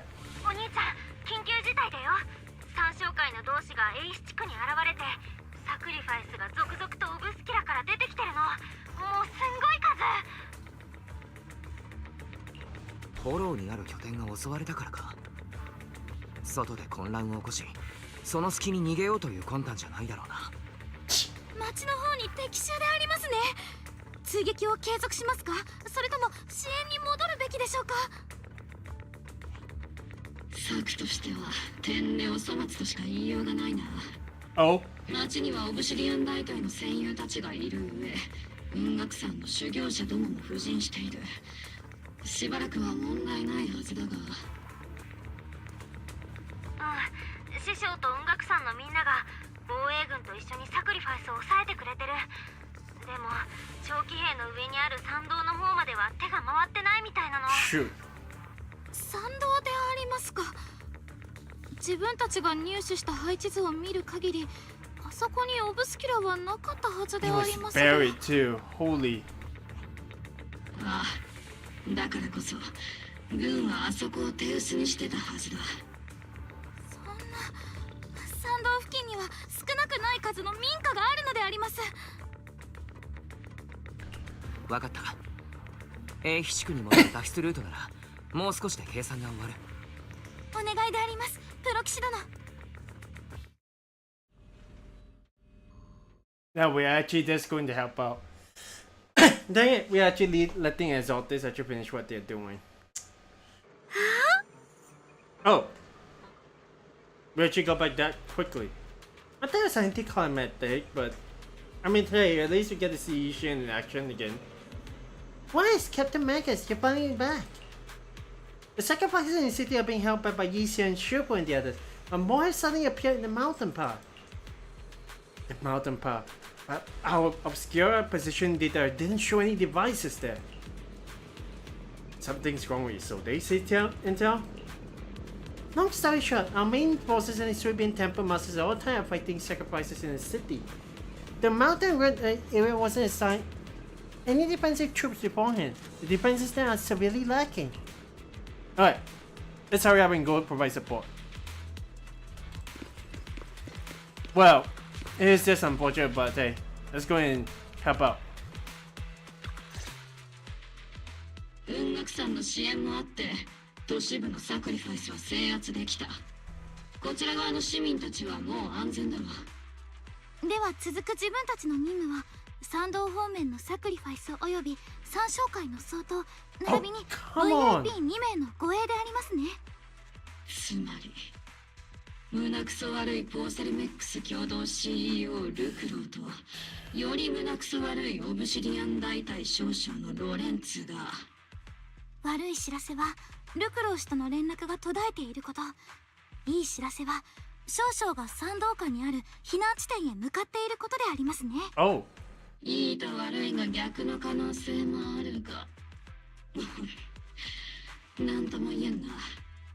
とにかく市場はどうあれ任務は遂行しなければならない。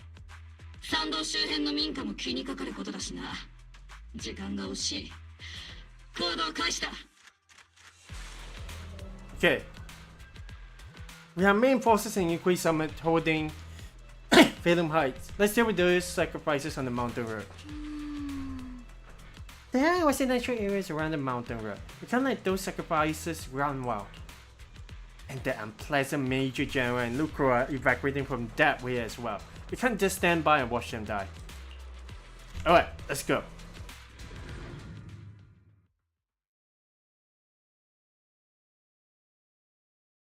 I have no idea how much more there is going to be for this chapter, but I don't think this is the end yet. Oh my gosh.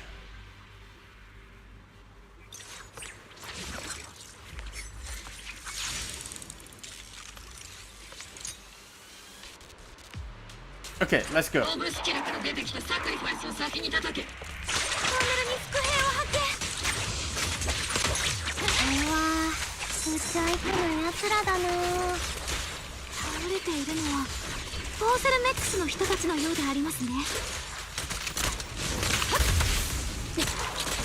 変流の修正を行います。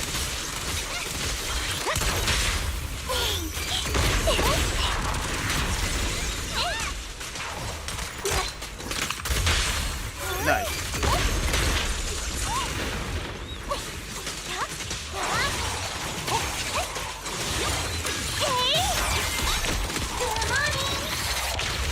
Good morning.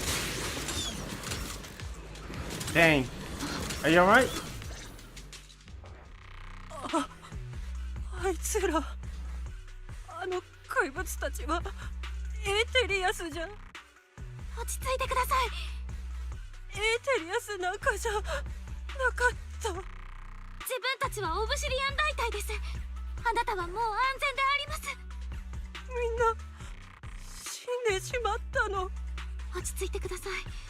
もう誰もあなたを傷つけることはありません。人殺しの怪物が。かなり大きなショックを受けておられるようであります。おそらく先ほどの襲撃で同行者を亡くされたのかと。Yeah.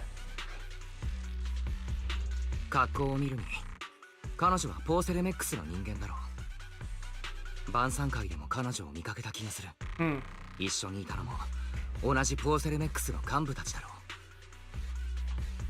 気に食わない連中ではあるが、こうしてのたれ死ぬべきかと言われれば。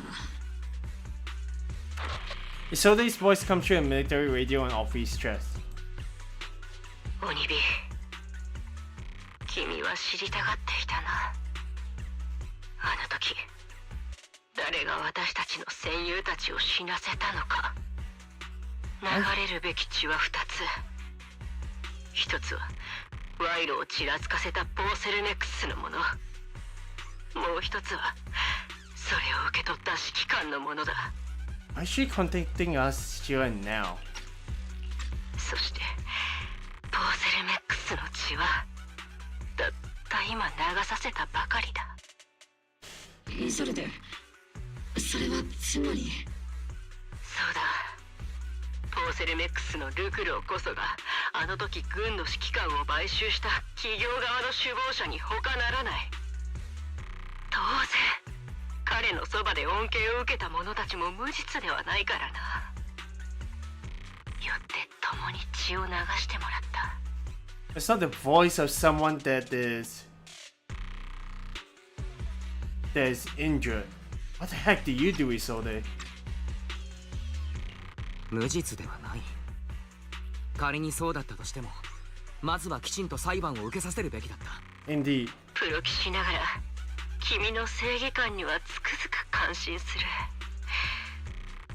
し、きっと君も過去に似たような経験があるだろう。罪を着せられ、正義は叶わず、終わりの見えない中あがき続ける。防衛軍、治安局、調査協会、ハンドにトップス、そうした巨大な存在を前にどれだけの不当を強いられ、どれだけの正義を追い求めてきたんだい。しかしイゾルデ、正義はやがて訪れるといつもそう言ってたのも君だろう。そうとも、正義はやがて訪れる。ただしそれは私の両手や君のその銃によって手繰り寄せねばならない。 Again, what do you do, 他人 Isolde? の同情や上の連中の憐憫にすがっていては決してやってこないものなんだ。 Oh no. けれどどうしてこのタイミングで？イゾルデ大佐はどういうつもりだ？鬼火隊長に真相を知らせたいというだけではないみたいだね。 Oh no. 鬼火、もう一人の名前も知りたいと思わないか？ポーセルメックスの小切手欲しさに私たちに汚れ仕事をやらせた当事者。収賄の事実が露見することを恐れ、他の部隊からの支援を拒んだ指揮官。そうか、ロレンツ少将。ああ、当時はまだ大佐だったかな。今や立派に出世したロレンツ少将その人だ。あの時奴はルクローと結託し、11年経った今でも。ロレンツ、戦友たちの死も、私が長いところ苦しんできたこの滑稽な体も、全て奴のせいだと。ルクローは死んだ。そしてロレンツは君のいる道の先だ。私はもう自分の決断を下した。今度は君が決断する番だよ。 Oh no. 鬼火、お互い同じ道を歩む唯一の同志であるはずだ。 Why of all times too? 失望させないでくれ。 The one we saw at the beginning.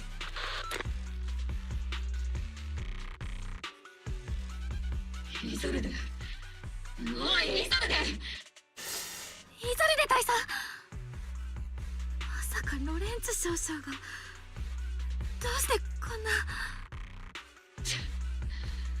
な。ロレンツを見つけて直接問いただすしかない。鬼火隊長、こういう時こそ冷静になるんだ。イゾルデさんの告発には証拠が伴っていたわけじゃない。証拠？プロ騎士君、この後に及んで手続きがもたらす正義を信じているとでも？もしこの世にそんな正義があったなら、11年前私の仲間たちが無駄死にすることなどなかった。けれどイゾルデさんがあえてこのタイミングで伝えてきたのが引っかかる。Yeah. 意図的にこちらを何かに誘導しようとしているような。ああ、あいつは私が復讐に加担することを望んでいる。だがそれの何が問題だ？ I think we're the voice of reason. We are here because we're the voice of reason for Magus to be. Because yeah, I definitely feel like Isolde definitely went in off. Man, of all the things, she actually just went here and did that. Come on. 何も間違ってはいない。あいつの言った通り、私たちは同じ道を歩むただ一人の同志なのだからな。Magus, come on. 隊長、その表現にはいささか同意しかねます。今でも忘れていません。私がオーボルスに入隊することを決意したのは、我々が同じ境遇や思いを抱えていたからです。倒れた仲間たちや家族、親友のために正義や名誉を取り戻したいという思いを。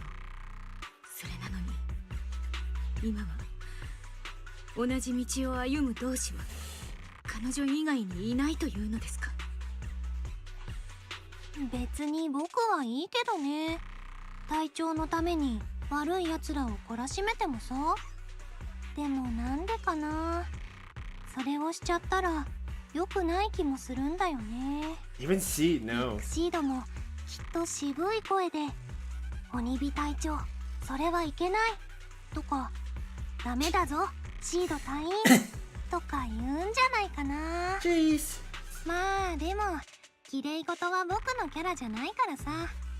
隊長がそう決めたなら何があっても隊長のそばにいるよ。言葉を尽くすだけでは分かり合えないこともある。鬼火隊長。オルペース、お前も理解できないんじゃないか？私が何をしようとしてるか。目を覚ましてください、鬼火姉さん。同じ道を歩むただ一人の同志。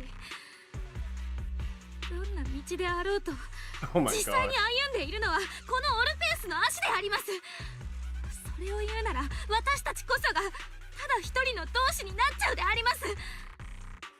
オボルス正体の皆さんも自分もプロ騎士殿だって今日まで一緒に歩んできました。オボルスの誰もが大切な人を失っていて、それでもいろんな苦しみや復讐したいという気持ちからみんなを救い束ねたのはあなたであります。それをどうしてただ何もせずに見ていればあなたを理解したことになるのでありますか？自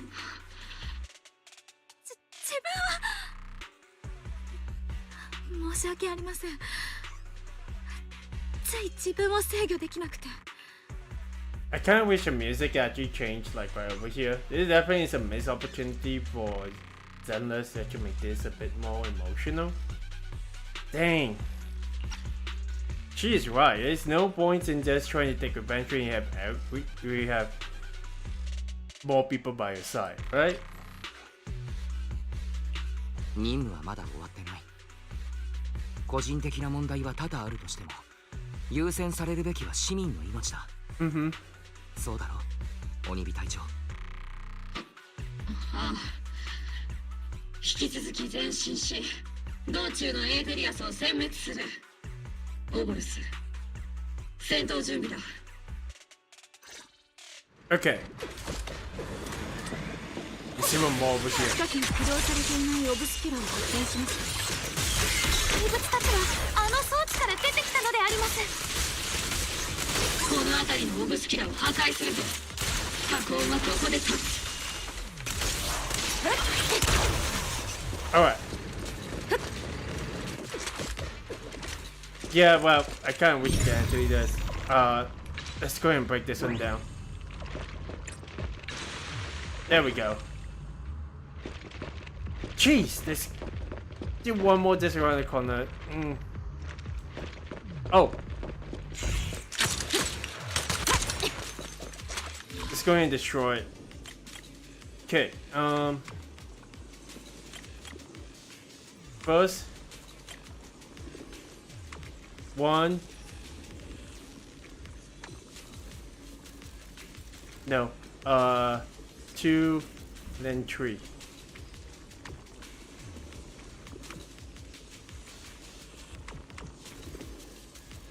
Okay, there we go. 1, 2, 3. That should get rid of it, right? オブスキュラの活性が失われたことを確認しました。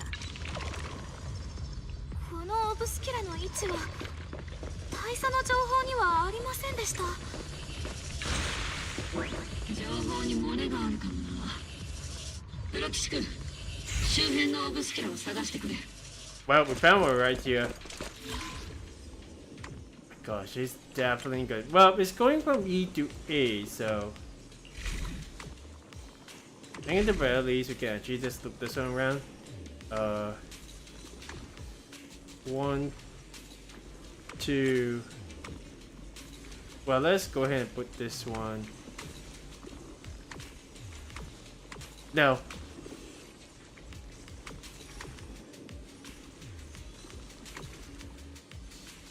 Four and 5. It's got to be like this one. And then 1, 2. Yep, there we go. 1, 2, 3, 4, 5.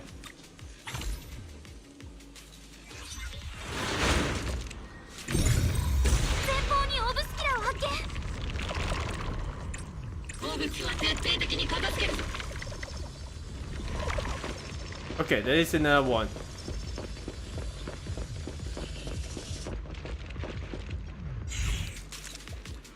You can get to the outside of the residential area through here. Let's do this. Whoa!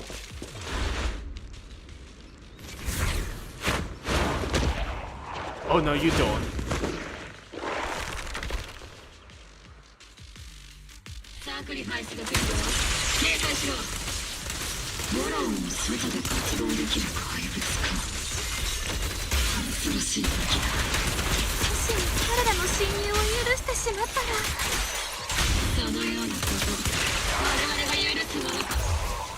Okay. Let's hit this way. Holy crap, that's a lot of cars. ロレンツ少将はこの先に撤退したであります。引き続き前進だ。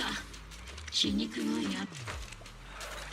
Oh my gosh. Yeah, that is. So cool. These bodies couldn't be. They're from Porcelain Max? That body. Is that Luco from Porcelain Max? Oh no, don't tell me the major general is. Pick up the pace. I have no intention of explaining myself in a failed op report. Okay, let's go. See one more over here.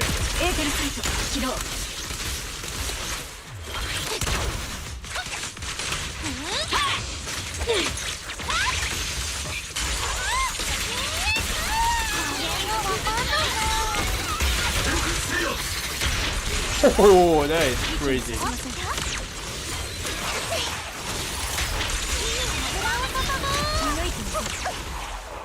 Whew. There's a kid over here. Dante, what are you doing over here? 防衛軍のお姉ちゃんたちだ。男の子であります。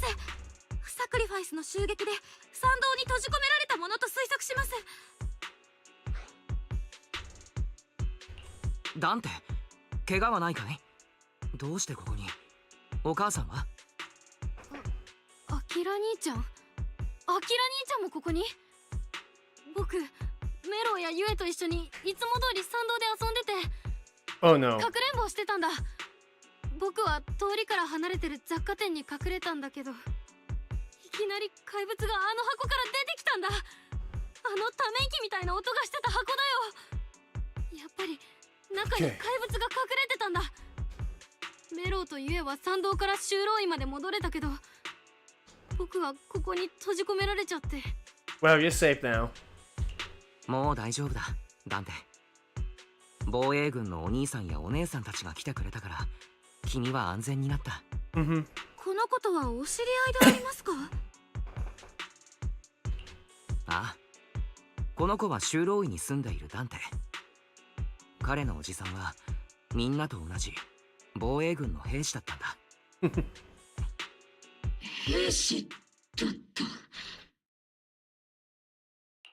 ダンテのおじさんも鬼火隊長の仲間たちと一緒に11年前の旧都陥落で戦っていたんだ。それで。そうか、戦友たちの親族だったか。戦友？その鉄砲さんっていうか、鉄砲のお姉ちゃんはおじさんと戦友だったの？ああ、坊やのおじ上と私は戦友だ。じゃあお姉ちゃんはきっとすごい兵士なんだね。おじさんもすごい兵士だったんだって。でも帰ってこなかった。お姉ちゃんたちはちゃんとお家に帰ってね。帰りを待ってる人がきっといるから。Of course, right? もちろんであります、ダンテ君。ご安心ください。ダンテ君、もし叔父上の仇を討つことができるとしたら、お前はどうする？ He's taking a chance to actually think about what he should actually do with Lorenz. Oh my. 仇？でもおじさんが帰ってこれなかったのはみんなを守るためだったんでしょ？ Well, Dante has a different way. お前の叔父上を死なせた悪を、いや、傷つけた怪物を倒せると言ったら、それはお前にとって慰めになるか？慰め。もちろん怪物だったらやっつけてやりたいよ。でもやっつけたからっておじさんはもう帰ってこないんでしょ？おじさんが兵士になったのはきっと怖い怪物と戦わなきゃいけなくてもみんなを守りたかったからだもん。だから僕、怪物を倒すよりもみんなを守る兵士になって母さんを泣かせない男になる方が大事だと思うんだ。だからお姉ちゃんも元気でお家に帰ってね。お母さんとか弟とか妹さんたちを泣かせちゃダメだよ。I mean, I'm not really talking too much because there has been tense moment after tense moment, but this definitely he makes a lot of sense. It's Dante. He is more grown up than Marcus herself, right? そうだな。ダンテ君も早く家に帰るんだ。今頃お前の母親が家で心配してるだろうからな。Yeah, go on home, man. 防衛軍と雲岳さんのお兄ちゃんお姉ちゃんたちがきっとあなたとお母さんを守ってみせるであります。急いで帰るよ。The squad calls in support over the radio to escort Dante back to Saloon Bay. ダンテ君、いい子ですね。ああ、ロレンツのゲス野郎はあんなこの家族を何人七に送ってきたんだろうな。鬼火隊長。Okay, well, hang on. I definitely do want to reset this one a little bit. Just hang tight. I think definitely wasn't expecting this one to actually happen, but hey.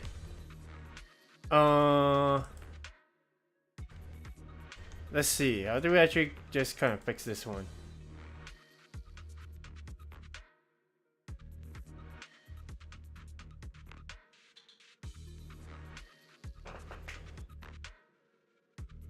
There we go. It should be alright. Yep, it should be alright. さあ、引き続き進むぞ。 And just giving these little moments, Magus gives a quiet order. The squad keeps marching. They target Major General Lawrence.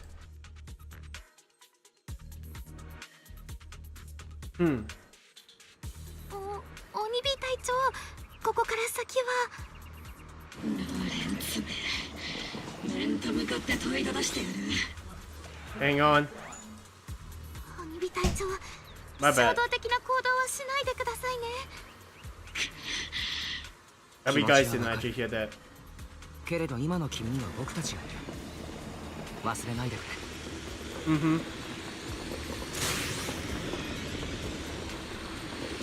Oh, the other guys. That's the direction Lawrence evacuated in, right? I guess you have to stay calm. Now's not the time to pull the trigger. I stand behind the captain. With both the troop and my enemy right before my eyes, how could I? Well, don't forget about us.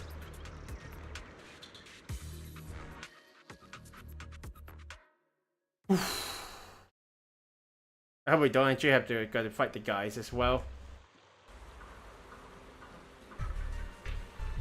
Okay, well, they're over here.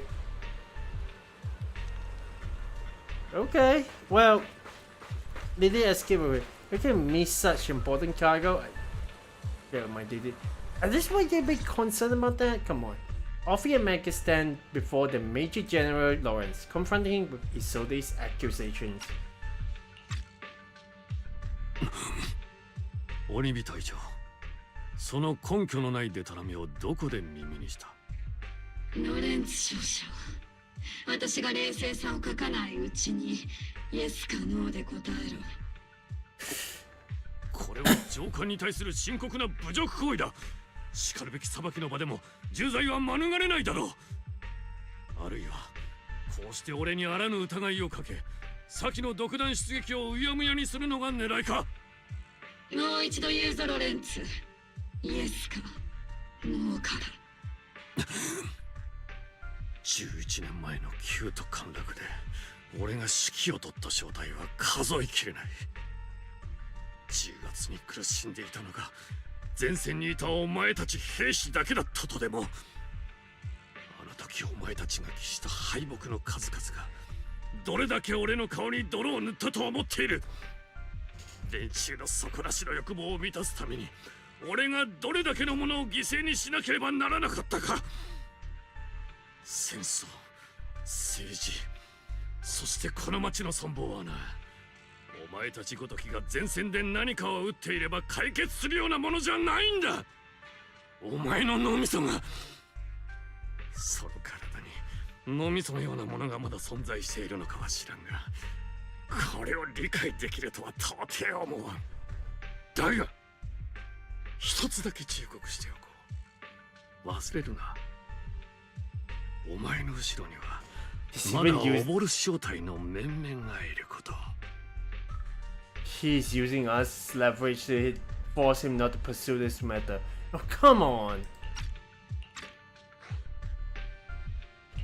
ロレンツ少将、それは脅しかい？僕が市長の代理としてこの場にいる以上、到底看過できない振る舞いだ。やれやれ、どいつもこいつもアマちゃんめ、この俺と差し違えようという覚悟は顔だが、残される部下のことくらい考えてやったらどうだ。お前も少々利己的に過ぎるぞ、鬼火隊長。仮に何もかも告発の通りだったとして、だからどうしたという話ではないか。俺は清廉潔白さや正義感を武器に今の地位についたわけではないんだからな。Oh. Before Lawrence brushes past Obol Squad as he finishes speaking, Mega's trigger quivers, but she never pulls it.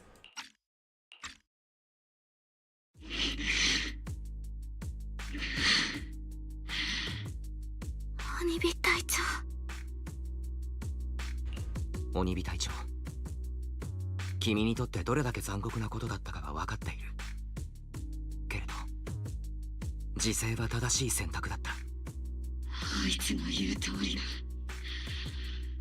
私の後ろには隊員たちやプロ騎士君がいる。一時の感情に流されて好き勝手をやらかすことはできない。いずれでもきっとそうさせまいと思ってるはず。あいつがこのタイミングで私に真実を伝えたこと、きっと何か理由があるはずなんだ。イゾルデ大佐は今どこにいらっしゃるのでありましょうか？証拠もなしに好き勝手言ってくれたものだ。これは評価に響くぞ。これでも誰も防衛軍の駐留を阻めんな。その通り、あなたはここにとどまることになる。Oh no. イゾルデ。撤退するぞ大佐。今回はお手柄だったな。Oh no. お手柄。かつて捨て駒にしたあの兵士たちもか。彼らもまたお手柄か。何者だ。少々閣下。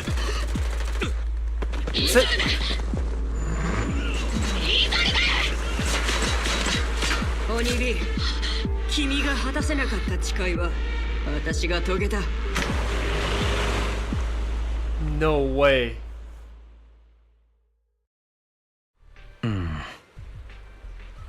I had my doubts about Colonel Isolde's behavior all along, but still, I didn't expect her to go this route. Dude, come on! Has she been hiding a fierce need for revenge beneath his calm and composed exterior. Well, it's just she, but I can see she had taken quite a blow. But thankfully, Alfie has been with her the whole time. Yeah. Let's not interrupt Macgus and Alfie right now. I should go check on the others instead. Okay, don't want to comment fire, which means we are not done right now. Is it? I don't think that's the end of the entire situation, but I think at the very least we're able to just act pretty well, so. Holy crap. Well, that's actually the first time we're actually seeing. But this is why this game is also a bit violent, right? Ugh. She just went ahead and executed that. It's going to be a lot more thinking that I probably got to think of. But oh wow, the other side. Okay, I mean, if she is here, if Miss Chow is here, yeah, we can definitely. I feel like it's going to be a lot crazy because I know I'm betraying you guys by actually leaving this one right here right now, but that such a feels like there is going to be a lot more about this story in itself. I can't wait you can actually just. Well, we are in Soaring Crane, but is there a way to actually see what progress we are at right now? The journey. Yeah, there we go. We got 2 more chapters. No, we got 1 more chapter in itself. So, it's a promise for you guys. I'm going to. I'm glad at the very least we don't get into immersive storytelling at this point, but we will complete the final commission the next week when we actually get down to this one. And not only that, I'm going to be able to just get down to complete the to get to agent stories that we never do so far. So at the very least, next week, whenever I find the time, I'm going to start out with Seed's agent story. We also move on to the others with Fufu, and then all the ones that we never done so far, we just go ahead and do them right as we can go, as much as we can. Yeah, we got a couple of hours on my free day, so at the very least we got that one. But yeah, that's just literally crazy, man. The fact that Isolde chose to contact Magus. That's because she just finished off the other CEO of Porcelain Max. Whew. That's gonna be real crazy. But at the same time, Long, I think he will still be a pretty effective like secondary antagonist down the line if he's still around. But nah. At this time around, holy moly. Yeah, this is got to actually. It's unfortunate that I actually got to come back to this one another time, but that's gonna be a lot more digesting and figure out. So yeah, thank you guys so much for watching. I understand I did well. You'll grab the live stream later on, but at the very least, this is literally like a crazy part of the story that I actually experienced. Woo!